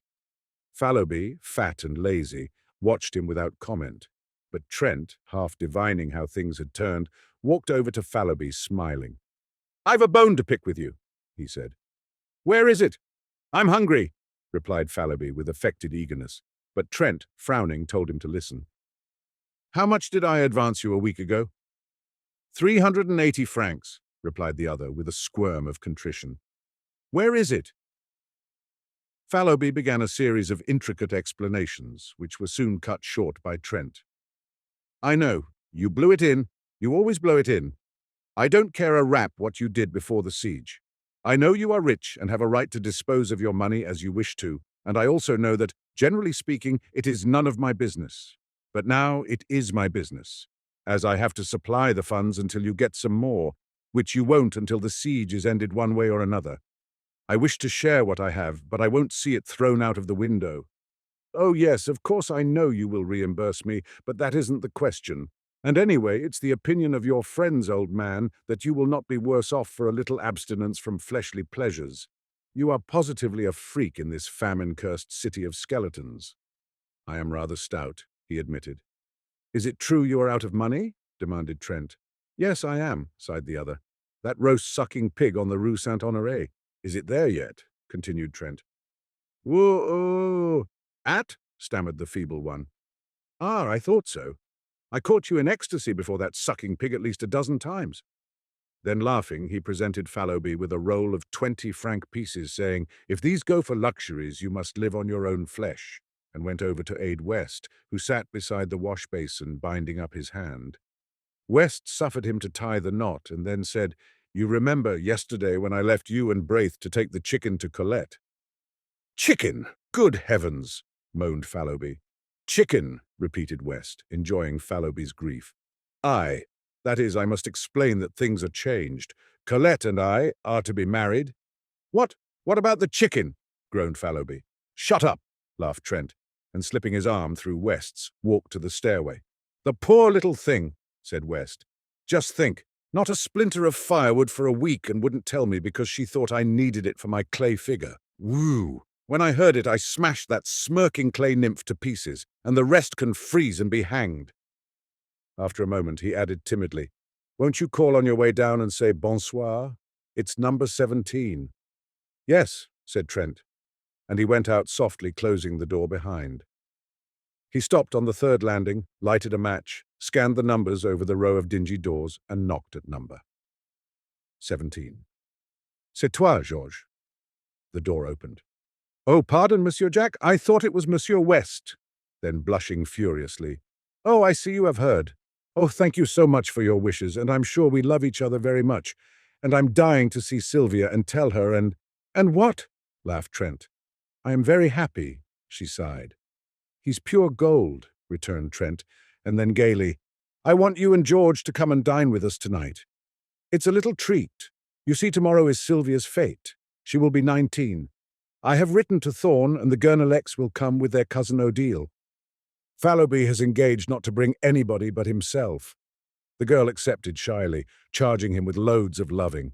Messages to Sylvia, and he said good night. He started up the street, walking swiftly, for it was bitter cold, and cutting across the Rue de la Lune, he entered the Rue de Seine.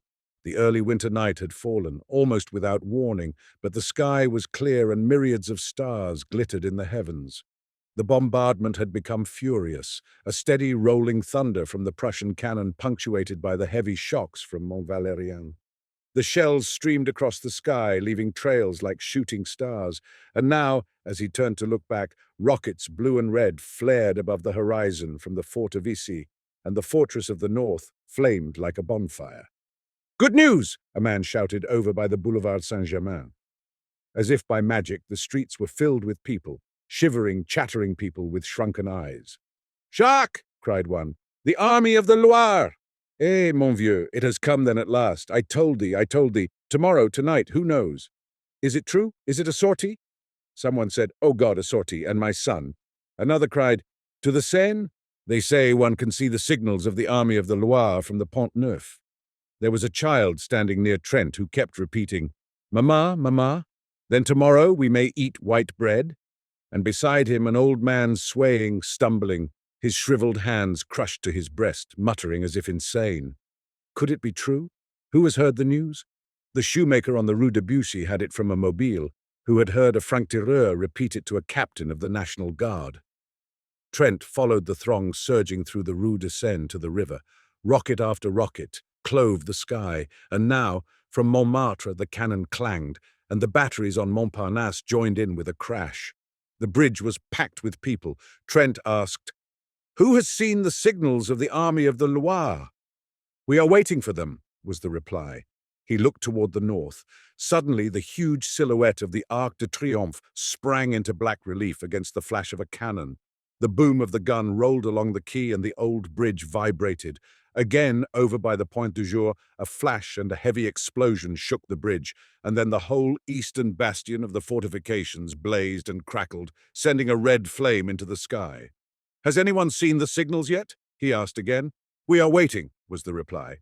"Yes, waiting," murmured a man behind him. "Waiting, sick, starved, freezing, but waiting. Is it a sortie? They go gladly. Is it to starve? They starve. They have no time to think of surrender. Are they heroes, these Parisians? Answer me, Trent." The American ambulance surgeon turned about and scanned the parapets of the bridge. "Any news, doctor?" asked Trent mechanically. "News?" said the doctor. "I don't know any.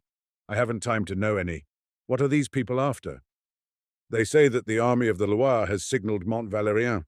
"Poor devils." The doctor glanced about him for an instant, and then, "I'm so harried and worried that I don't know what to do.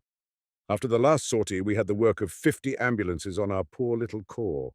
Tomorrow there's another sortie, and I wish you fellows could come over to headquarters. We may need volunteers. How is Madam?" he added abruptly. "Well," replied Trent, "but she seems to grow more nervous every day. I ought to be with her now." "Take care of her," said the doctor, then with a sharp look at the people. "I can't stop now. Good night." And he hurried away, muttering, "Poor devils." Trent leaned over the parapet and blinked at the black river surging through the arches. Dark objects carried swiftly on the breast of the current, struck with a grinding, tearing noise against the stone piers, spun around for an instant, and hurried away into the darkness. The ice from the Marne. As he stood staring into the water, a hand was laid on his shoulder. "Hello, Southwark," he cried, turning around. "This is a queer place for you. Trent, I have something to tell you. Don't stay here. Don't believe in the Army of the Loire." And the attaché of the American legation slipped his arm through Trent's and drew him toward the Louvre. "Then it's another lie," said Trent bitterly. "Worse, we know at the legation. I can't speak of it. But that's not what I have to say. Something happened this afternoon. The Alsatian brasserie was visited, and an American named Hartmann has been arrested. Do you know him?" "I know a German who calls himself an American. His name is Hartmann." "Well, he was arrested about 2 hours ago. They mean to shoot him." "What?" "Of course, we at the legation can't allow them to shoot him offhand, but the evidence seems conclusive." "Is he a spy?" "Well, the papers seized in his rooms are pretty. Damning proofs, and besides, he was caught, they say, swindling the Public Food Committee. He drew rations for 50, how, I don't know. He claims to be an American artist here, and we have been obliged to take notice of it at the legation. It's a nasty affair." "To cheat the people at such a time is worse than robbing the poor box," cried Trent angrily. "Let them shoot him. He's an American citizen." "Yes, oh yes," said the other with bitterness. "American citizenship is a precious privilege when every goggle-eyed German—" His anger choked him. Southwark shook hands with him warmly. "It can't be helped. We must own the carrion. I am afraid you may be called upon to identify him as an American artist," he said with a ghost of a smile on his deep-lined face, and walked away through the Cours la Reine. Trent swore silently for a moment, and then drew out his watch. 7 o'clock. "Sylvia will be anxious," he thought, and hurried back to the river. The crowd still huddled shivering on the bridge, a sombre, pitiful congregation peering out into the night for the signals of the Army of the Loire, and their hearts beat time to the pounding of the guns, their eyes lighted with each flash from the bastions, and hope rose with the drifting rockets. A black cloud hung over the fortifications. From horizon to horizon, the cannon smoke stretched in wavering bands, now capping the spires and domes with cloud, now blowing in streamers and shreds along the streets, now descending from the housetops, enveloping quays, bridges, and river in a sulphurous mist. And through the smoke pall the lightning of the cannon played, while from time to time a rift above showed a fathomless black vault set with stars. He turned again into the Rue de Seine, that sad, abandoned street, with its rows of closed shutters and desolate ranks of unlighted lamps. He was a little nervous and wished once or twice for a revolver, but the slinking forms which passed him in the darkness were too weak with hunger to be dangerous, he thought, and he passed on unmolested to his doorway. But there somebody sprang at his throat. Over and over the icy pavement he rolled with his assailant, tearing at the noose about his neck, and then with a wrench sprang to his feet. "Get up!" he cried to the other. Slowly and with great deliberation, a small gamin picked himself out of the gutter and surveyed Trent with disgust. "That's a nice clean trick," said Trent. "A whelp of your age. You'll finish against a dead wall. Give me that cord." The urchin handed him the noose without a word. Trent struck a match and looked at his assailant. It was the rat-killer of the day before. I thought so," he muttered. "Tiens, c'est toi?" said the gamin tranquilly. The impudence, the overpowering audacity of the ragamuffin took Trent's breath away. "Do you know, you young strangler," he gasped, "that they shoot thieves of your age?" The child turned a passionless face to Trent. "Shoot, then!" That was too much, and he turned on his heel and entered his hotel. Groping up the unlighted stairway, He at last reached his own landing and felt about in the darkness for the door. From his studio came the sound of voices, West's hearty laugh and Fallowby's chuckle, and at last he found the knob and, pushing back the door, stood a moment confused by the light. "Hello, Jack!" cried West. "You're a pleasant creature, inviting people to dine and letting them wait. Here's Fallowby weeping with hunger." "Shut up," observed the latter. "Perhaps he's been out to buy a turkey." "He's been out garroting. Look at his noose," laughed Gurnelec. "So now we know where you get your cash," added West. "Vive le coup du Père François?" Trent shook hands with everybody and laughed at Sylvia's pale face. "I didn't mean to be late. I stopped on the bridge a moment to watch the bombardment. Were you anxious, Sylvia?" She smiled and murmured, "Oh no," but her hand dropped into his and tightened convulsively. "To the table!" shouted Fallowby, and uttered a joyous whoop. "Take it easy," observed Thorne with a remnant of manners. "You are not the host, you know." Marie Gurnelec, who had been chattering with Colette, jumped up and took Thorne's arm, and Monsieur Gurnelec drew Odile's arm through his. Trent, bowing gravely, offered his own arm to Colette. West took in Sylvia, and Fallowby hovered anxiously in the rear. "You march around the table 3 times singing the Marseillaise," explained Sylvia, "and Monsieur Fallowby pounds on the table and beats time." Fallowby suggested that they could sing after dinner, but his protest was drowned in the ringing chorus.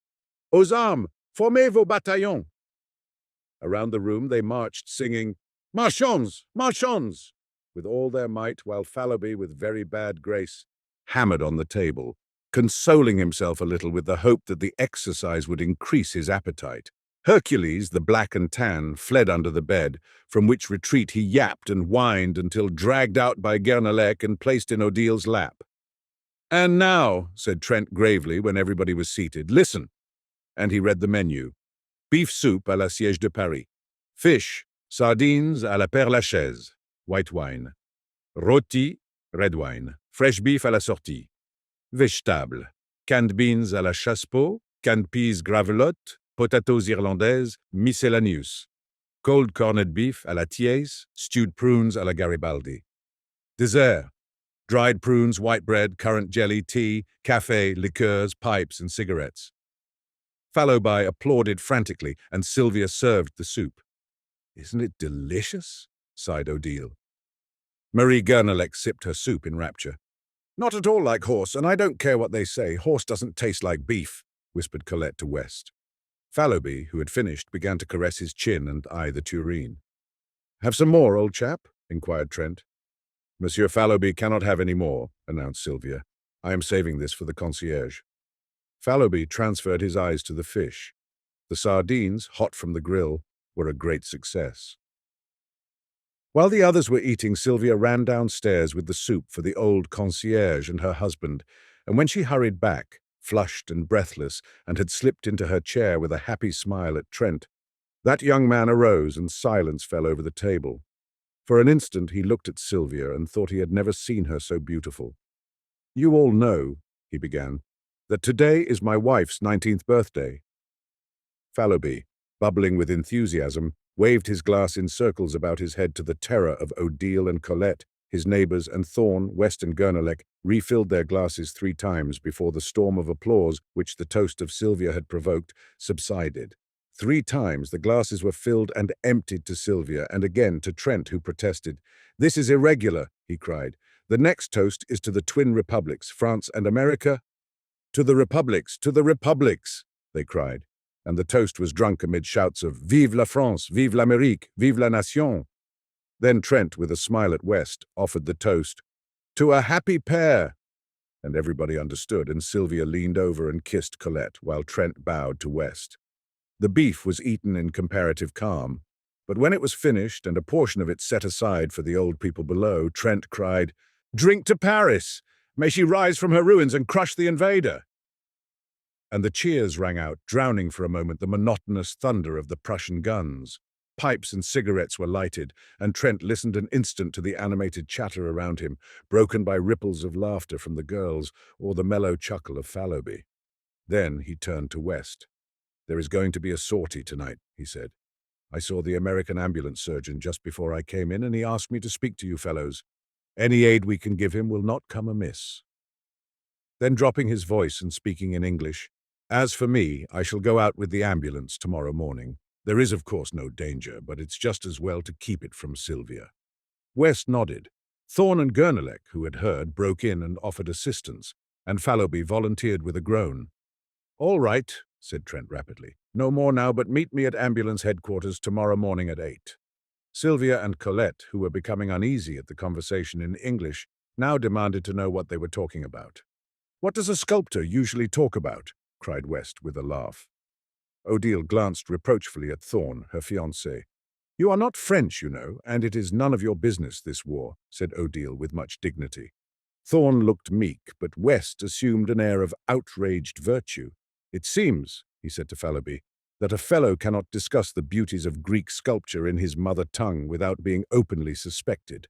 Colette placed her hand over his mouth and, turning to Sylvia, murmured, "They are horridly untruthful, these men."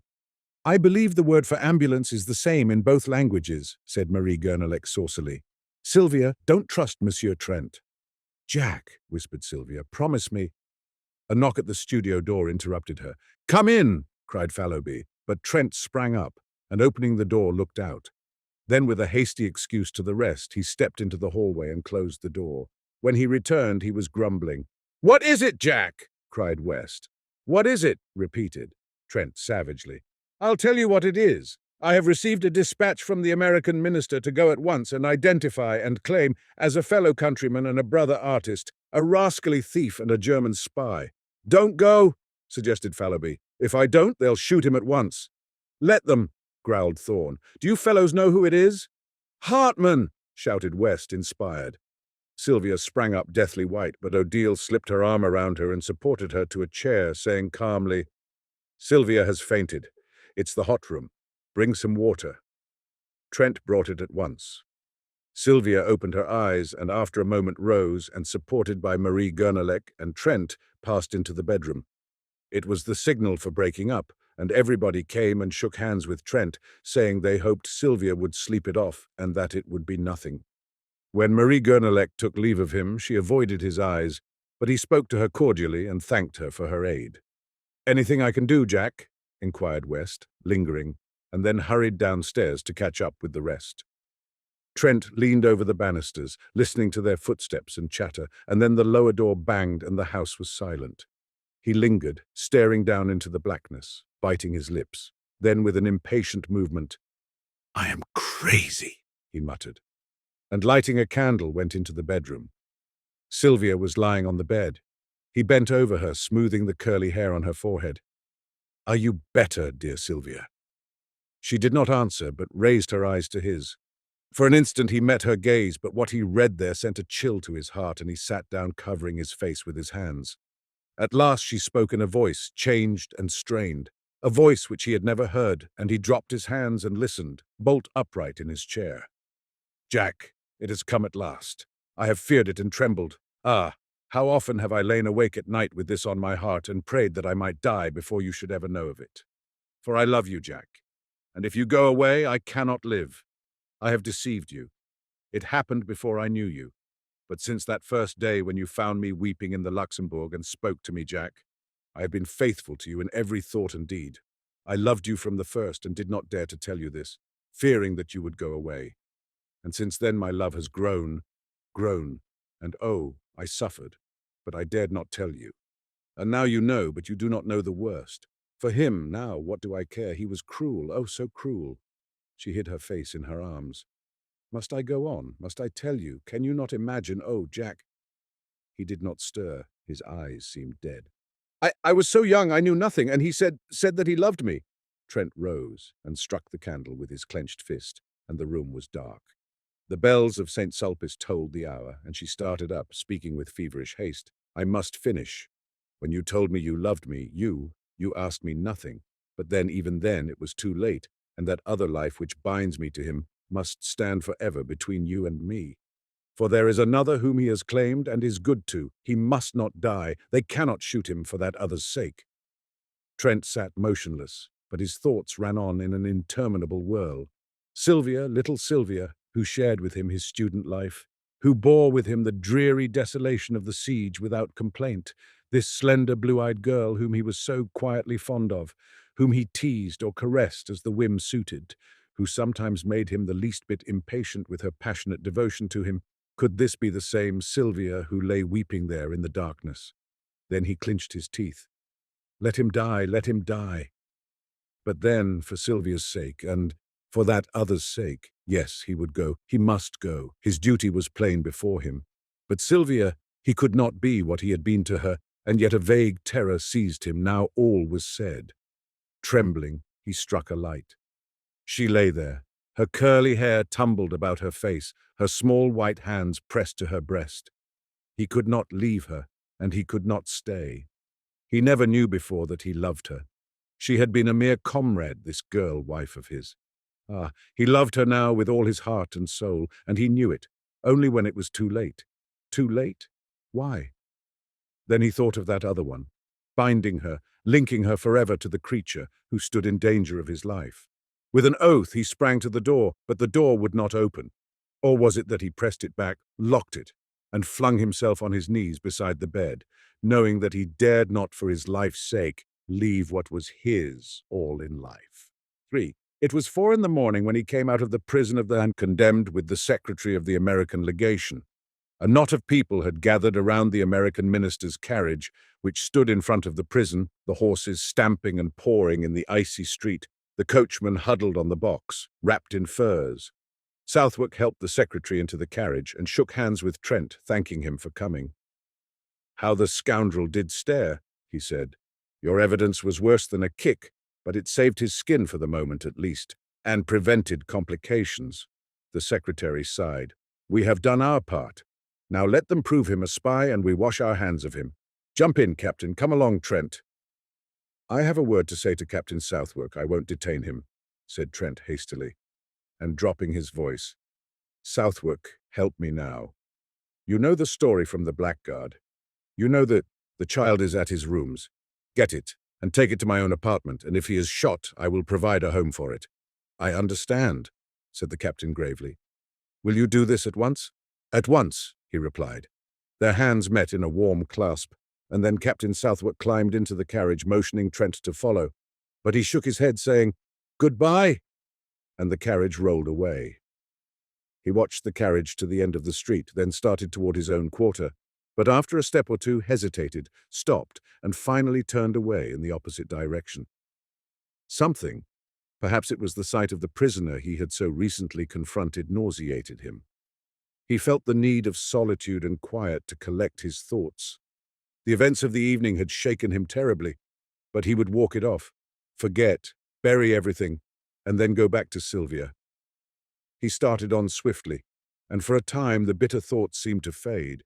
But when he paused at last, breathless, under the Arc de Triomphe, the bitterness and the wretchedness of the whole thing, yes, of his whole misspent life, came back with a pang. Then the face of the prisoner, stamped with the horrible grimace of fear, grew in the shadows before his eyes. Sick at heart, he wandered up and down under the great arc, striving to occupy his mind, peering up at the sculptured cornices to read the names of the heroes and battles which he knew were engraved there, but always the ashen face of Hartmann followed him, grinning with terror. Or was it terror? Was it not triumph? At the thought he leaped like a man who feels a knife at his throat, but after a savage tramp around the square came back again and sat down to battle with his misery. The air was cold, but his cheeks were burning with angry shame. Shame? Why? Was it because he had married a girl whom chance had made a mother? Did he love her? Was this miserable bohemian existence, then, his end and aim in life? He turned his eyes upon the secrets of his heart and read an evil story, the story of the past, and he covered his face for shame while, keeping time to the dull pain throbbing in his head, his heart beat out the story for the future, shame and disgrace. Roused at last from a lethargy which had begun to numb the bitterness of his thoughts, he raised his head and looked about. A sudden fog had settled in the streets. The arches of the arc were choked with it. He would go home. A great horror of being alone seized him. But he was not alone. The fog was peopled with phantoms. All around him in the mist they moved, drifting through the arches in lengthening lines, and vanished, while from the fog others rose up, swept past, and were engulfed. He was not alone, for even at his side they crowded, touched him, swarmed before him, beside him, behind him, pressed him back, seized, and bore him with them through the mist. Down a dim avenue, through lanes and alleys white with fog, they moved, and if they spoke their voices were dull as the vapour which shrouded them. At last in front, a bank of masonry and earth cut by a massive iron-barred gate towered up in the fog. Slowly and more slowly they glided, shoulder to shoulder and thigh to thigh. Then all movement ceased. A sudden breeze stirred the fog. It wavered and eddied. Objects became more distinct. A pallor crept above the horizon, touching the edges of the watery clouds, and drew dull sparks from 1,000 bayonets. Bayonets, they were everywhere, cleaving the fog or flowing beneath it in rivers of steel. High on the wall of masonry and earth a great gun loomed, and around it figures moved in silhouettes. Below, a broad torrent of bayonets swept through the iron-barred gateway, out into the shadowy plain. It became lighter, faces grew more distinct among the marching masses, and he recognized one. "You, Philippe!" The figure turned its head. Trent cried, "Is there room for me?" But the other only waved his arm in a vague adieu and was gone with the rest. Presently the cavalry began to pass, squadron on squadron, crowding out into the darkness. Then many cannon, then an ambulance, then again the endless lines of bayonets. Beside him a cuirassier sat on his steaming horse, and in front, among a group of mounted officers, he saw a general, with the astrakhan collar of his dolman turned up about his bloodless face. Some women were weeping near him, and one was struggling to force a loaf of black bread into a soldier's haversack. The soldier tried to aid her, but the sack was fastened, and his rifle bothered him. So Trent held it, while the woman unbuttoned the sack and forced in the bread, now all wet with her tears. The rifle was not heavy. Trent found it wonderfully manageable. Was the bayonet sharp? He tried it. Then a sudden longing, a fierce, imperative desire took possession of him. "Chouette!" cried a gamin, clinging to the barred gate. "Encore toi, mon vieux!" Trent looked up, and the rat-killer laughed in his face. But when the soldier had taken the rifle again and, thanking him, ran hard to catch his battalion, he plunged into the throng about the gateway. "Are you going?" he cried to a marine who sat in the gutter bandaging his foot. "Yes." Then a girl, a mere child, caught him by the hand and led him into the café which faced the gate. The room was crowded with soldiers, some white and silent, sitting on the floor, others groaning on the leather-covered settees. The air was sour and suffocating. "Choose," said the girl with a little gesture of pity. "They can't go." In a heap of clothing on the floor he found a capote and kepi.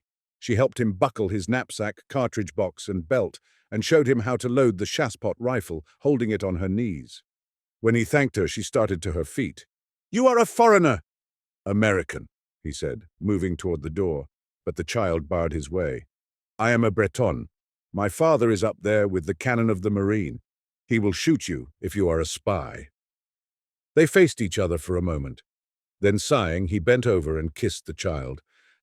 "Pray for France, little one," he murmured, and she repeated with a pale smile, "For France and you, beau monsieur." He ran across the street and through the gateway. Once outside, he edged into line and shouldered his way along the road. A corporal passed, looked at him, repassed, and finally called an officer. "You belong to the 60th, growled the corporal, looking at the number on his kepi. "We have no use for franc-tireur," added the officer, catching sight of his black trousers. "I wish to volunteer in place of a comrade," said Trent, and the officer shrugged his shoulders and passed on. Nobody paid much attention to him, one or two merely glancing at his trousers. The road was deep with slush and mud-ploughed and torn by wheels and hoofs. A soldier in front of him wrenched his foot in an icy rut and dragged himself to the edge of the embankment, groaning. The plain on either side of them was grey with melting snow. Here and there, behind dismantled hedgerows, stood wagons bearing white flags with red crosses. Sometimes the driver was a priest in rusty hat and gown, sometimes a crippled mobile. Once they passed a wagon driven by a sister of charity. Silent, empty houses with great rents in their walls and every window blank, huddled along the road. Further on, within the zone of danger, nothing of human habitation remained except here and there a pile of frozen bricks or a blackened cellar choked with snow. For some time, Trent had been annoyed by the man behind him, who kept treading on his heels. Convinced at last that it was intentional, he turned to remonstrate and found himself face to face with a fellow student from the Beaux-Arts. Trent stared. "I thought you were in the hospital." The other shook his head, pointing to his bandaged jaw. "I see you can't speak. Can I do anything?" The wounded man rummaged in his haversack and produced a crust of black bread. "He can't eat it. His jaw is smashed, and he wants you to chew it for him," said the soldier next to him. Trent took the crust, and grinding it in his teeth morsel by morsel, passed it back to the starving man. From time to time, mounted orderlies sped to the front, covering them with slush. It was a chilly, silent march through sodden meadows wreathed in fog. Along the railroad embankment across the ditch, another column moved parallel to their own. Trent watched it, a somber mass, now distinct, now vague, now blotted out in a puff of fog. Once for half an hour he lost it, but when again it came into view, he noticed a thin line detach itself from the flank and, bellying in the middle, swing rapidly to the west. At the same moment, a prolonged crackling broke out in the fog. In front, other lines began to slough off from the column, swinging east and west, and the crackling became continuous. A battery passed at full gallop, and he drew back with his comrades to give it way. It went into action a little to the right of his battalion, and as the shot from the first rifled piece boomed through the mist, the cannon from the fortifications opened with a mighty roar. An officer galloped by shouting something which Trent did not catch, but he saw the ranks in front suddenly part company with his own and disappear in the twilight. More officers rode up and stood beside him, peering into the fog. Away in front, the crackling had become one prolonged crash. It was dreary waiting. Trent chewed some bread for the man behind, who tried to swallow it, and after a while shook his head, motioning Trent to eat the rest himself. A corporal offered him a little brandy, and he drank it, but when he turned around to return the flask, the corporal was lying on the ground. Alarmed, he looked at the soldier next to him, who shrugged his shoulders and opened his mouth to speak. But something struck him, and he rolled over and over into the ditch below.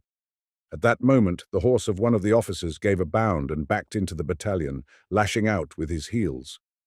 One man was ridden down, another was kicked in the chest and hurled through the ranks. The officer sank his spurs into the horse and forced him to the front again, where he stood trembling. The cannonade seemed to draw nearer. A staff officer, riding slowly up and down the battalion, suddenly collapsed in his saddle and clung to his horse's mane. One of his boots dangled, crimsoned and dripping from the stirrup. Then, out of the mist in front, men came running. The roads, the fields, the ditches were full of them, and many of them fell.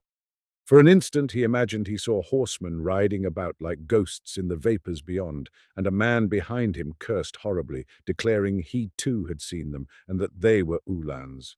But the battalion stood inactive, and the mist fell again over the meadows. The colonel sat heavily upon his horse, his bullet-shaped head buried in the astrakhan collar of his dolman, his fat legs sticking straight out in the stirrups. The buglers clustered about him with bugles poised, and behind him a staff officer in a pale blue jacket smoked a cigarette and chatted with a captain of hussars. From the road in front came the sound of furious galloping, and an orderly reined up beside the colonel, who motioned him to the rear without turning his head. Then on the left a confused murmur arose, which ended in a shout. A hussar passed like the wind, followed by another and another, and then squadron after squadron whirled by them into the sheeted mists.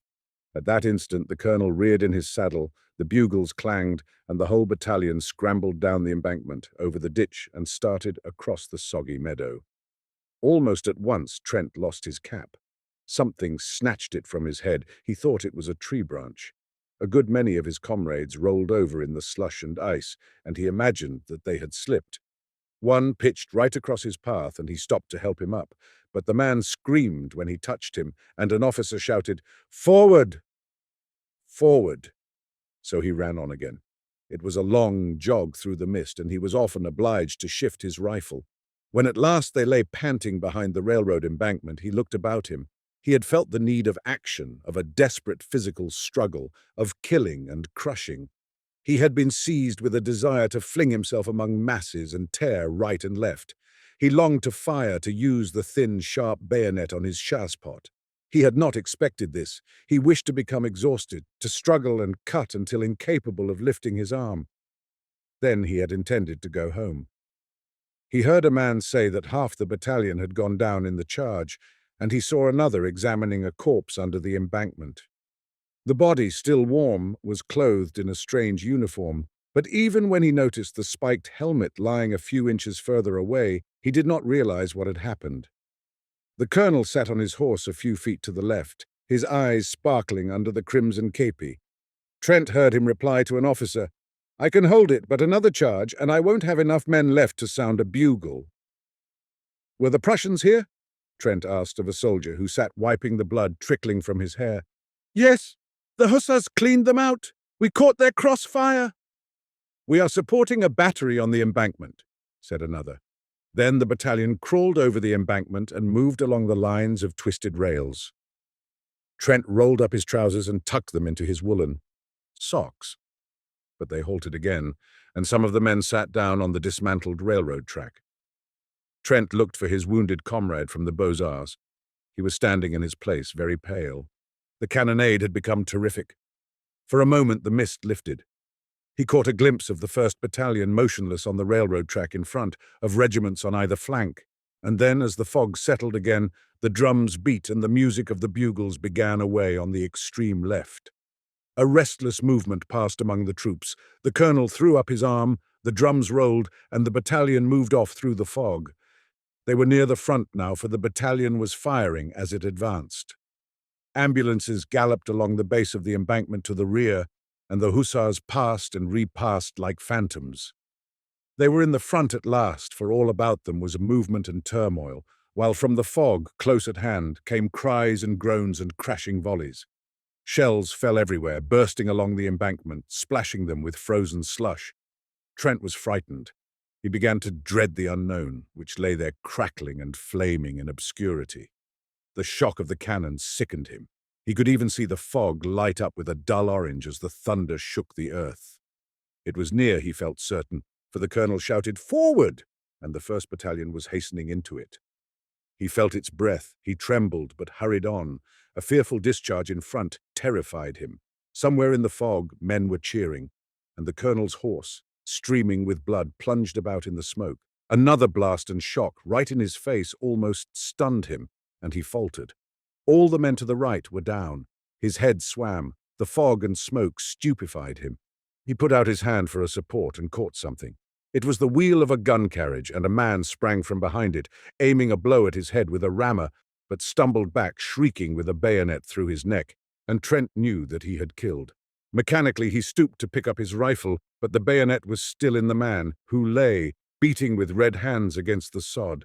It sickened him, and he leaned on the cannon. Men were fighting all around him now, and the air was foul with smoke and sweat. Somebody seized him from behind and another in front, but others in turn seized them or struck them solid blows. The click, click, click of bayonets infuriated him, and he grasped the rammer and struck out blindly until it was shivered to pieces. A man threw his arm around his neck and bore him to the ground, but he throttled him and raised himself on his knees. He saw a comrade seize the cannon and fall across it with his skull crushed in. He saw the colonel tumble clean out of his saddle into the mud. Then consciousness fled. When he came to himself, he was lying on the embankment among the twisted rails. On every side huddled men who cried out and cursed and fled away into the fog, and he staggered to his feet and followed them. Once he stopped to help a comrade with a bandaged jaw, who could not speak but clung to his arm for a time, and then fell dead in the freezing mire. And again he aided another, who groaned, "Trent, c'est moi, Philippe," until a sudden volley in the midst relieved him of his charge. An icy wind swept down from the heights, cutting the fog into shreds. For an instant, with an evil leer, the sun peered through the naked woods of Vincennes, sank like a blood clot in the battery smoke, lower, lower, into the blood-soaked plain. 4. When midnight sounded from the belfry of St. Sulpice, the gates of Paris were still choked with fragments of what had once been an army. They entered with the night, a sullen horde, spattered with slime, faint with hunger and exhaustion. There was little disorder at first, and the throng at the gates parted silently as the troops tramped along the freezing streets. Confusion came as the hours passed. Swiftly and more swiftly, crowding squadron after squadron and battery on battery, horses plunging and caissons jolting, the remnants from the front surged through the gates, a chaos of cavalry and artillery struggling for the right of way.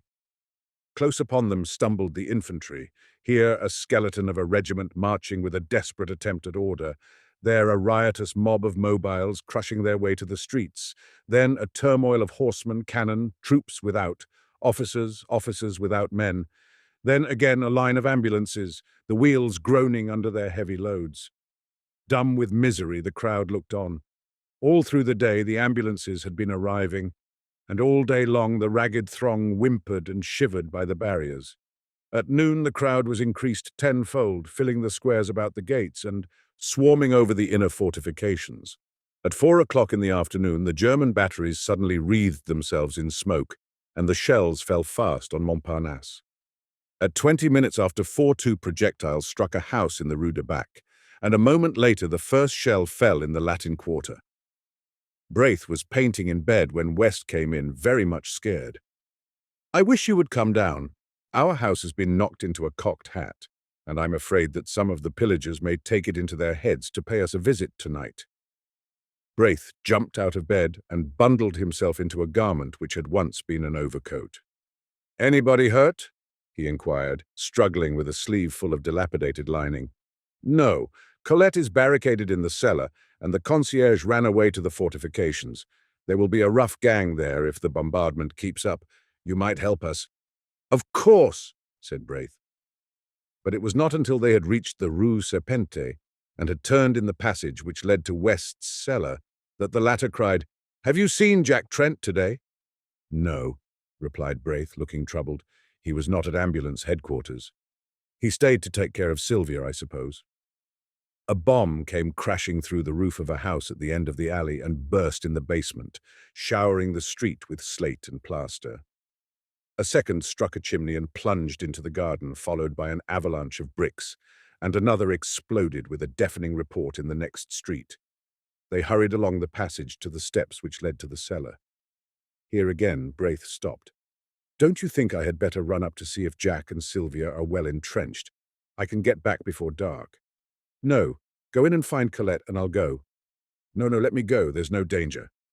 "I know it," replied West calmly, and dragging Braith into the alley, pointed to the cellar steps.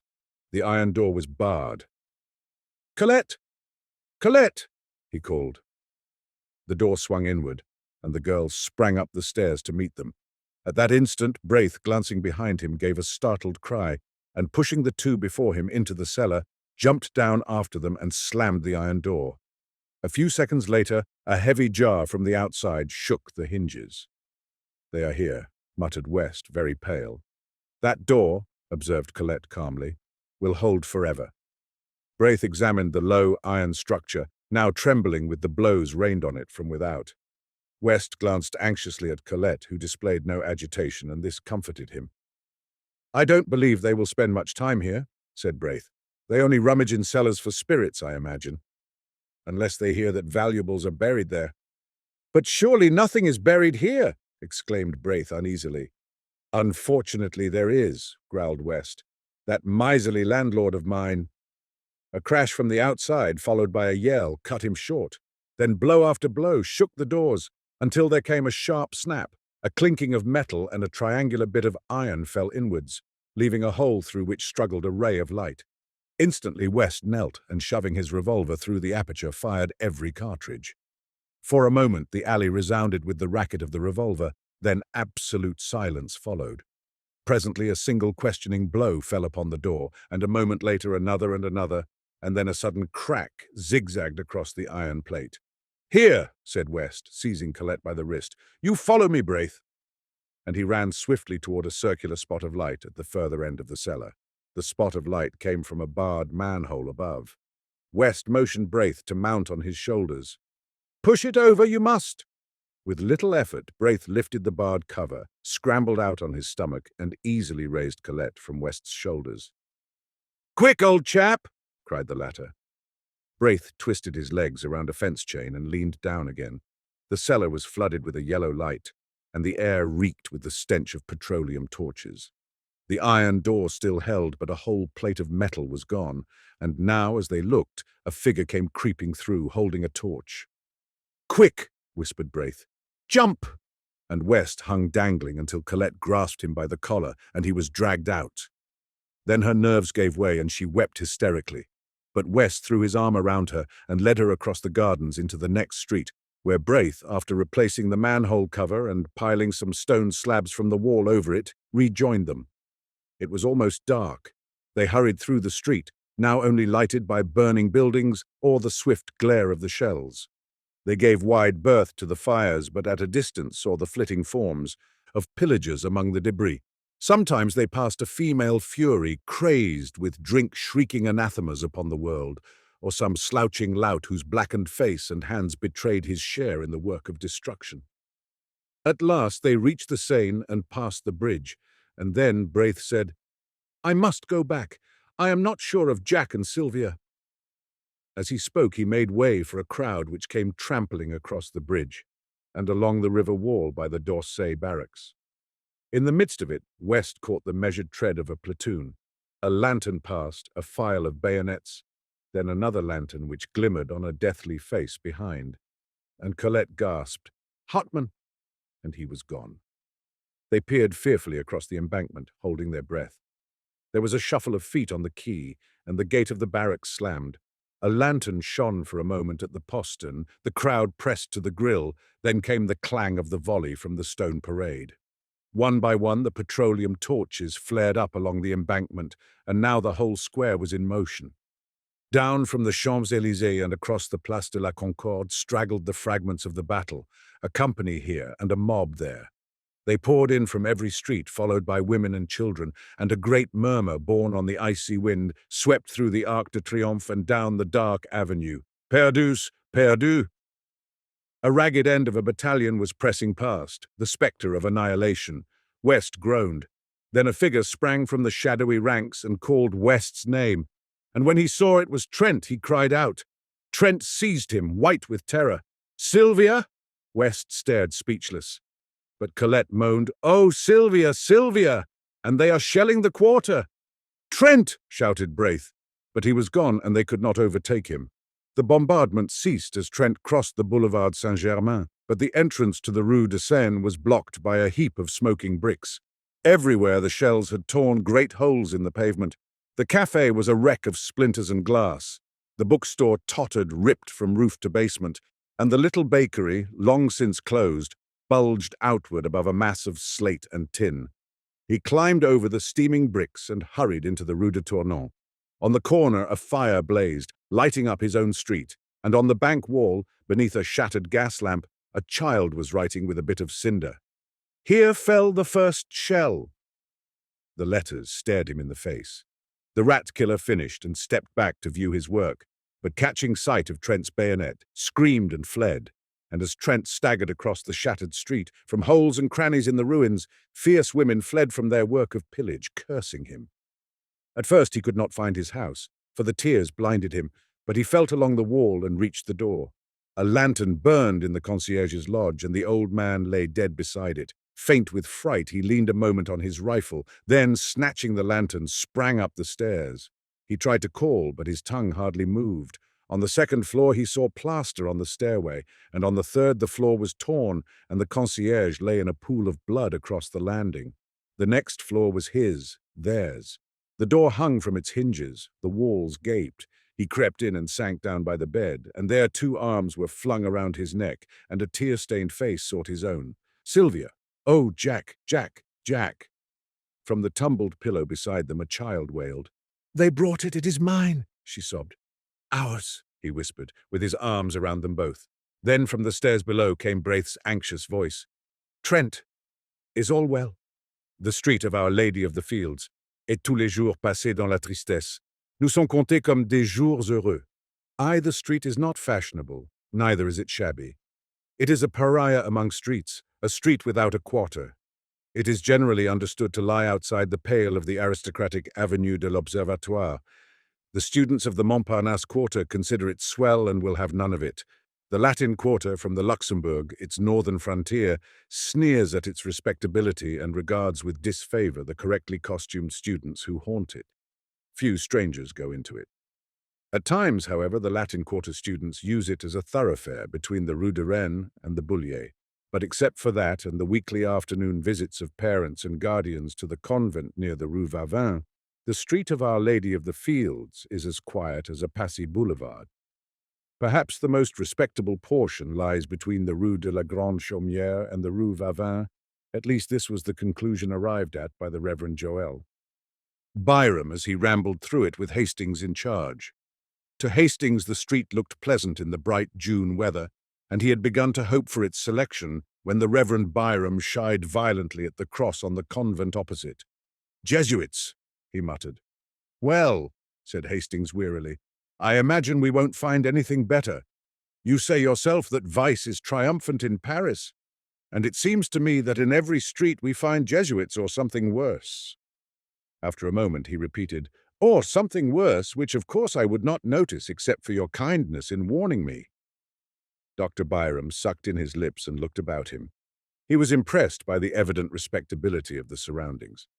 Then, frowning at the convent, he took Hastings's arm and shuffled across the street to an iron gateway which bore the number 201 Bis painted in white on a blue ground. Below this was a notice printed in English. 1. For porter, please press once. 2. For servant, please press twice. 3. For parlour, please press thrice.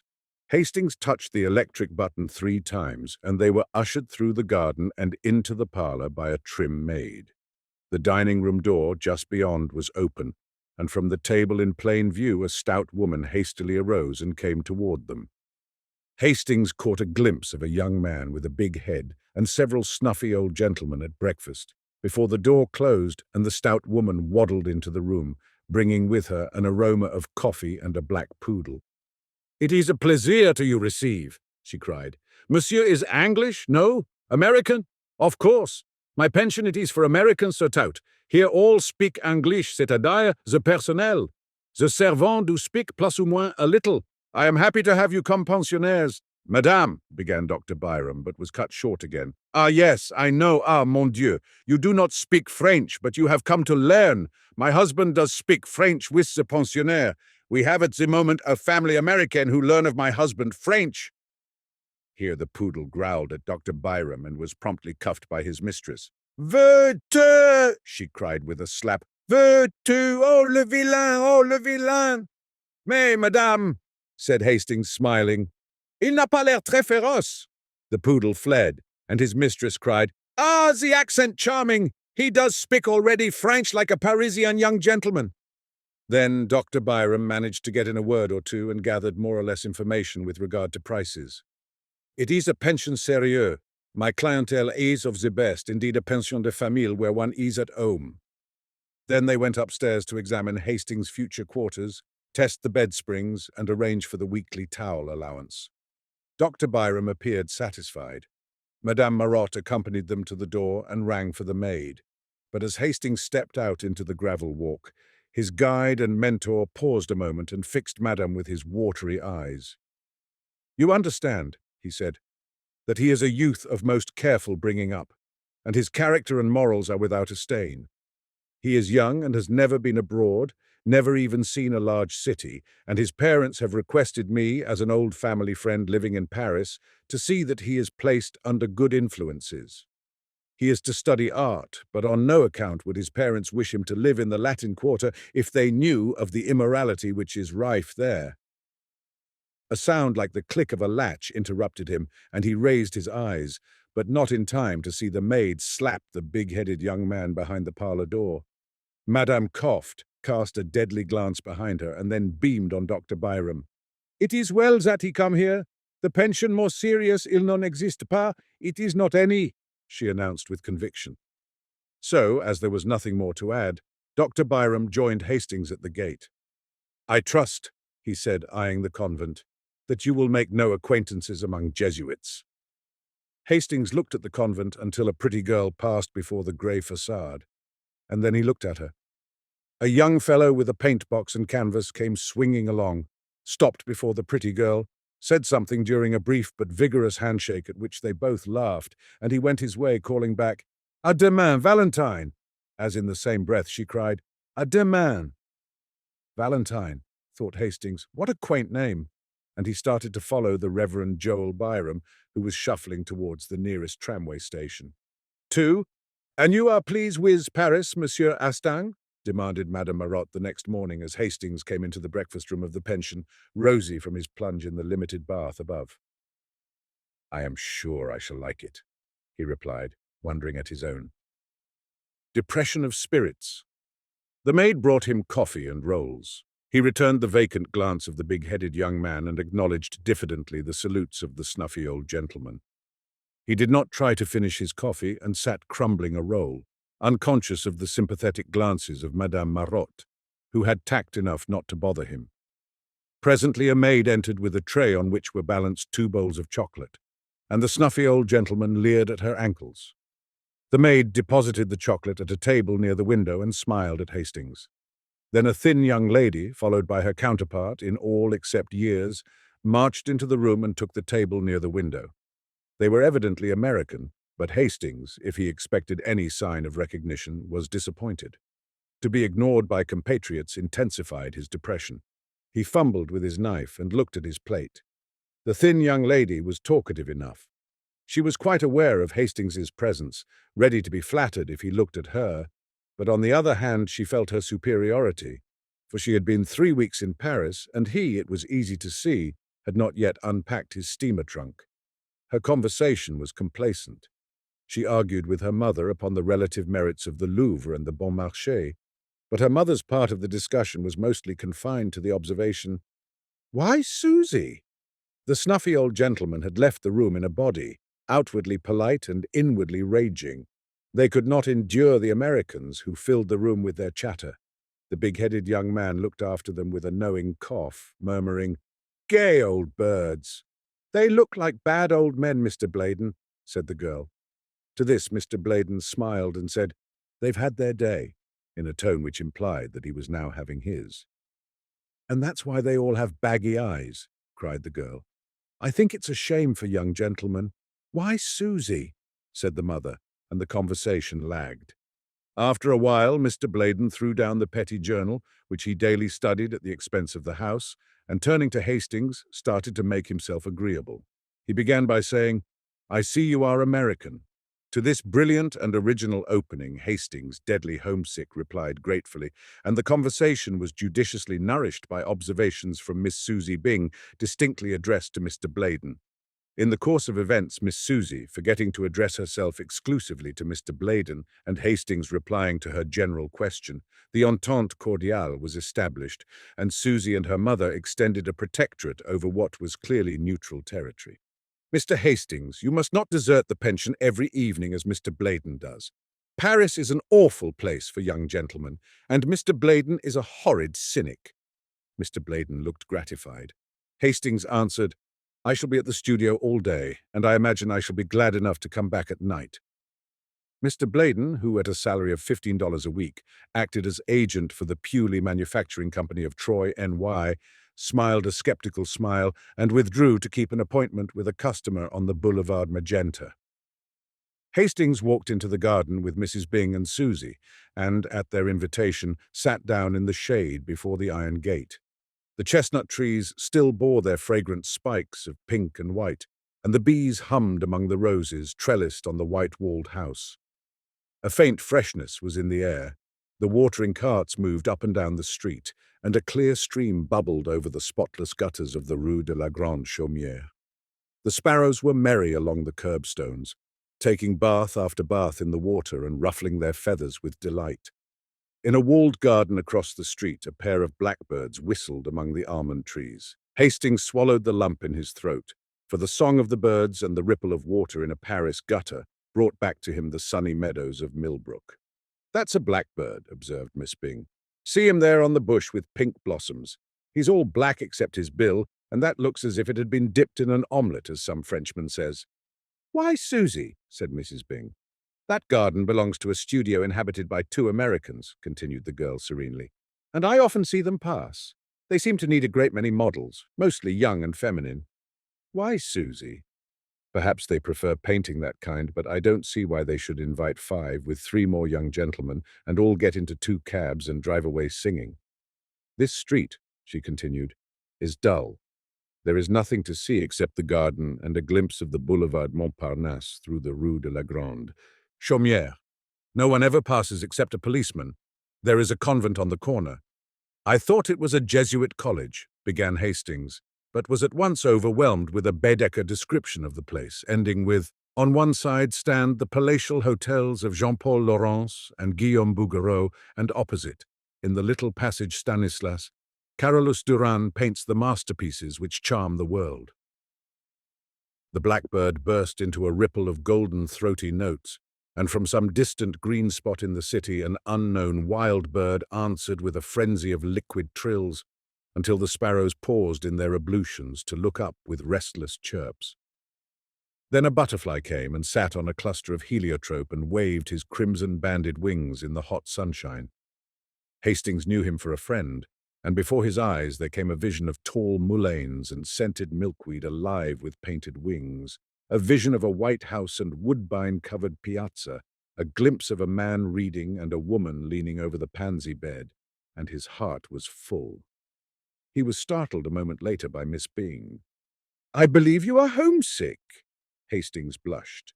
Miss Byng looked at him with a sympathetic sigh and continued, "Whenever I felt homesick at first, I used to go with Mama and walk in the Luxembourg Gardens. I don't know why it is, but those old-fashioned gardens seem to bring me nearer home than anything in this artificial city."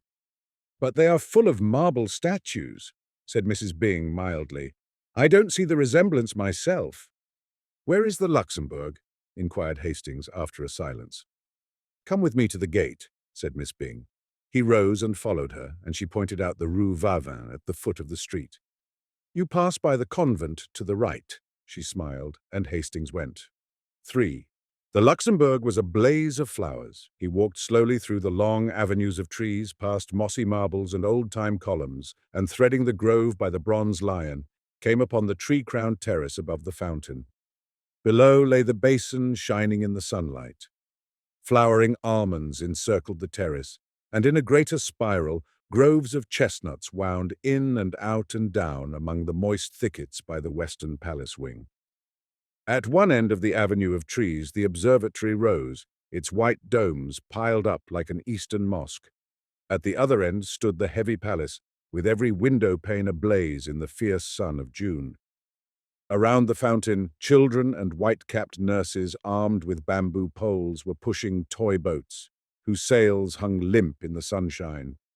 A dark policeman, wearing red epaulets and a dress sword, watched them for a while and then went away to remonstrate with a young man who had unchained his dog. The dog was pleasantly occupied in rubbing grass and dirt into his back while his legs waved into the air. The policeman pointed at the dog. He was speechless with indignation. "Well, Captain," smiled the young fellow. "Well, Monsieur Student," growled the policeman, "what do you come and complain to me for?" "If you don't chain him, I'll take him," shouted the policeman. "What's that to me, mon capitaine?" "What tea? Isn't that bulldog yours?" "If it was, don't you suppose I'd chain him?" The officer glared for a moment in silence, then deciding that as he was a student, he was wicked, grabbed at the dog, who promptly dodged. Around and around the flower beds they raced, and when the officer came too near for comfort, the bulldog cut across a flower bed, which perhaps was not playing fair. The young man was amused, and the dog also seemed to enjoy the exercise. The policeman noticed this and decided to strike at the fountainhead of the evil. He stormed up to the student and said, "As the owner of this public nuisance, I arrest you." "But," objected the other, "I disclaim the dog." That was a poser. It was useless to attempt to catch the dog until 3 gardeners lent a hand, but then the dog simply ran away and disappeared in the Rue de Medici. The policeman shambled off to find consolation among the white-capped nurses, and the student, looking at his watch, stood up yawning. Then, catching sight of Hastings, he smiled and bowed. Hastings walked over to the marble, laughing. "Why, Clifford, he said. "I didn't recognize you." "It's my moustache," sighed the other. "I sacrificed it to humor a whim of a friend. What do you think of my dog?" "Then he is yours?" cried Hastings. "Of course. It's a pleasant change for him, this playing tag with policemen. But he is known now, and I'll have to stop it. He's gone home. He always does when the gardeners take a hand. It's a pity. He's fond of rolling on lawns." Then they chatted for a moment of Hastings's prospects, and Clifford politely offered to stand his sponsor at the studio. "You see, old Tabby, I mean Dr. Byram, told me about you before I met you," explained Clifford. "And Elliot and I will be glad to do anything we can."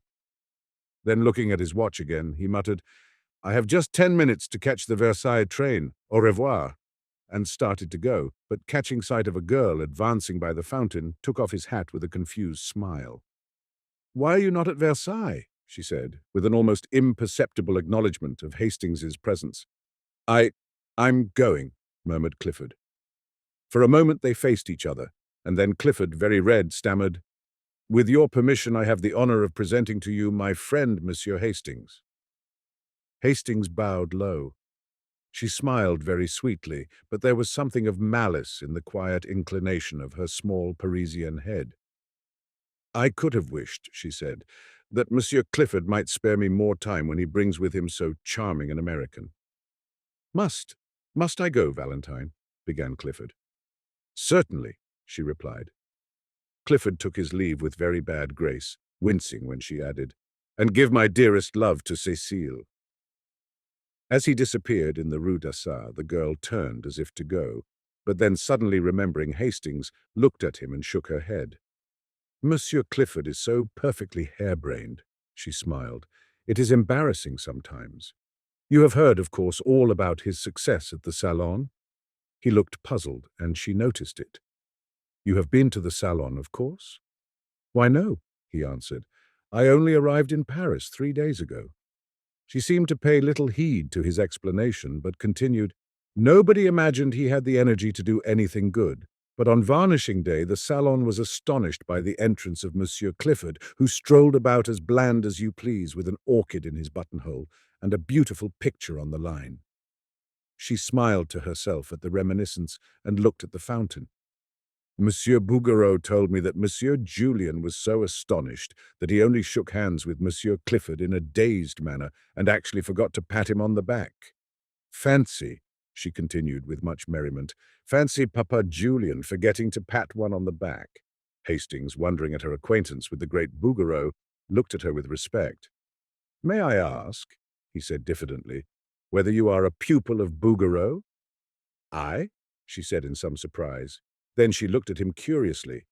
Was he permitting himself the liberty of joking on such short acquaintance? His pleasant, serious face questioned hers. "Tiens," she thought, "what a droll man." "You surely study art," he said. She leaned back on the crooked stick of her parasol and looked at him. "Why do you think so?" "Because you speak as if you did." "You're making fun of me," she said, "and it is not good taste." She stopped, confused as he colored to the roots of his hair. "How long have you been in Paris?" she said at length. 3 days, he replied gravely.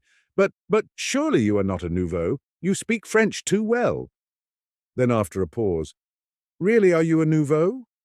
"I am," he said.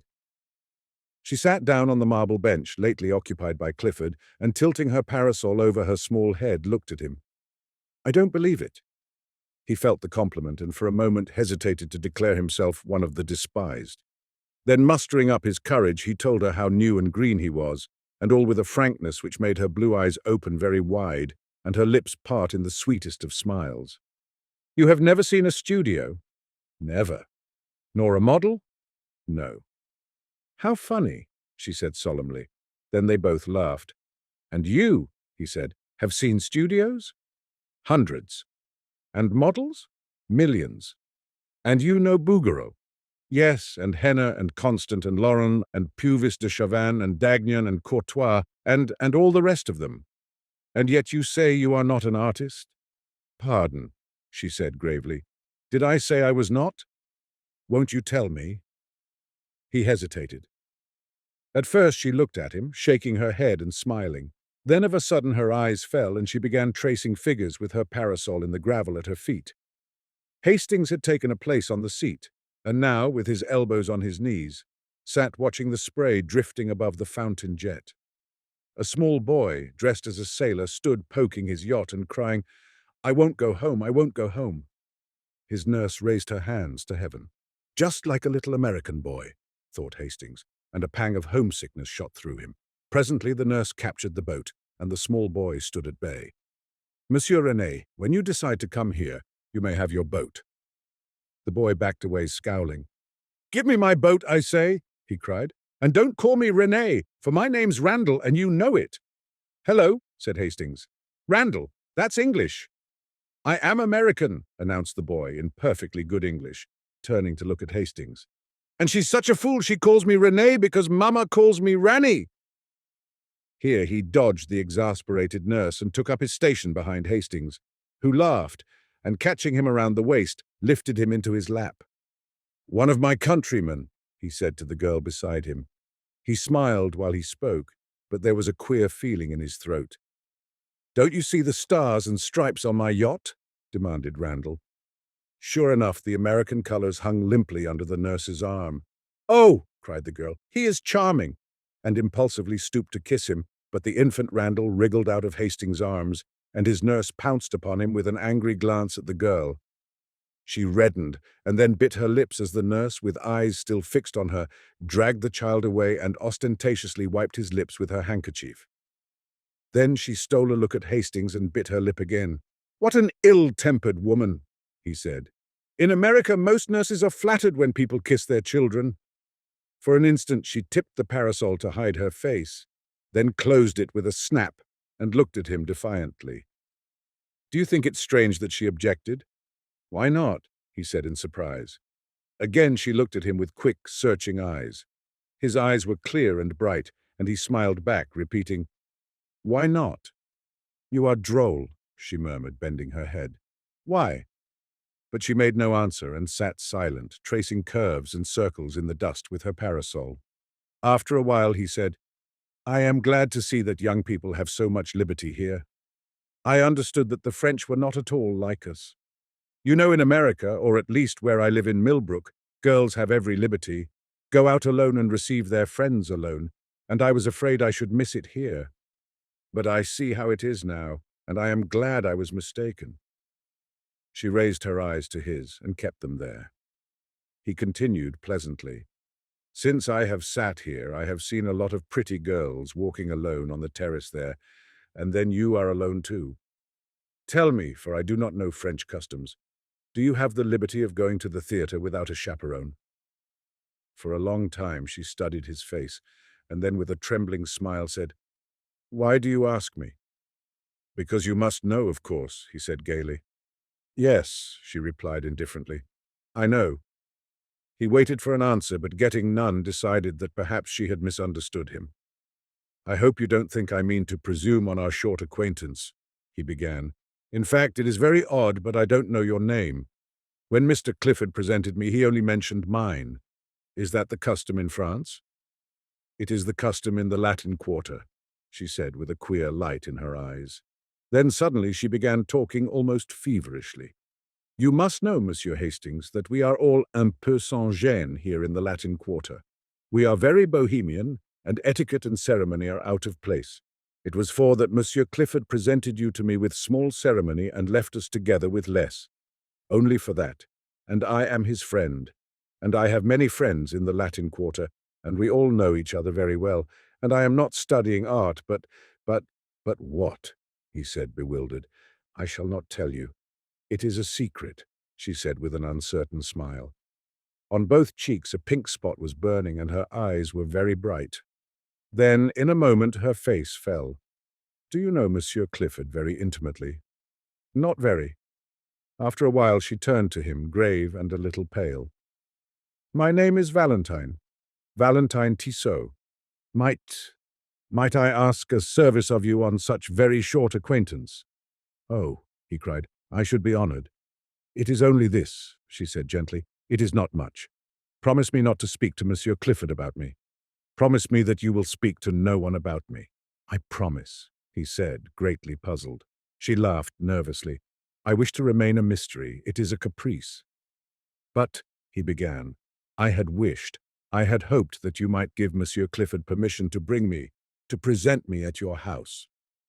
My house, she repeated. I mean where you live, in fact, to present me to your family.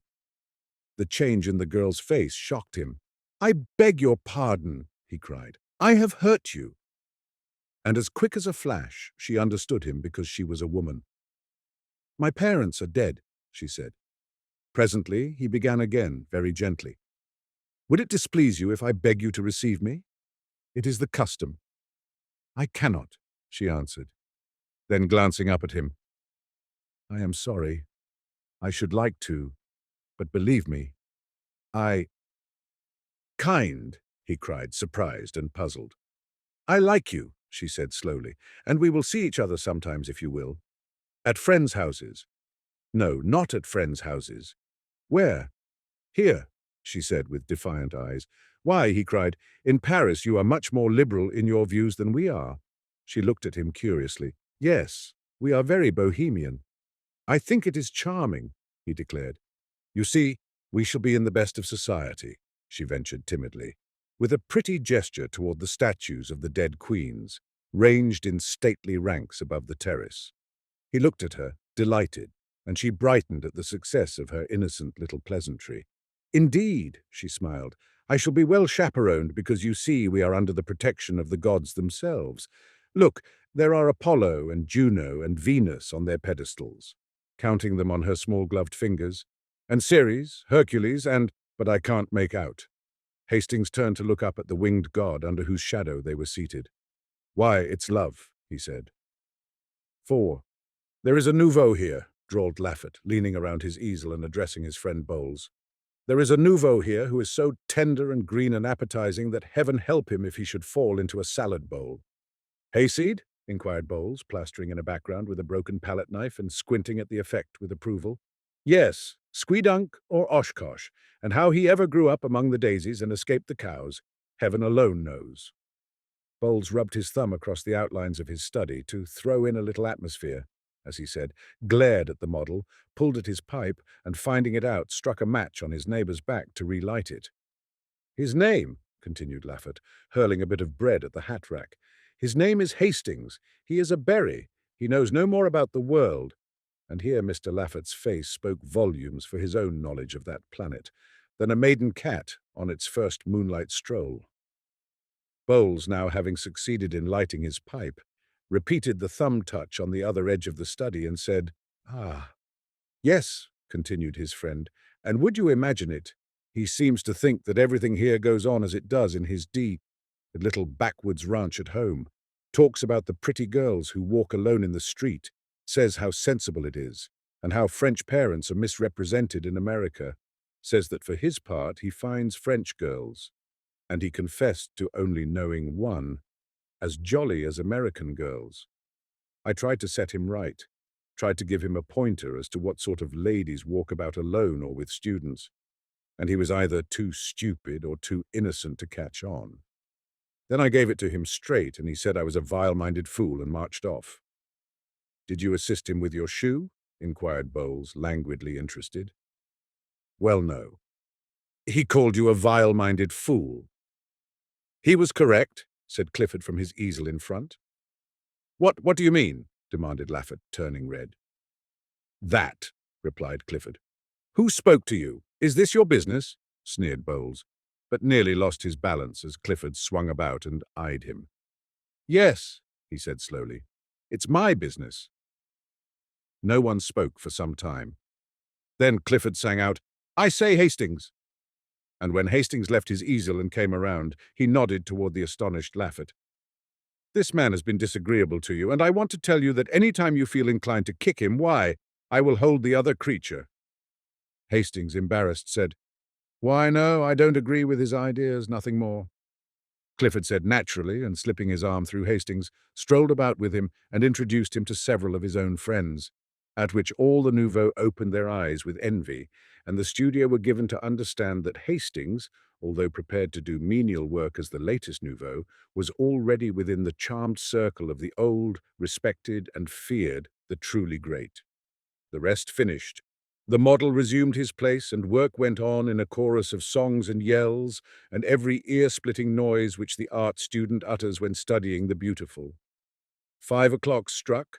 The model yawned, stretched, and climbed into his trousers, and the noisy contents of 6 studios crowded through the hall and down into the street. 10 minutes later, Hastings found himself on top of a Montrouge tram, and shortly afterward was joined by Clifford. They climbed down at the Rue Gay-Lussac. "I always stop here," observed Clifford. "I like the walk through the Luxembourg." "By the way," said Hastings, "how can I call on you when I don't know where you live?" "Why, I live opposite you." "What? The studio in the garden where the almond trees are and the blackbirds—" "Exactly," said Clifford. "I'm with my friend Elliot." Hastings thought of the description of the 2 American artists which he had heard from Miss Susie Byng, and looked blank. Clifford continued, "Perhaps you had better let me know when you think of coming so that I will be sure to be there," he ended rather lamely. "I shouldn't care to meet any of your model friends there," said Hastings, smiling. "You know, my ideas are rather straight-laced. I suppose you would say puritanical. I shouldn't enjoy it and wouldn't know how to behave." "Oh, I understand," said Clifford, but added with great cordiality, "I'm sure we'll be friends, although you may not approve of me and my set. But you will like Seven and Selby because, well, they are like yourself, old chap." After a moment he continued, "There is something I want to speak about. You see, when I introduced you last week in the Luxembourg to Valentine—" "Not a word!" cried Hastings, smiling. "You must not tell me a word of her." "Why, no, not a word," he said gaily. "I insist. Promise me upon your honor you will not speak of her until I give you permission. Promise." "I promise," said Clifford, amazed. "She is a charming girl. We had such a delightful chat after you left, and I thank you for presenting me, but not another word about her until I give you permission." "Oh," murmured Clifford. "Remember your promise," he smiled as he turned into his gateway. Clifford strolled across the street and, traversing the ivy-covered alley, entered his garden. He felt for his studio key, muttering, I wonder, but of course he doesn't." He entered the hallway, and fitting the key into the door, stood staring at the 2 cards tacked over the panels. Foxhall Clifford, Richard Osborne Elliot.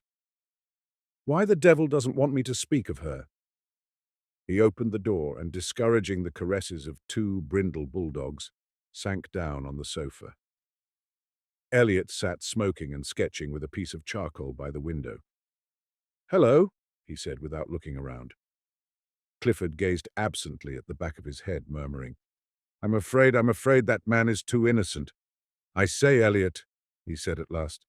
"Hastings, you know the chap that old Tabby Byram came around here to tell us about? The day you had to hide Colette in the armoire." "Yes, what's up?" "Oh, nothing. He's a brick." "Yes," said Elliot without enthusiasm. "Don't you think so?" demanded Clifford. "Why, yes, but he's going to have a tough time when some of his illusions are dispelled." "More shame to those who dispel 'em." "Yes, wait until he comes to pay his call on us, unexpectedly, of course." Clifford looked virtuous and lighted a cigar.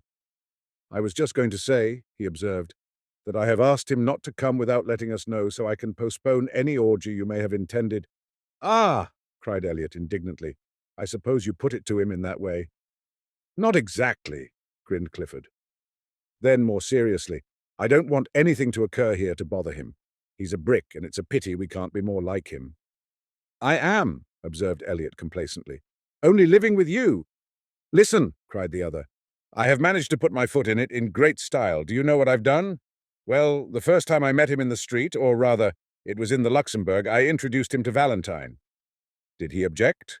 "Believe me," said Clifford solemnly, "this rustic Hastings has no more idea that Valentine is Valentine than he has that he himself is a beautiful example of moral decency in a quarter where morals are as rare as elephants. I heard enough in a conversation between that blackguard Loffat and the little immoral eruption Bowles to open my eyes. I tell you, Hastings is a trump. He's a healthy, clean-minded young fellow, bred in a small country village, brought up with the idea that saloons are way stations to hell, and as for women, well, demanded Elliot. Well, said Clifford, his idea of the dangerous woman is probably a painted Jezebel. Probably, replied the other. He's a trump, said Clifford, and if he swears the world is as good and pure as his own heart, I'll swear he's right. Elliot rubbed his charcoal on his file to get a point and turned to his sketch, saying, He will never hear any pessimism from Richard Osborne E. He's a lesson to me, said Clifford. Then he unfolded a small perfumed note written on rose-colored paper, which had been lying on the table before him. He read it, smiled, whistled a bar or two from Miss Heliot, and sat down to answer it on his best cream-laid note paper.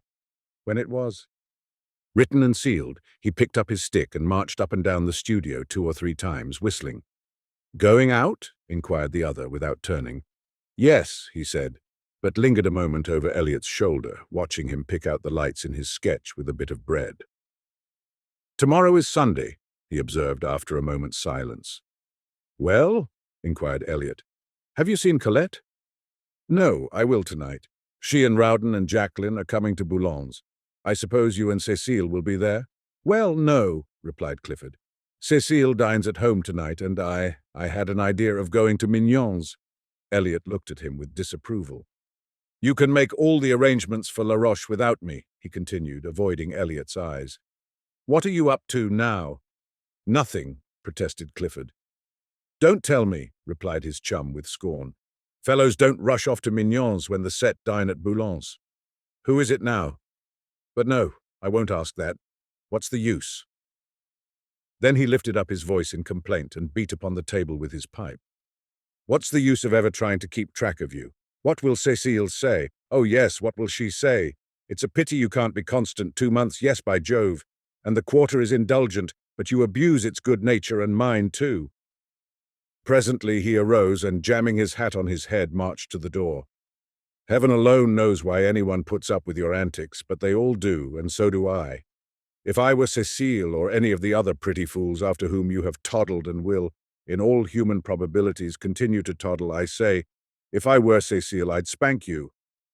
Now I'm going to Boulon's, and as usual I shall make excuses for you and arrange the affair, and I don't care a continental where you are going, but by the skull of the studio skeleton, if you don't turn up tomorrow with your sketching kit under one arm and Cécile under the other, if you don't turn up in good shape, I'm done with you, and the rest can think what they please. Good night. Clifford said good night with as pleasant a smile as he could muster, and then sat down with his eyes on the door. He took out his watch and gave Elliot 10 minutes to vanish, then rang the concierge's call, murmuring, oh dear, why the devil do I do it? Alfred, he said, as that gimlet-eyed person answered the call, make yourself clean and proper, Alfred, and replace your sabots with a pair of shoes.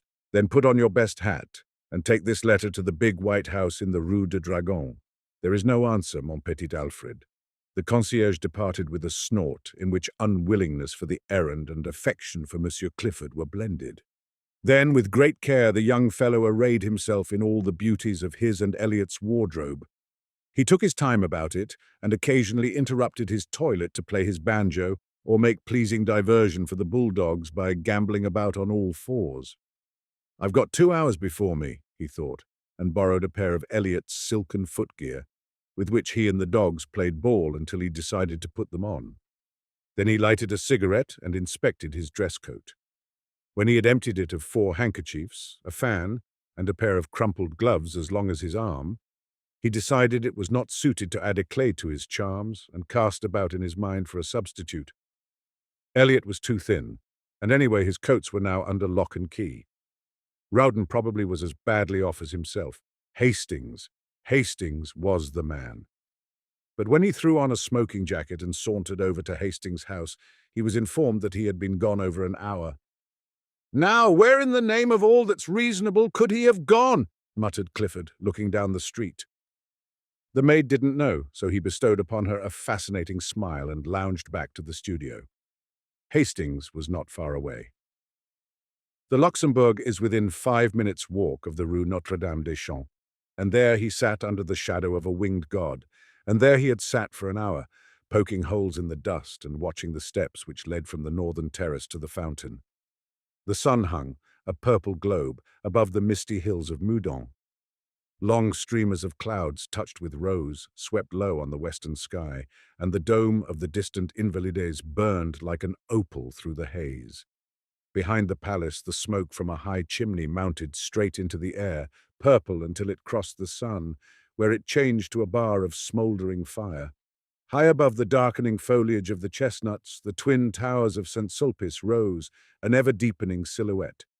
A sleepy blackbird was carolling in some near thicket, and pigeons passed and repassed with the whisper of soft winds in their wings. The light on the palace windows had died away, and the dome of the Pantheon swam aglow above the northern terrace, a fiery Valhalla in the sky. While below, in grim array, along the terrace ranged, the marble ranks of queens looked out into the west. From the end of the long walk by the northern facade of the palace came the noise of omnibuses and the cries of the street. Hastings looked at the palace clock. 6, and as his own watch agreed with it, he fell to poking holes in the gravel again. A constant stream of people passed between the Odeon and the fountain. Priests in black with silver-buckled shoes, line soldiers, slouchy and rakish, neat girls without hats bearing milliners' boxes, students with black portfolios and high hats, students with berets and big canes, nervous, quick-stepping officers, symphonies in turquoise and silver, ponderous, jangling cavalrymen all over dust, pastry cook's boys skipping along with utter disregard for the safety of the basket balanced on the impish head, and then the lean outcast, the shambling Paris tramp, slouching with shoulders bent and little eye furtively scanning the ground for smokers' refuse. All these moved in a steady stream across the fountain circle and out into the city by the Odeon, whose long arcades were now beginning to flicker with gas jets. The melancholy bells of St. Sulpice struck the hour, and the clock tower of the palace lighted up. Then hurried steps sounded across the gravel, and Hastings raised his head. "How late you are," he said. But his voice was hoarse, and only his flushed face told how long had seemed the waiting. She said, "I was kept, indeed, I was so much annoyed, and I may only stay a moment." She sat down beside him, casting a furtive glance over her shoulder at the god upon his pedestal. What a nuisance, that intruding Cupid still there. "Wings and arrows too," said Hastings, unheeding her motion to be seated. "Wings," she murmured. "Oh, yes. To fly away with when he's tired of his play. Of course it was a man who conceived the idea of wings, otherwise Cupid would have been insupportable." "Do you think so?" "Ma foi, it's what men think." "And women?" "Oh," she said, with a toss of her small head. "I really forget what we were speaking of." "We were speaking of love," said Hastings. "I was not," said the girl. Then, looking up at the marble god, "I don't care for this one at all. I don't believe he knows how to shoot his arrows. No, indeed, he is a coward. He creeps up like an assassin in the twilight." "I don't approve of cowardice," she announced, and turned her back on the statue. "I think," said Hastings quietly, "that he does shoot fairly, yes, and even gives one warning. Is it your experience, Monsieur Hastings?" He looked straight into her eyes and said, "He is warning me." "Heed the warning then," she cried with a nervous laugh. As she spoke, she stripped off her gloves and then carefully proceeded to draw them on again. When this was accomplished, she glanced at the palace clock, saying, "Oh dear, how late it is," furled her umbrella, then unfurled it, and finally looked at him. "No," he said, "I shall not heed his warning." "Oh dear," she sighed again, still talking about that tiresome statue.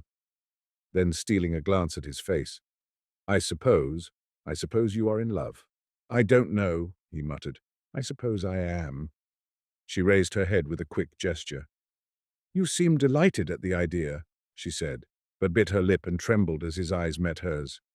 Then sudden fear came over her, and she sprang up, staring into the gathering shadows. "Are you cold?" he said, but she only answered, oh dear, it is late, so late. I must go. Good night." She gave him her gloved hand a moment, and then withdrew it with a start. "What is it?" he insisted. "Are you frightened?" She looked at him strangely. No, not frightened. You are very good to me."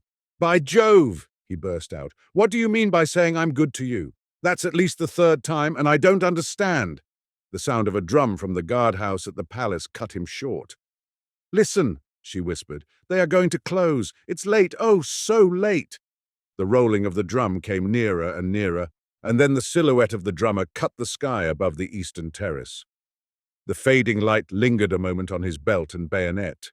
Then he passed into the shadows, drumming the echoes awake. The roll became fainter along the eastern terrace, then grew and rattled with increasing sharpness when he passed the avenue by the Bronze Lion and turned down the western terrace walk. Louder and louder the drums sounded, and the echoes struck back the notes from the grey palace wall. And now the drummer loomed up before them, his red trousers a dull spot in the gathering gloom. The brass of his drum and bayonet touched with a pale spark, his epaulets tossing on his shoulders. He passed, leaving the crash of the drum in their ears, and far into the alley of trees they saw his little tin cup shining on his haversack. Then the sentinels began the monotonous cry, "En ferme! En ferme!" and the bugle blew from the barracks in the Rue de Tournon. "En ferme! En ferme!" "Good night," she whispered. "I must return alone tonight." He watched her until she reached the northern terrace, and then sat down on the marble seat until a hand on his shoulder and a glimmer of bayonets warned him away. She passed on through the grove and, turning into the Rue de Medici, traversed it to the boulevard. At the corner she bought a bunch of violets and walked on along the boulevard to the Rue des Écoles. A cab was drawn up before Boulogn's, and a pretty girl aided by Elliot jumped out. "Valentine!" cried the girl. "Come with us." "I can't," she said, stopping a moment. "I have a rendezvous at Mignon's." "Not Victor," cried the girl, laughing. But she passed with a little shiver, nodding good night, then turning into the Boulevard Saint-Germain. She walked a tittle faster to escape a gay party sitting before the Café Cluny, who called to her to join them. At the door of the restaurant, Mignon stood a coal-black Negro in buttons. He took off his peaked cap as she mounted the carpeted stairs. "Send Eugene to me," she said at the office, and passing through the hallway to the right of the dining room, stopped before a row of panelled doors. A waiter passed, and she repeated her demand for Eugene, who presently appeared, noiselessly skipping, and bowed, murmuring, "Madame, who is here?" "No one in the cabinets, madame." "In the half, Madame Madelon and Monsieur Gay, Monsieur de Clamart, Monsieur Clisson, Madame Marie, and their set." Then he looked around and, bowing again, murmured, "Monsieur awaits Madame since half an hour." And he knocked at one of the panelled doors bearing the number 6. Clifford opened the door, and the girl entered. The garçon bowed her in, and whispering, "Will Monsieur have the goodness to ring?" vanished. He helped her off with her jacket and took her hat and umbrella. When she was seated at the little table with Clifford opposite, she smiled and leaned forward on both elbows, looking him in the face. "What are you doing here?" she demanded. "Waiting," he replied, in accents of adoration. For an instant she turned and examined herself in the glass. The wide blue eyes, the curling hair, the straight nose and short-curled lip flashed in the mirror an instant only, and then its depths reflected her pretty neck and back. "Thus do I turn my back on vanity," she said, and then leaning forward again, "What are you doing here?" "Waiting for you," repeated Clifford, slightly troubled. "And Cecile." "Now don't, Valentine." "Do you know," she said calmly, "I dislike your conduct." He was a little disconcerted, and rang for Eugene to cover his confusion. The soup was bisque, and the wine Pommery, and the courses followed each other with the usual regularity until Eugene brought coffee, and there was nothing left on the table but a small silver lamp. "Valentine," said Clifford, after having obtained permission to smoke, "is it the vaudeville or the Eldorado, or both, or the Nouveau Cirque, or—" "It is here," said Valentine. "Well," he said, greatly flattered, "I'm afraid I couldn't amuse you." "Oh, yes, you are funnier than the Eldorado. Now see here, don't guy me, Valentine, you always do, and, you know what they say, a good laugh kills—" "What?" Love and all that." She laughed until her eyes were moist with tears. "Tiens," she cried, "he is dead then." Clifford eyed her with growing alarm. "Do you know why I came?" she said. "No," he replied uneasily, "I don't. How long have you made love to me?" "Well," he admitted, somewhat startled, "I should say, for about a year. It is a year, I think. Are you not tired?" He did not answer. "Don't you know that I like you too well to ever fall in love with you?" she said. "Don't you know that we are too good comrades, too old friends for that? And were we not, do you think that I do not know your history, Monsieur Clifford? Don't be. Don't be so sarcastic," he urged. "Don't be unkind, Valentine. I'm not. I'm kind. I'm very kind. To you and to Cécile. Cécile is tired of me." "I hope she is," said the girl, "for she deserves a better fate. Tiens, do you know your reputation in the quarter? Of the inconstant, the most inconstant, utterly incorrigible, and no more serious than a gnat on a summer night. Poor Cécile." Clifford looked so uncomfortable that she spoke more kindly. "I like you. You know that? Everybody does.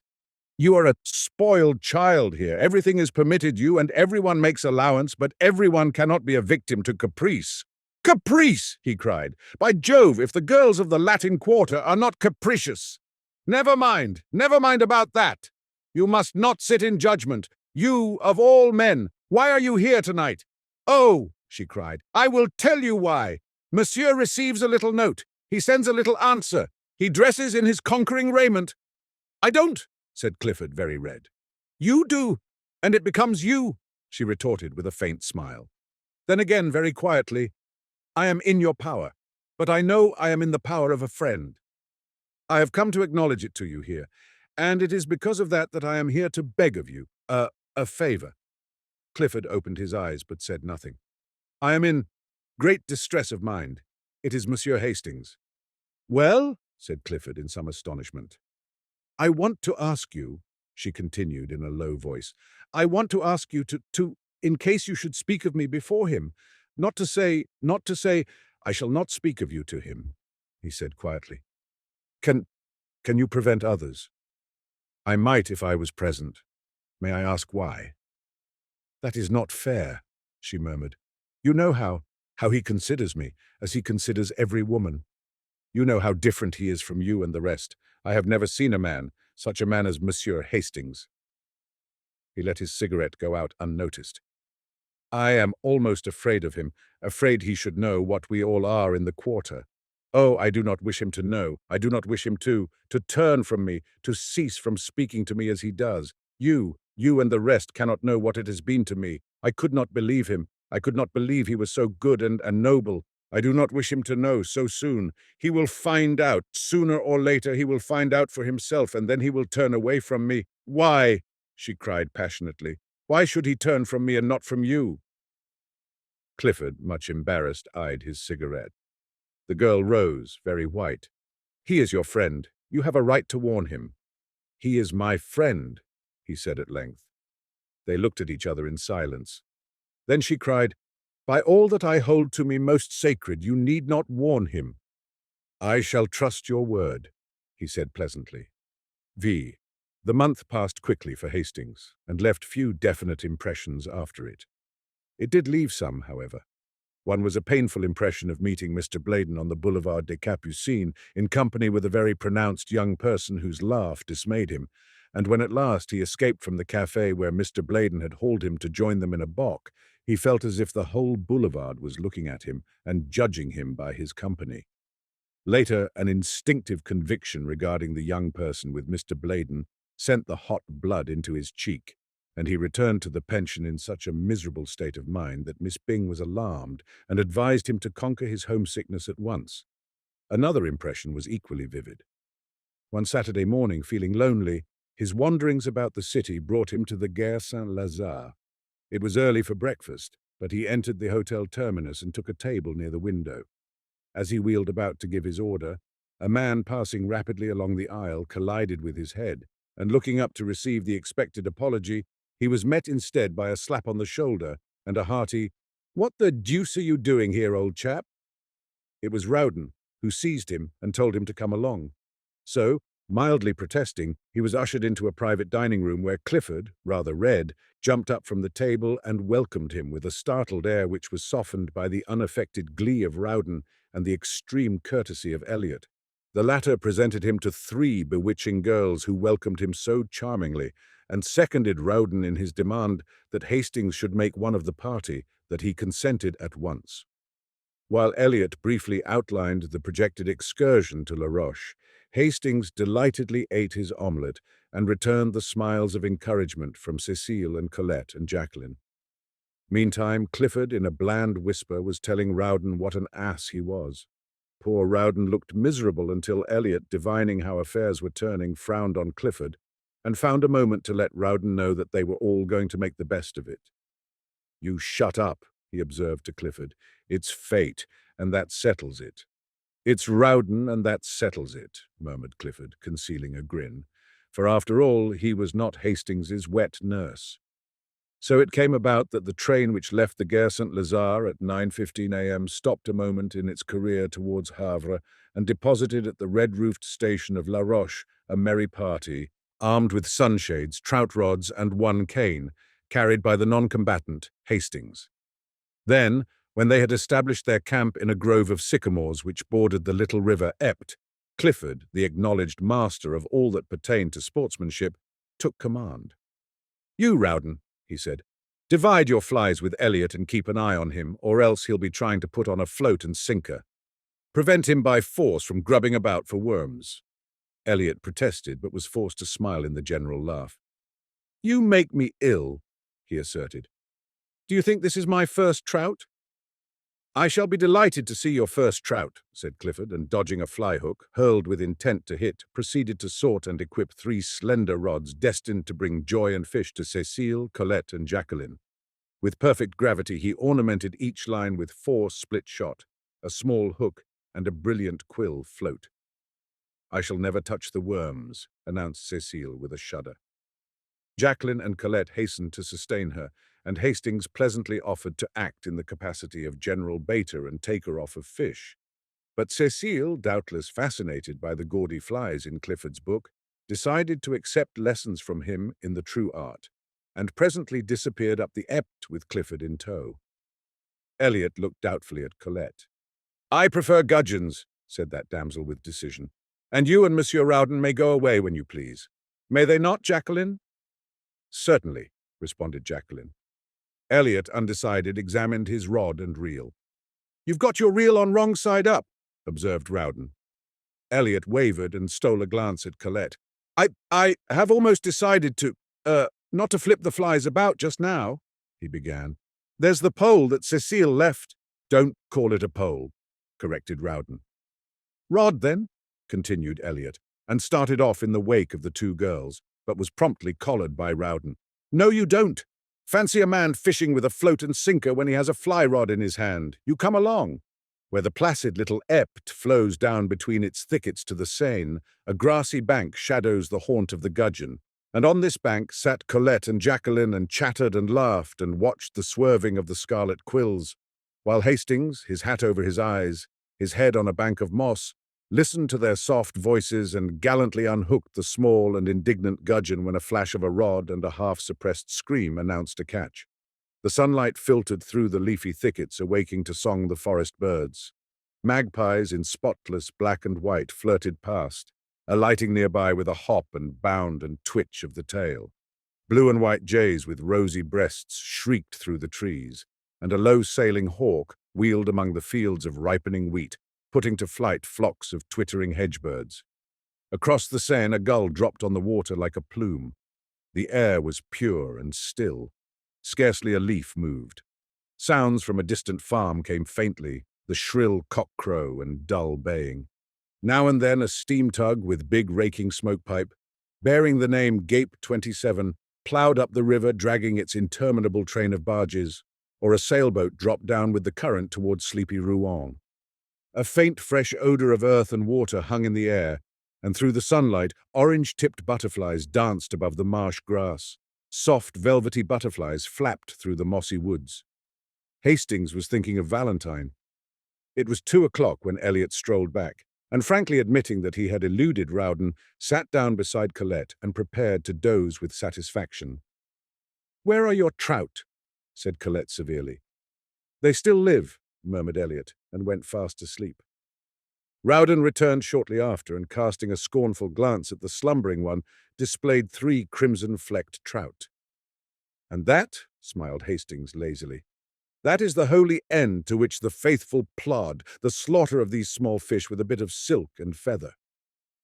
Rowden disdained to answer him. Colette caught another gudgeon and awoke Elliot, who protested and gazed about for the lunch baskets as Clifford and Cecile came up demanding instant refreshment. Cecile's skirts were soaked and her gloves torn, but she was happy, and Clifford, dragging out a 2-pound trout, stood still to receive the applause of the company. "Where the deuce did you get that?" demanded Elliot. Cecile, wet and enthusiastic, recounted the battle, and then Clifford eulogized her powers with the fly, and in proof produced from his creel a defunct chub, which, he observed, just missed being a trout. They were all very happy at luncheon, and Hastings was voted charming.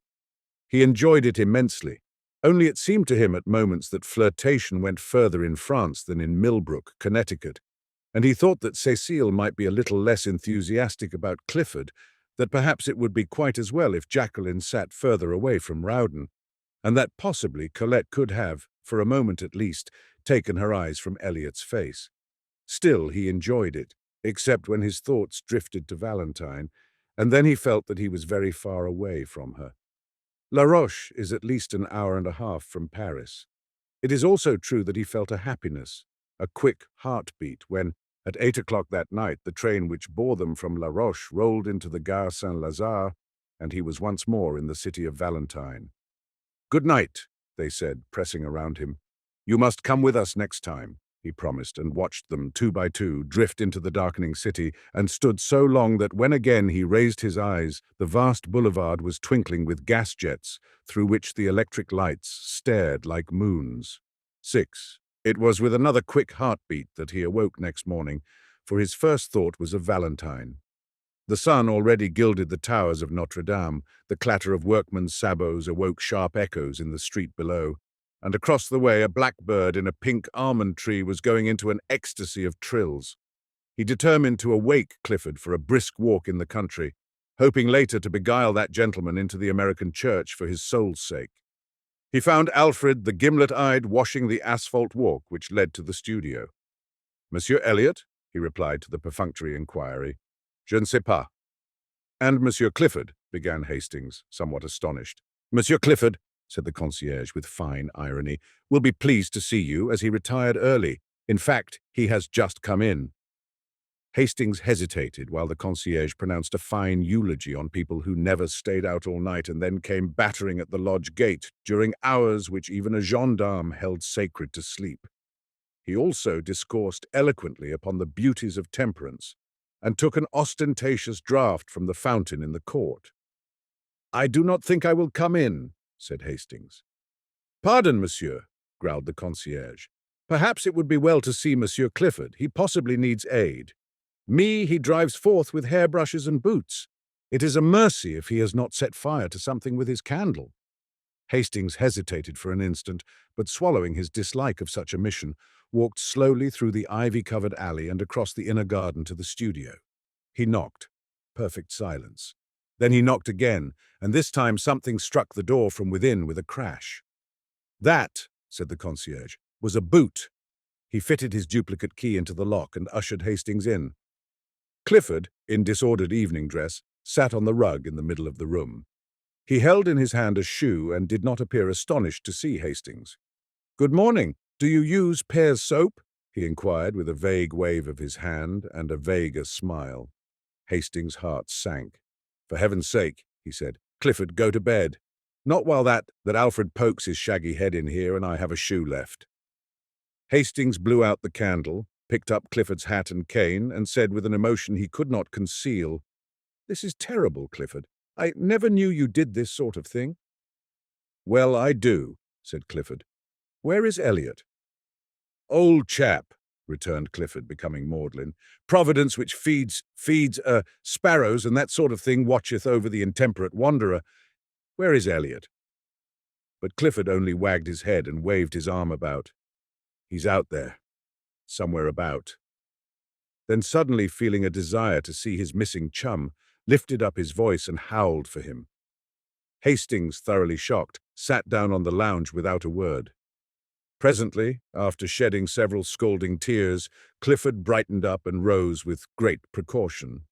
"Old chap," he observed, "do you want to see a miracle? Well, here goes. I'm going to begin." He paused, beaming at vacancy. "A miracle," he repeated. Hastings supposed he was alluding to the miracle of his keeping his balance, and said nothing. "I'm going to bed," he announced. "Poor old Clifford's going to bed, and that's a miracle." And he did with a nice calculation of distance and equilibrium, which would have wrung enthusiastic yells of applause from Elliot had he been there to assist en connoisseur. But he was not. He had not yet reached the studio. He was on his way, however, and smiled with magnificent condescension on Hastings, who, half an hour later, found him. Reclining upon a bench in the Luxembourg, he permitted himself to be aroused, dusted, and escorted to the gate. Here, however, he refused all further assistance, and bestowing a patronizing bow upon Hastings, steered a tolerably true course for the Rue Vavin. Hastings watched him out of sight, and then slowly retraced his steps toward the fountain. At first he felt gloomy and depressed, but gradually the clear air of the morning lifted the pressure from his heart, and he sat down on the marble seat under the shadow of the winged god. The air was fresh and sweet with perfume from the orange flowers. Everywhere pigeons were bathing, dashing the water over their iris-hued breasts, flashing in and out of the spray or nestling almost to the neck along the polished basin. The sparrows, too, were abroad in force, soaking their dust-colored feathers in the limpid pool and chirping with might and main. Under the sycamores which surrounded the duck pond opposite the fountain of Marie de Medici, the waterfowl cropped the herbage or waddled in rows down the bank to embark on some solemn, aimless cruise. Butterflies, somewhat lame from a chilly night's repose under the lilac leaves, crawled over and over the white phlox, or took a rheumatic flight toward some sun-warmed shrub. The bees were already busy among the heliotrope, and one or two grave flies with brick-colored eyes sat in a spot of sunlight beside the marble seat, or chased each other about, only to return again to the spot of sunshine and rub their forelegs, exulting. The sentries paced briskly before the painted boxes, pausing at times to look toward the guardhouse for their relief. They came at last with a shuffle of feet and click of bayonets. The word was passed, the relief fell out, and away they went, crunch, crunch, across the gravel.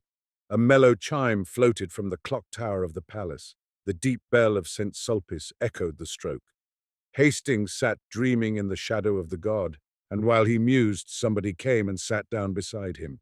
At first he did not raise his head. It was only when she spoke that he sprang up. "You! At this hour? I was restless. I could not sleep." Then in a low, happy voice, "And you, at this hour? I slept, but the sun awoke me. I could not sleep," she said, and her eyes seemed for a moment touched with an indefinable shadow. Then smiling, "I am so glad. I seemed to know you were coming. Don't laugh. I believe in dreams." "Did you really dream of my being here?" "I think I was awake when I dreamed it," she admitted. Then for a time they were mute, acknowledging by silence the happiness of being together. And after all their silence was eloquent, for faint smiles and glances born of their thoughts, crossed and recrossed until lips moved and words were formed which seemed almost superfluous. What they said was not very profound. Perhaps the most valuable jewel that fell from Hastings' lips bore direct reference to breakfast. "I have not yet had my chocolate," she confessed. "But what a material man you are." "Valentine," he said impulsively, I do wish that you would, just for this once. Give me the whole day, just for this once." "Oh dear," she smiled. "Not only material, but selfish." "Not selfish, hungry," he said, looking at her. "A cannibal, too. Oh dear. Will you, Valentine? But my chocolate. Take it with me. But déjeuner together at St. Cloud. But I can't. Together, all day long. Will you, Valentine?" She was silent. "Only for this once?" Again that indefinable shadow fell across her eyes, and when it was gone she sighed. "Yes, together, only for this once." "All day," he said, doubting his happiness. "All day," she smiled. "And oh, I'm so hungry." He laughed, enchanted. "What a material young lady it is." On the Boulevard Saint-Michel there is a crèmerie painted white and blue outside, and neat and clean as a whistle inside. The auburn-haired young woman who speaks French like a native, and rejoices in the name of Murphy, smiled at them as they entered, and tossing a fresh napkin over the zinc tête-à-tête table, whisked before them 2 cups of chocolate and a basket full of crisp, fresh croissants. The primrose-colored pats of butter, each stamped with a shamrock in relief, seemed saturated with the fragrance of Normandy pastures. "How delicious," they said in the same breath, and then laughed at the coincidence. "With but a single thought," he began. "How absurd," she cried with cheeks all rosy. "I'm thinking I'd like a croissant." "So am I," he replied triumphant. "That proves it." Then they had a quarrel, she accusing him of behavior unworthy of a child in arms and he denying it, and bringing countercharges until Mademoiselle Murphy laughed in sympathy, and the last croissant was eaten under a flag of truce. Then they rose, and she took his arm with a bright nod to Mile. Murphy, who cried them a merry "Bonjour, madame, bonjour, monsieur," and watched them hail a passing cab and drive away. "Dieu qu'il est beau," she sighed, adding after a moment, "Do they be married? I don't know. Ma foi, ils ont bien l'air." The cab swung around the Rue de Médicis, turned into the Rue de Vaugirard, followed it to where it crosses the Rue de Rennes, and taking that noisy thoroughfare, drew up before the Gare Montparnasse. They were just in time for a train and scampered up the stairway and out to the cars as the last note from the starting gong rang through the arched station. The guard slammed the door of their compartment. A whistle sounded, answered by a screech from the locomotive, and the long train glided from the station, faster, faster, and sped out into the morning sunshine. The summer wind blew in their faces from the open window and sent the soft hair dancing on the girl's forehead. "We have the compartment to ourselves," said Hastings. She leaned against the cushioned window seat, her eyes bright and wide open, her lips parted. The wind lifted her hat and fluttered the ribbons under her chin. With a quick movement she untied them, and drawing a long hatpin from her hat, laid it down on the seat beside her. The train was flying. The color surged in her cheeks, and with each quick-drawn breath, her breath rose and fell under the cluster of lilies at her throat. Trees, houses, ponds, danced past, cut by a mist of telegraph poles. "Faster, faster!" she cried. His eyes never left her, but hers, wide open and blue as the summer sky, seemed fixed on something far ahead, something which came no nearer, but fled before them as they fled. Was it the horizon, cut now by the grim fortress on the hill, now by the cross of a country chapel? Was it the summer moon, ghost-like, slipping through the vaguer blue above? "Faster, faster!" she cried. Her parted lips burned scarlet. The car shook and shivered, and the fields streamed by like an emerald torrent. He caught the excitement, and his face glowed. "Oh!" she cried, and with an unconscious movement caught his hand, drawing him to the window beside her. "Look! Lean out with me!" He only saw her lips move. Her voice was drowned in the roar of a trestle, but his hand closed in hers, and he clung to the sill. The wind whistled in their ears. "Not so far out, Valentine! Take care!" he gasped. Below, through the ties of the trestle, a broad river flashed into view and out again, as the train thundered along a tunnel and away once more through the freshest of green fields. The wind roared about them. The girl was leaning far out from the window, and he caught her by the waist, crying, "Not too far!" But she only murmured, "Faster, faster, away out of the city, out of the land, faster, faster, away out of the world." "What are you saying all to yourself?" he said. But his voice was broken, and the wind whirled it back into his throat. She heard him, and turning from the window, looked down at his arm about her. Then she raised her eyes to his. The car shook and the windows rattled. They were dashing through a forest now, and the sun swept the dewy branches with running flashes of fire. He looked into her troubled eyes. He drew her to him and kissed the half-parted lips, and she cried out a bitter, hopeless cry, "Not that, not that." But he held her close and strong, whispering words of honest love and passion, and when she sobbed, "Not that, not that, I have promised, you must know, I am not worthy." In purity of his own heart, her words were to him meaningless then, meaningless forever after. Presently her voice ceased, and her head rested on his breast. He leaned against the window, his ears swept by the furious wind, his heart in a joyous tumult. The forest was past, and the sun slipped from behind the trees, flooding the earth again with brightness.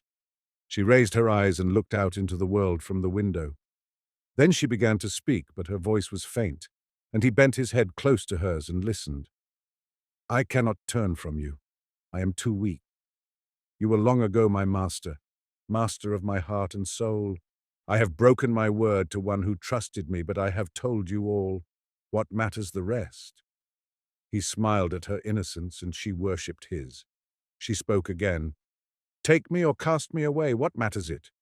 Now with a word you can kill me, and it might be easier to die than to look upon happiness as great as mine."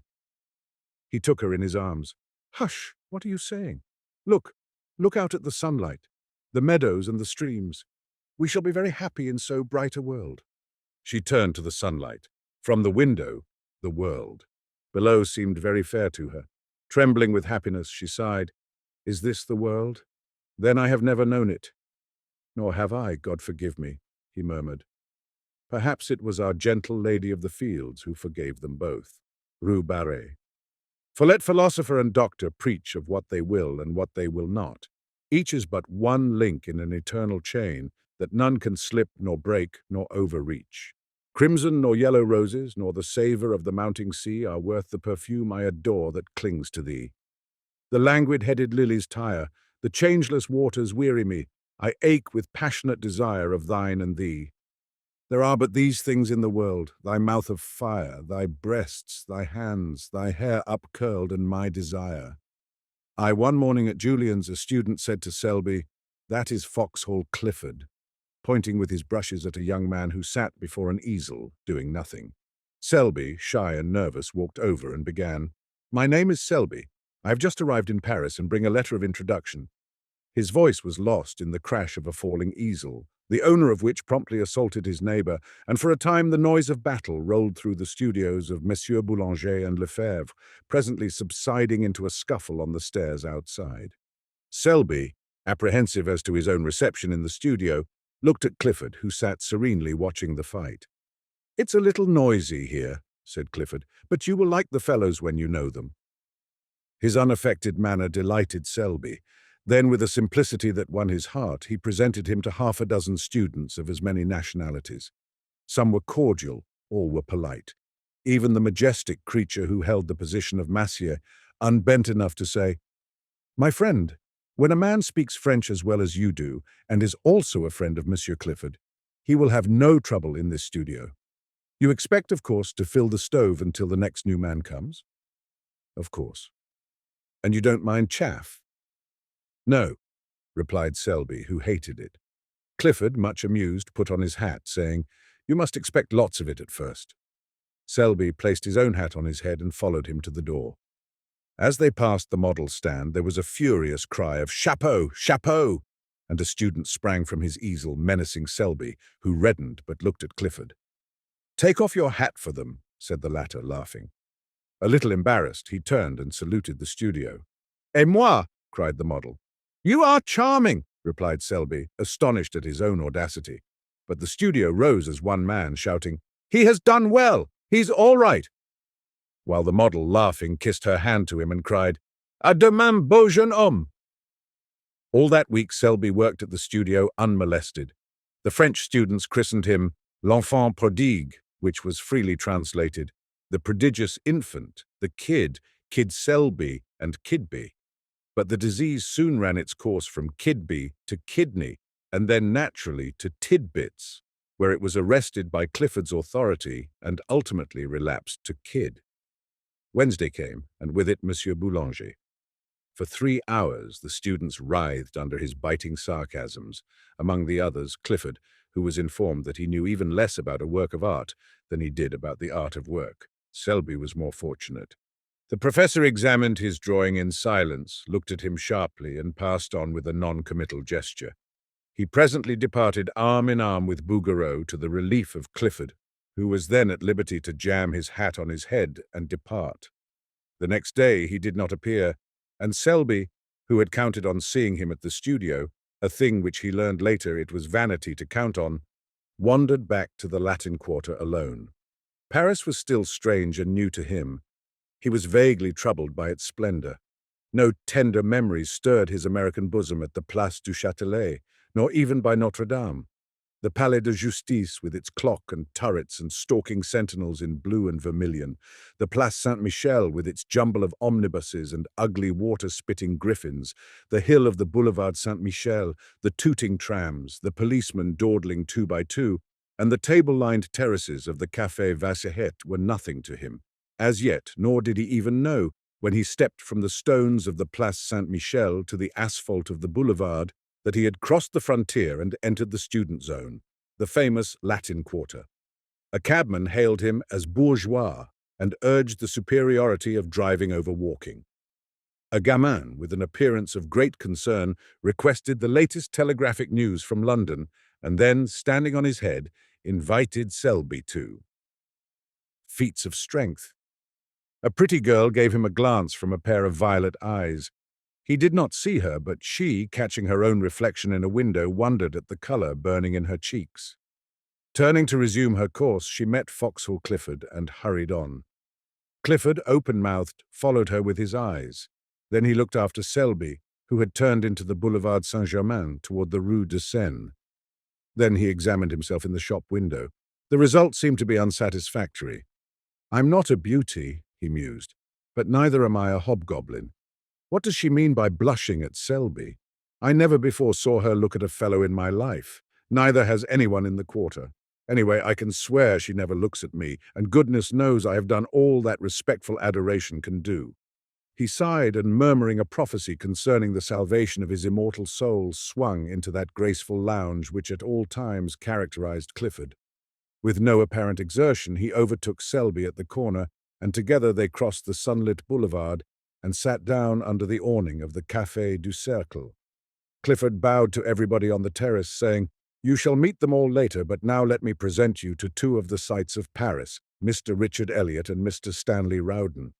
The sights looked amiable and took vermouth. "You cut the studio today," said Elliot, suddenly turning on Clifford, who avoided his eyes. "To commune with nature?" observed Rowden. "What's her name this time?" asked Elliot. And Rowden answered promptly, "Name Yvette, nationality Breton." "Wrong," replied Clifford blandly. "It's Roubaret." The subject changed instantly, and Selby listened in surprise to names which were new to him, and eulogies on the latest Prix de Rome winner. He was delighted to hear opinions boldly expressed and points honestly debated, although the vehicle was mostly slang, both English and French. He longed for the time when he too should be plunged into the strife for fame. The bells of St. Sulpice struck the hour, and the Palace of the Luxembourg answered chime on chime. With a glance at the sun, dipping low in the golden dust behind the Palais Bourbon, they rose, and turning to the east, crossed the Boulevard Saint-Germain and sauntered toward the École de Médecine. At the corner, a girl passed them, walking hurriedly. Clifford smirked. Elliot and Rowden were agitated, but they all bowed, and without raising her eyes, she returned their salute. But Selby, who had lagged behind, fascinated by some gay shop window, looked up to meet two of the bluest eyes he had ever seen. The eyes were dropped in an instant, and the young fellow hastened to overtake the others. "By Jove," he said, "do you fellows know I have just seen the prettiest girl?" An exclamation broke from the trio, gloomy, foreboding, like the chorus in a Greek play. "Roubaret!" "What?" cried Selby, bewildered. The only answer was a vague gesture from Clifford. 2 hours later, during dinner, Clifford turned to Selby and said, "You want to ask me something? I can tell by the way you fidget about." "Yes, I do," he said, innocently enough. "It's about that girl. Who is she?" In Rowden's smile there was pity in Elliot's bitterness. "Her name," said Clifford solemnly, "is unknown to anyone, at least," he added with much conscientiousness, "as far as I can learn. Every fellow in the quarter bows to her, and she returns the salute gravely, but no man has ever been known to obtain more than that. Her profession, judging from her music roll, is that of a pianist. Her residence is in a small and humble street, which is kept in a perpetual process of repair by the city authorities, and from the black letters painted on the barrier which defends the street from traffic, she has taken the name by which we know her, Roubaret. Mr. Rowden, in his imperfect knowledge of the French tongue, called our attention to it as Roubaret." "I didn't," said Rowden hotly. "And Roubaret or Roubaret is today an object of adoration to every rapine in the quarter." "We are not rapines," corrected Elliot. "I am not," returned Clifford, "and I beg to call to your attention, Selby, that these two gentlemen have at various and apparently unfortunate moments offered to lay down life and limb at the feet of Rue Barré. The lady possesses a chilling smile which she uses on such occasions, and," here he became gloomily impressive, "I have been forced to believe that neither the scholarly grace of my friend Eliot nor the buxom beauty of my friend Rowden have touched that heart of ice." Eliot and Rowden, boiling with indignation, cried out, "And you?" "I," said Clifford blandly, "do fear to tread where you rush in." 24 hours later, Selby had completely forgotten Rue Barré. During the week he worked with might and main at the studio, and Saturday night found him so tired that he went to bed before dinner and had a nightmare about a river of yellow ochre in which he was drowning. Sunday morning, apropos of nothing at all, he thought of Rue Barré, and 10 seconds afterwards he saw her. It was at the flower market on the Marble Bridge. She was examining a pot of pansies. The gardener had evidently thrown heart and soul into the transaction, but Rue Barré shook her head. It is a question whether Selby would have stopped then and there to inspect a cabbage rose had not Clifford unwound for him the yarn of the previous Tuesday. It is possible that his curiosity was piqued, for with the exception of a hen turkey, a boy of 19 is the most openly curious biped alive. From 20 until death he tries to conceal it. But, to be fair to Selby, it is also true that the market was attractive. Under a cloudless sky, the flowers were packed and heaped along the marble bridge to the parapet. The air was soft. The sun spun a shadowy lacework among the palms and glowed in the hearts of 1,000 roses. Spring had come, was in full tide.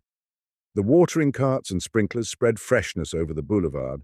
The sparrows had become vulgarly obtrusive, and the credulous Seine angler anxiously followed his gaudy quill floating among the soapsuds of the lavoirs. The white-spiked chestnuts clad in tender green vibrated with the hum of bees. Shoddy butterflies flaunted their winter rags among the heliotrope. There was a smell of fresh earth in the air, an echo of the woodland brook in the ripple of the Seine, and swallows soared and skimmed among the anchored river craft. Somewhere in a window a caged bird was singing its heart out to the sky. Selby looked at the cabbage rose and then at the sky. Something in the song of the caged bird may have moved him, or perhaps it was that dangerous sweetness in the air of May. At first he was hardly conscious that he had stopped. Then he was scarcely conscious why he had stopped. Then he thought he would move on. Then he thought he wouldn't. Then he looked at Rue Barré. The gardener said, "Mademoiselle, this is undoubtedly a fine pot of pansies." Rue Barré shook her head. The gardener smiled. She evidently did not want the pansies. She had bought many pots of pansies there, 2 or 3 every spring, and never argued. What did she want then? The pansies were evidently a feeler toward a more important transaction. The gardener rubbed his hands and gazed about him. "These tulips are magnificent," he observed, "and these hyacinths." He fell into a trance at the mere sight of the scented thickets. "That!" murmured Rue, pointing to a splendid rosebush with her furled parasol, but in spite of her voice trembled a little. Selby noticed it, more shame to him that he was listening, and the gardener noticed it, and, burying his nose in the roses, scented a bargain. Still, to do him justice, he did not add a centime to the honest value of the plant, for after all, Rue was probably poor, and anyone could see she was charming. 50 francs, mademoiselle." The gardener's tone was grave. Rue felt that argument would be wasted. They both stood silent for a moment. The gardener did not eulogize his prize. The rose tree was gorgeous, and anyone could see it. "I will take the pansies," said the girl, and drew 2 francs from a worn purse. Then she looked up. A teardrop stood in the way, refracting the light like a diamond, but as it rolled into a little corner by her nose, a vision of Selby replaced it, and when a brush of the handkerchief had cleared the startled blue eyes, Selby himself appeared, very much embarrassed. He instantly looked up into the sky, apparently devoured with a thirst for astronomical research, and as he continued his investigations for fully 5 minutes, the gardener looked up too, and so did a policeman. Then Selby looked at the tips of his boots, the gardener looked at him, and the policeman slouched on. Rue Barré had been gone some time. "What?" said the gardener. "May I offer, monsieur?" Selby never knew why, but he suddenly began to buy flowers. The gardener was electrified. Never before had he sold so many flowers. Never at such satisfying prices, and never with such absolute unanimity of opinion with a customer. But he missed the bargaining, the arguing, the calling of heaven to witness. The transaction lacked spice. "These tulips are magnificent." "They are," cried Selby warmly. "But alas, they are dear. I will take them." "Dieu," murmured the gardener in a perspiration. "He's madder than most Englishmen. This cactus is gorgeous. Alas, send it with the rest." The gardener braced himself against the river wall. "That splendid rosebush," he began faintly. "That is a beauty. I believe it is 50 francs. He stopped, very red. The gardener relished his confusion. Then a sudden cool self-possession took the place of his momentary confusion, and he held the gardener with his eye and bullied him. "I'll take that bush. Why did not the young lady buy it? Mademoiselle is not wealthy." "How do you know?" "Dame, I sell her many pansies. Pansies are not expensive." "Those are the pansies she bought?" "These, monsieur, the blue and gold." "Then you intend to send them to her?" "At midday after the market." "Take this rosebush with them and—" Here he glared at the gardener. "Don't you dare say from whom they came." The gardener's eyes were like saucers, but Selby, calm and victorious, said, "Send the others to the Hôtel du Sénat, 7 Rue de Tournon. I will leave directions with the concierge." Then he buttoned his glove with much dignity and stalked off. But when well around the corner and hidden from the gardener's view, the conviction that he was an idiot came home to him in a furious blush. 10 minutes later, he sat in his room in the Hôtel du Sénat, repeating with an imbecile smile, "What an ass I am! What an ass!" An hour later found him in the same chair, in the same position, his hat and gloves still on, his stick in his hand, but he was silent, apparently lost in contemplation of his boot toes, and his smile was less imbecile and even a bit retrospective. 3. About 5 o'clock that afternoon, the little sad-eyed woman who fills the position of concierge at the Hôtel du Sénat held up her hands in amazement to see a wagon-load of flower-bearing shrubs draw up before the doorway. She called Joseph, the intemperate garçon, who, while calculating the value of the flowers in petits verres, gloomily disclaimed any knowledge as to their destination.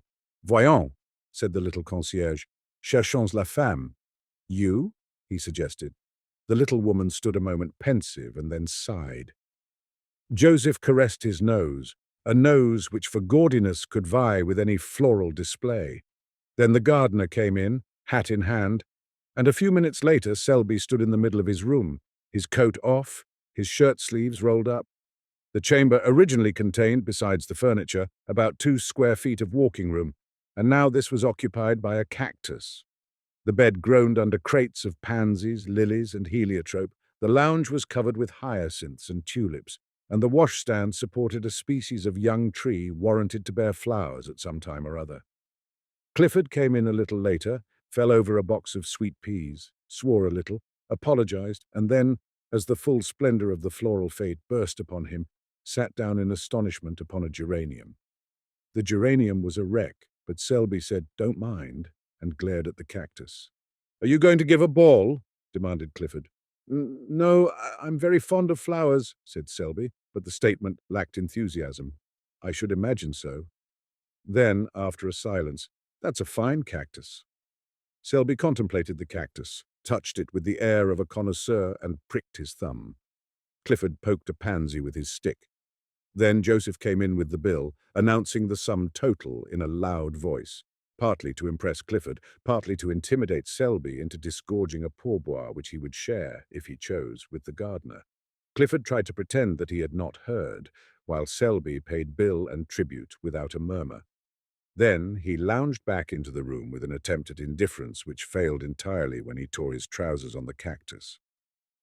Clifford made some commonplace remark, lighted a cigarette, and looked out of the window to give Selby a chance.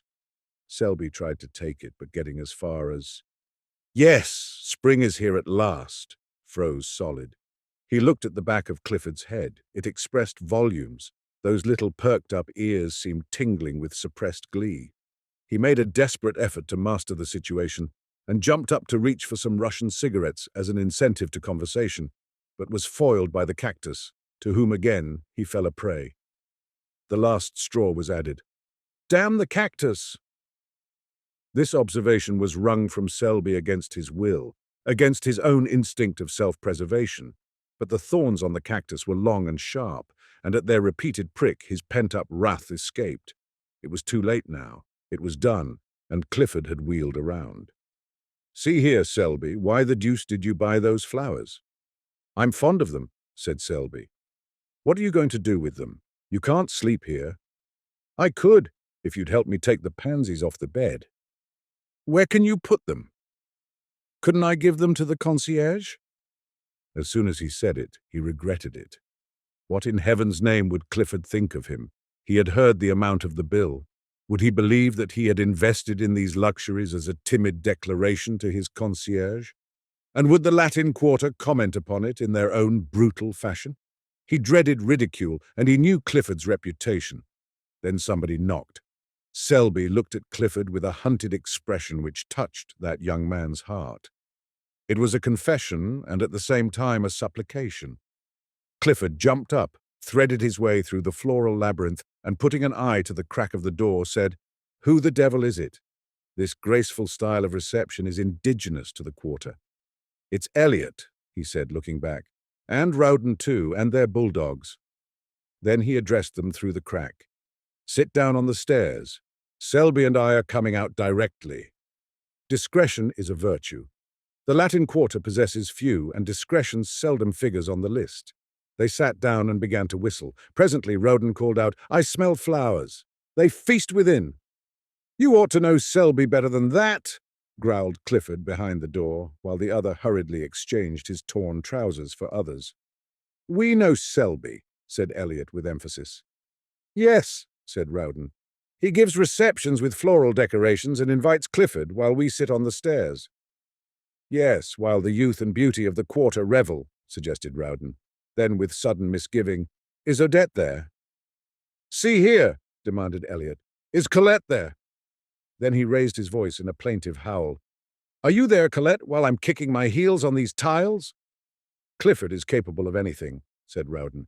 "His nature is soured since Rue Barré sat on him." Elliot raised his voice.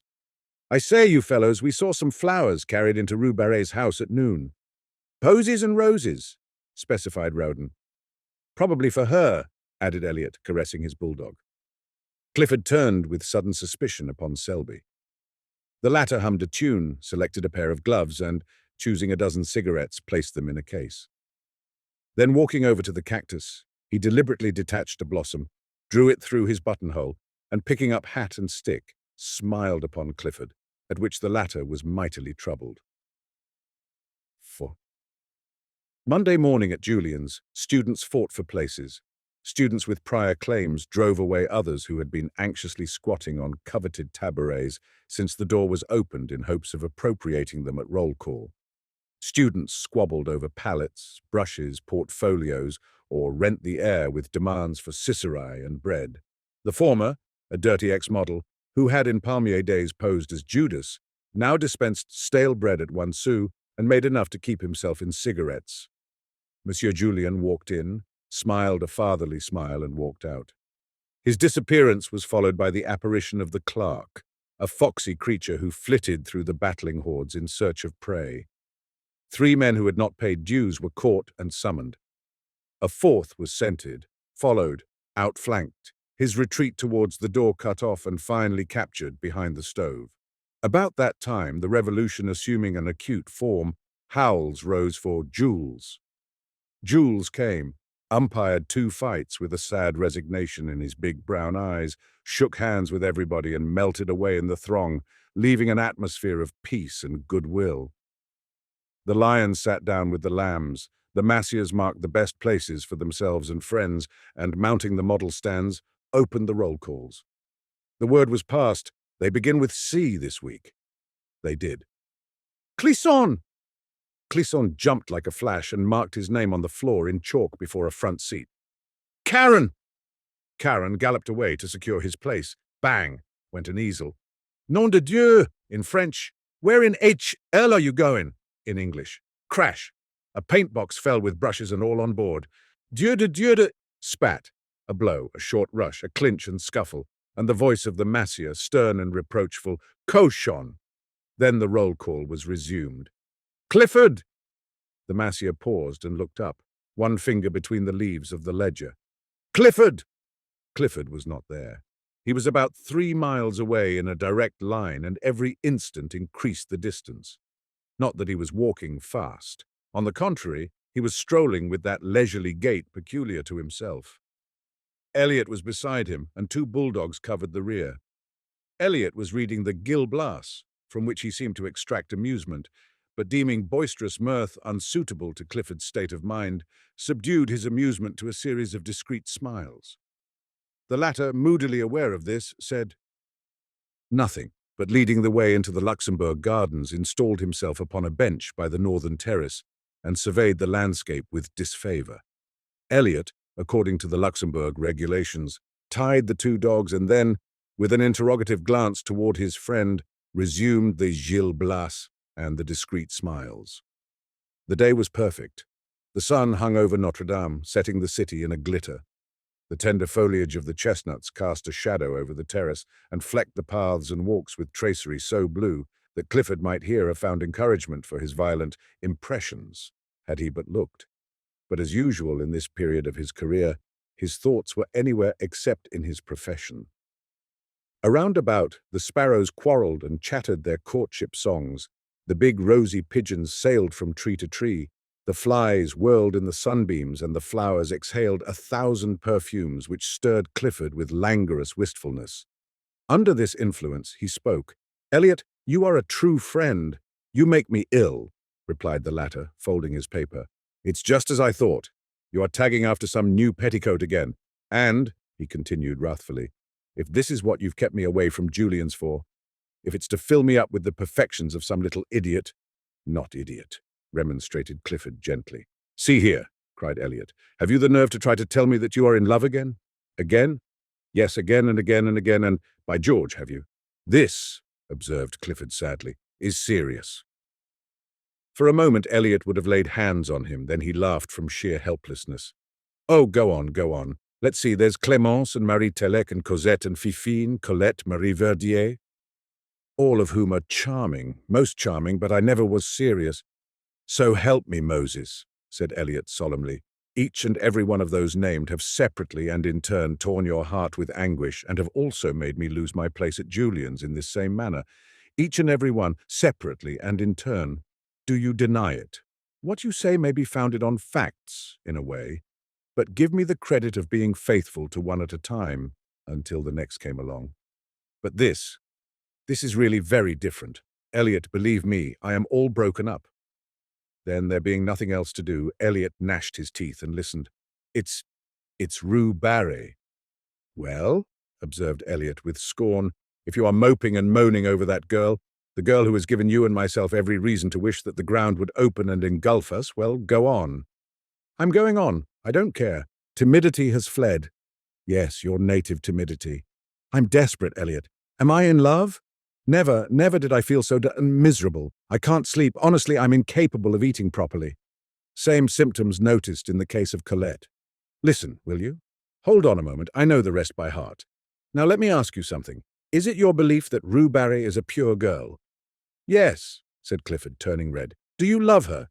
Not as you dangle and tiptoe after every pretty inanity. I mean, do you honestly love her?" "Yes," said the other doggedly. "I would—" "Hold on a moment. Would you marry her?" Clifford turned scarlet. "Yes," he muttered. "Pleasant news for your family," growled Elliot in suppressed fury. "Dear father, I have just married a charming grisette, whom I'm sure you'll welcome with open arms, in company with her mother, a most estimable and cleanly washed lady. Good heavens! This seems to have gone a little further than the rest. Thank your stars, young man, that my head is level enough for us both. Still, in this case, I have no fear. Rue Barré sat on your aspirations in a manner unmistakably final." "Rue Barré," began Clifford, drawing himself up, but he suddenly ceased. For there, where the dappled sunlight glowed in spots of gold, along the sun-flecked path, tripped Rue Barré. Her gown was spotless, and her big straw hat, tipped a little from the white forehead, threw a shadow across her eyes. Elliot stood up and bowed. Clifford removed his head covering with an air so plaintive, so appealing, so utterly humble, that Rue Barré smiled. The smile was delicious, and when Clifford, incapable of sustaining himself on his legs from sheer astonishment, toppled slightly, she smiled again in spite of herself. A few moments later, she took a chair on the terrace and, drawing a book from her music roll, turned the pages, found the place, and then, placing it open downwards in her lap, sighed a little, smiled a little, and looked out over the city. She had entirely forgotten Foxhall Clifford. After a while, she took up her book again, but instead of reading, began to adjust a rose in her corsage. The rose was big and red. It glowed like fire there over her heart, and like fire it warmed her heart, now fluttering under the silken petals. Rue Barré sighed again. She was very happy. The sky was so blue, the air so soft and perfumed, the sunshine so caressing, and her heart sang within her, sang to the rose in her breast. This is what it sang. Out of the throng of passers-by, out of the world of yesterday, out of the millions passing, one has turned aside to me. So her heart sang under his rose on her breast. Then two big mouse-colored pigeons came whistling by and alighted on the terrace, where they bowed and strutted and bobbed and turned, until Rue Barré laughed in delight, and looking up beheld Clifford before her. His hat was in his hand, and his face was wreathed in a series of appealing smiles, which would have touched the heart of a Bengal tiger. For an instant Rue Barré frowned, then she looked curiously at Clifford. Then when she saw the resemblance between his bows and the bobbing pigeons, in spite of herself, her lips parted in the most bewitching laugh. Was this Rue Barré? So changed that she did not know herself, but oh, that song in her heart which drowned all else, which trembled on her lips, struggling for utterance, which rippled forth in a laugh at nothing, at a strutting pigeon, and Mr. Clifford. And you think, because I return the salute of the students in the quarter, that you may be received in particular as a friend? I do not know you, monsieur, but vanity is man's other name. Be content, Monsieur Vanity, I shall be punctilious, oh, most punctilious in returning your salute. But I beg, I implore you to let me render you that homage which has so long. Oh dear, I don't care for homage. Let me only be permitted to speak to you now and then, occasionally, very occasionally. And if you, why not another? Not at all. I will be discretion itself. Discretion? Why? Her eyes were very clear, and Clifford winced for a moment, but only for a moment. Then the devil of recklessness seizing him, he sat down and offered himself, soul and body, goods and chattels.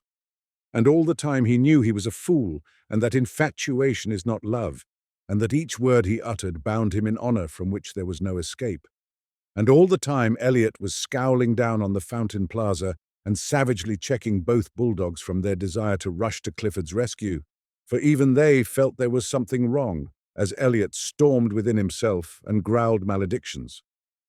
When Clifford finished, he finished in a glow of excitement, but Rue Barré's response was long in coming, and his ardor cooled while the situation slowly assumed its just proportions. Then regret began to creep in, but he put that aside and broke out again in protestations. At the first word, Rue Barré checked him. I thank you, she said, speaking very gravely. No man has ever before offered me marriage.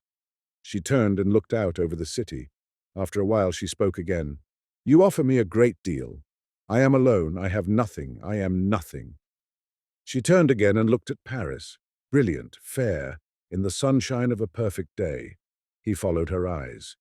Oh, she murmured, it is hard to work always alone with never a friend you can have in honor, and the love that is offered means the streets, the boulevard, when passion is dead. I know it, we others who have nothing, have no one, and who give ourselves unquestioning when we love. Yes, unquestioning, heart and soul, knowing the end. She touched the rose at her breast. For a moment she seemed to forget him, then quietly. I thank you. I am very grateful. She opened the book and, plucking a petal from the rose, dropped it between the leaves. Then, looking up, she said gently, I cannot accept. It took Clifford a month to entirely recover, although at the end of the first week he was pronounced convalescent by Elliot, who was an authority, and his convalescence was aided by the cordiality with which Rue Barré acknowledged his solemn salutes. 40 times a day he blessed Rue Barré for her refusal and thanked his lucky stars, and at the same time, oh, wondrous heart of ours, he suffered the tortures of the blighted. Elliot was annoyed, partly by Clifford's reticence, partly by the unexplainable thaw in the frigidity of Rue Barré. At their frequent encounters when she, tripping along the Rue de Seine with music roll and big straw hat, would pass Clifford and his familiars steering an easterly course to the Café Vachette, and at the respectful uncovering of the band would colour and smile at Clifford, Elliot's slumbering suspicions awoke. But he never found out anything and finally gave it up as beyond his comprehension, merely qualifying Clifford as an idiot and reserving his opinion of Rue Barré. And all this time Selby was jealous.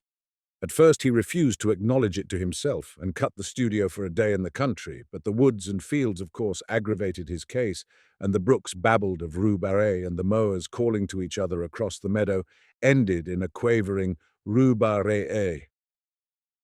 That day spent in the country made him angry for a week, and he worked sulkily at Julian's, all the time tormented by a desire to know where Clifford was and what he might be doing. This culminated in an erratic stroll on Sunday, which ended at the flower market on the Pont au Change, began again, was gloomily extended to the morgue, and again ended at the Marble Bridge. It would never do, and Selby felt it, so he went to see Clifford, who was convalescing on mint juleps in his garden. They sat down together and discussed morals and human happiness, and each found the other most entertaining, only Selby failed to pump Clifford to the other's unfeigned amusement. But the juleps spread balm on the sting of jealousy and trickled hope to the blighted, and when Selby said he must go, Clifford went too. And when Selby, not to be outdone, insisted on accompanying Clifford back to his door, Clifford determined to see Selby back halfway, and then finding it hard to part, they decided to dine together and flit. To flit, a verb applied to Clifford's nocturnal prowls, expressed perhaps as well as anything the gaiety proposed. Dinner was ordered at Mignon's, and while Selby interviewed the chef, Clifford kept a fatherly eye on the butler. The dinner was a success, or was of the sort generally termed a success. Toward the dessert, Selby heard someone say, as at a great distance, "Kid Selby, drunk as a lord." A group of men passed near them. It seemed to him that he shook hands and laughed a great deal, and that everybody was very witty. There was Clifford opposite, swearing undying confidence in his chum Selby, and there seemed to be others there, either seated beside them or continually passing with the swish of skirts on the polished floor. The perfume of roses, the rustle of fans, the touch of rounded arms, and the laughter grew vaguer and vaguer. The room seemed enveloped in mist. Then, all in a moment, each object stood out painfully distinct, only forms and visages were distorted and voices piercing. He drew himself up, calm, grave, for the moment master of himself, but very drunk. He knew he was drunk, and was as guarded and alert, as keenly suspicious of himself as he would have been of a thief at his elbow. His self-command enabled Clifford to hold his head safely under some running water, and repair to the street considerably the worse for wear, but never suspecting that his companion was drunk. For a time he kept his self-command. His face was only a bit paler, a bit tighter than usual. He was only a trifle slower and more fastidious in his speech. It was midnight when he left Clifford peacefully slumbering in somebody's armchair, with a long suede glove dangling in his hand and a plumy boa twisted about his neck to protect his throat from draughts. He walked through the hall and down the stairs, and found himself on the sidewalk in a quarter he did not know. Mechanically, he looked up at the name of the street. The name was not familiar. He turned and steered his course towards some lights clustered at the end of the street. They proved farther away than he had anticipated, and after a long quest he came to the conclusion that his eyes had been mysteriously removed from their proper places and had been reset on either side of his head, like those of a bird. It grieved him to think of the inconvenience this transformation might occasion him, and he attempted to cock up his head, hen-like, to test the mobility of his neck. Then an immense despair stole over him. Tears gathered in the tear ducts, his heart melted, and he collided with a tree. This shocked him into comprehension. He stifled the violent tenderness in his breast, picked up his hat and moved on more briskly. His mouth was white and drawn, his teeth tightly clinched. He held his course pretty well and strayed but little, and after an apparently interminable length of time found himself passing a line of cabs. The brilliant lamps, red, yellow, and green, annoyed him, and he felt it might be pleasant to demolish them with his cane, but mastering this impulse, he passed on. Later, an idea struck him that it would save fatigue to take a cab, and he started back with that intention. But the cab seemed already so far away, and the lanterns were so bright and confusing that he gave it up, and pulling himself together, looked around.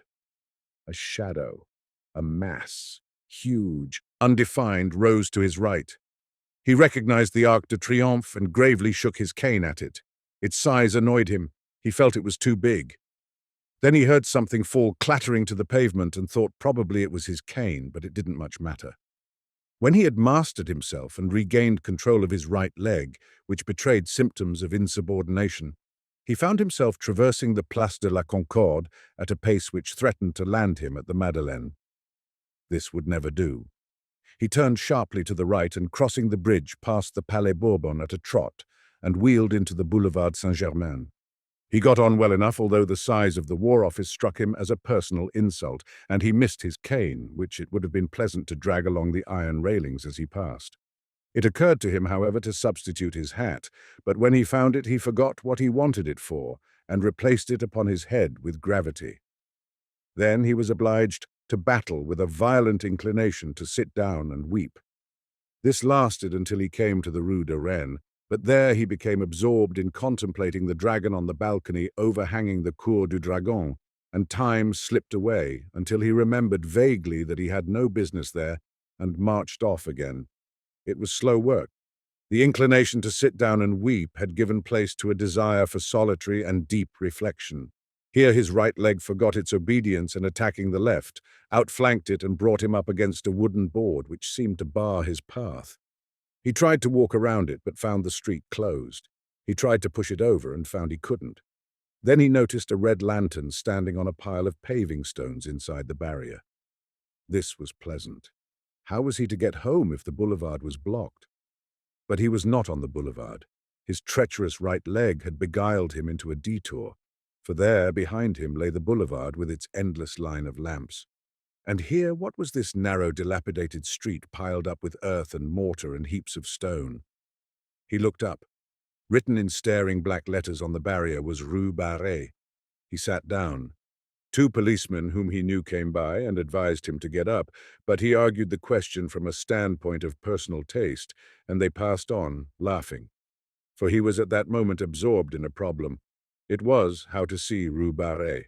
She was somewhere or other in that big house with the iron balconies, and the door was locked, but what of that? The simple idea struck him to shout until she came.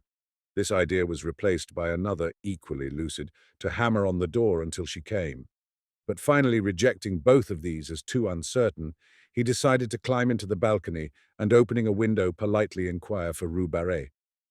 There was but one lighted window in the house that he could see. It was on the 2nd floor, and toward this he cast his eyes. Then, mounting the wooden barrier and clambering over the piles of stones, he reached the sidewalk and looked up at the façade for a foothold. It seemed impossible.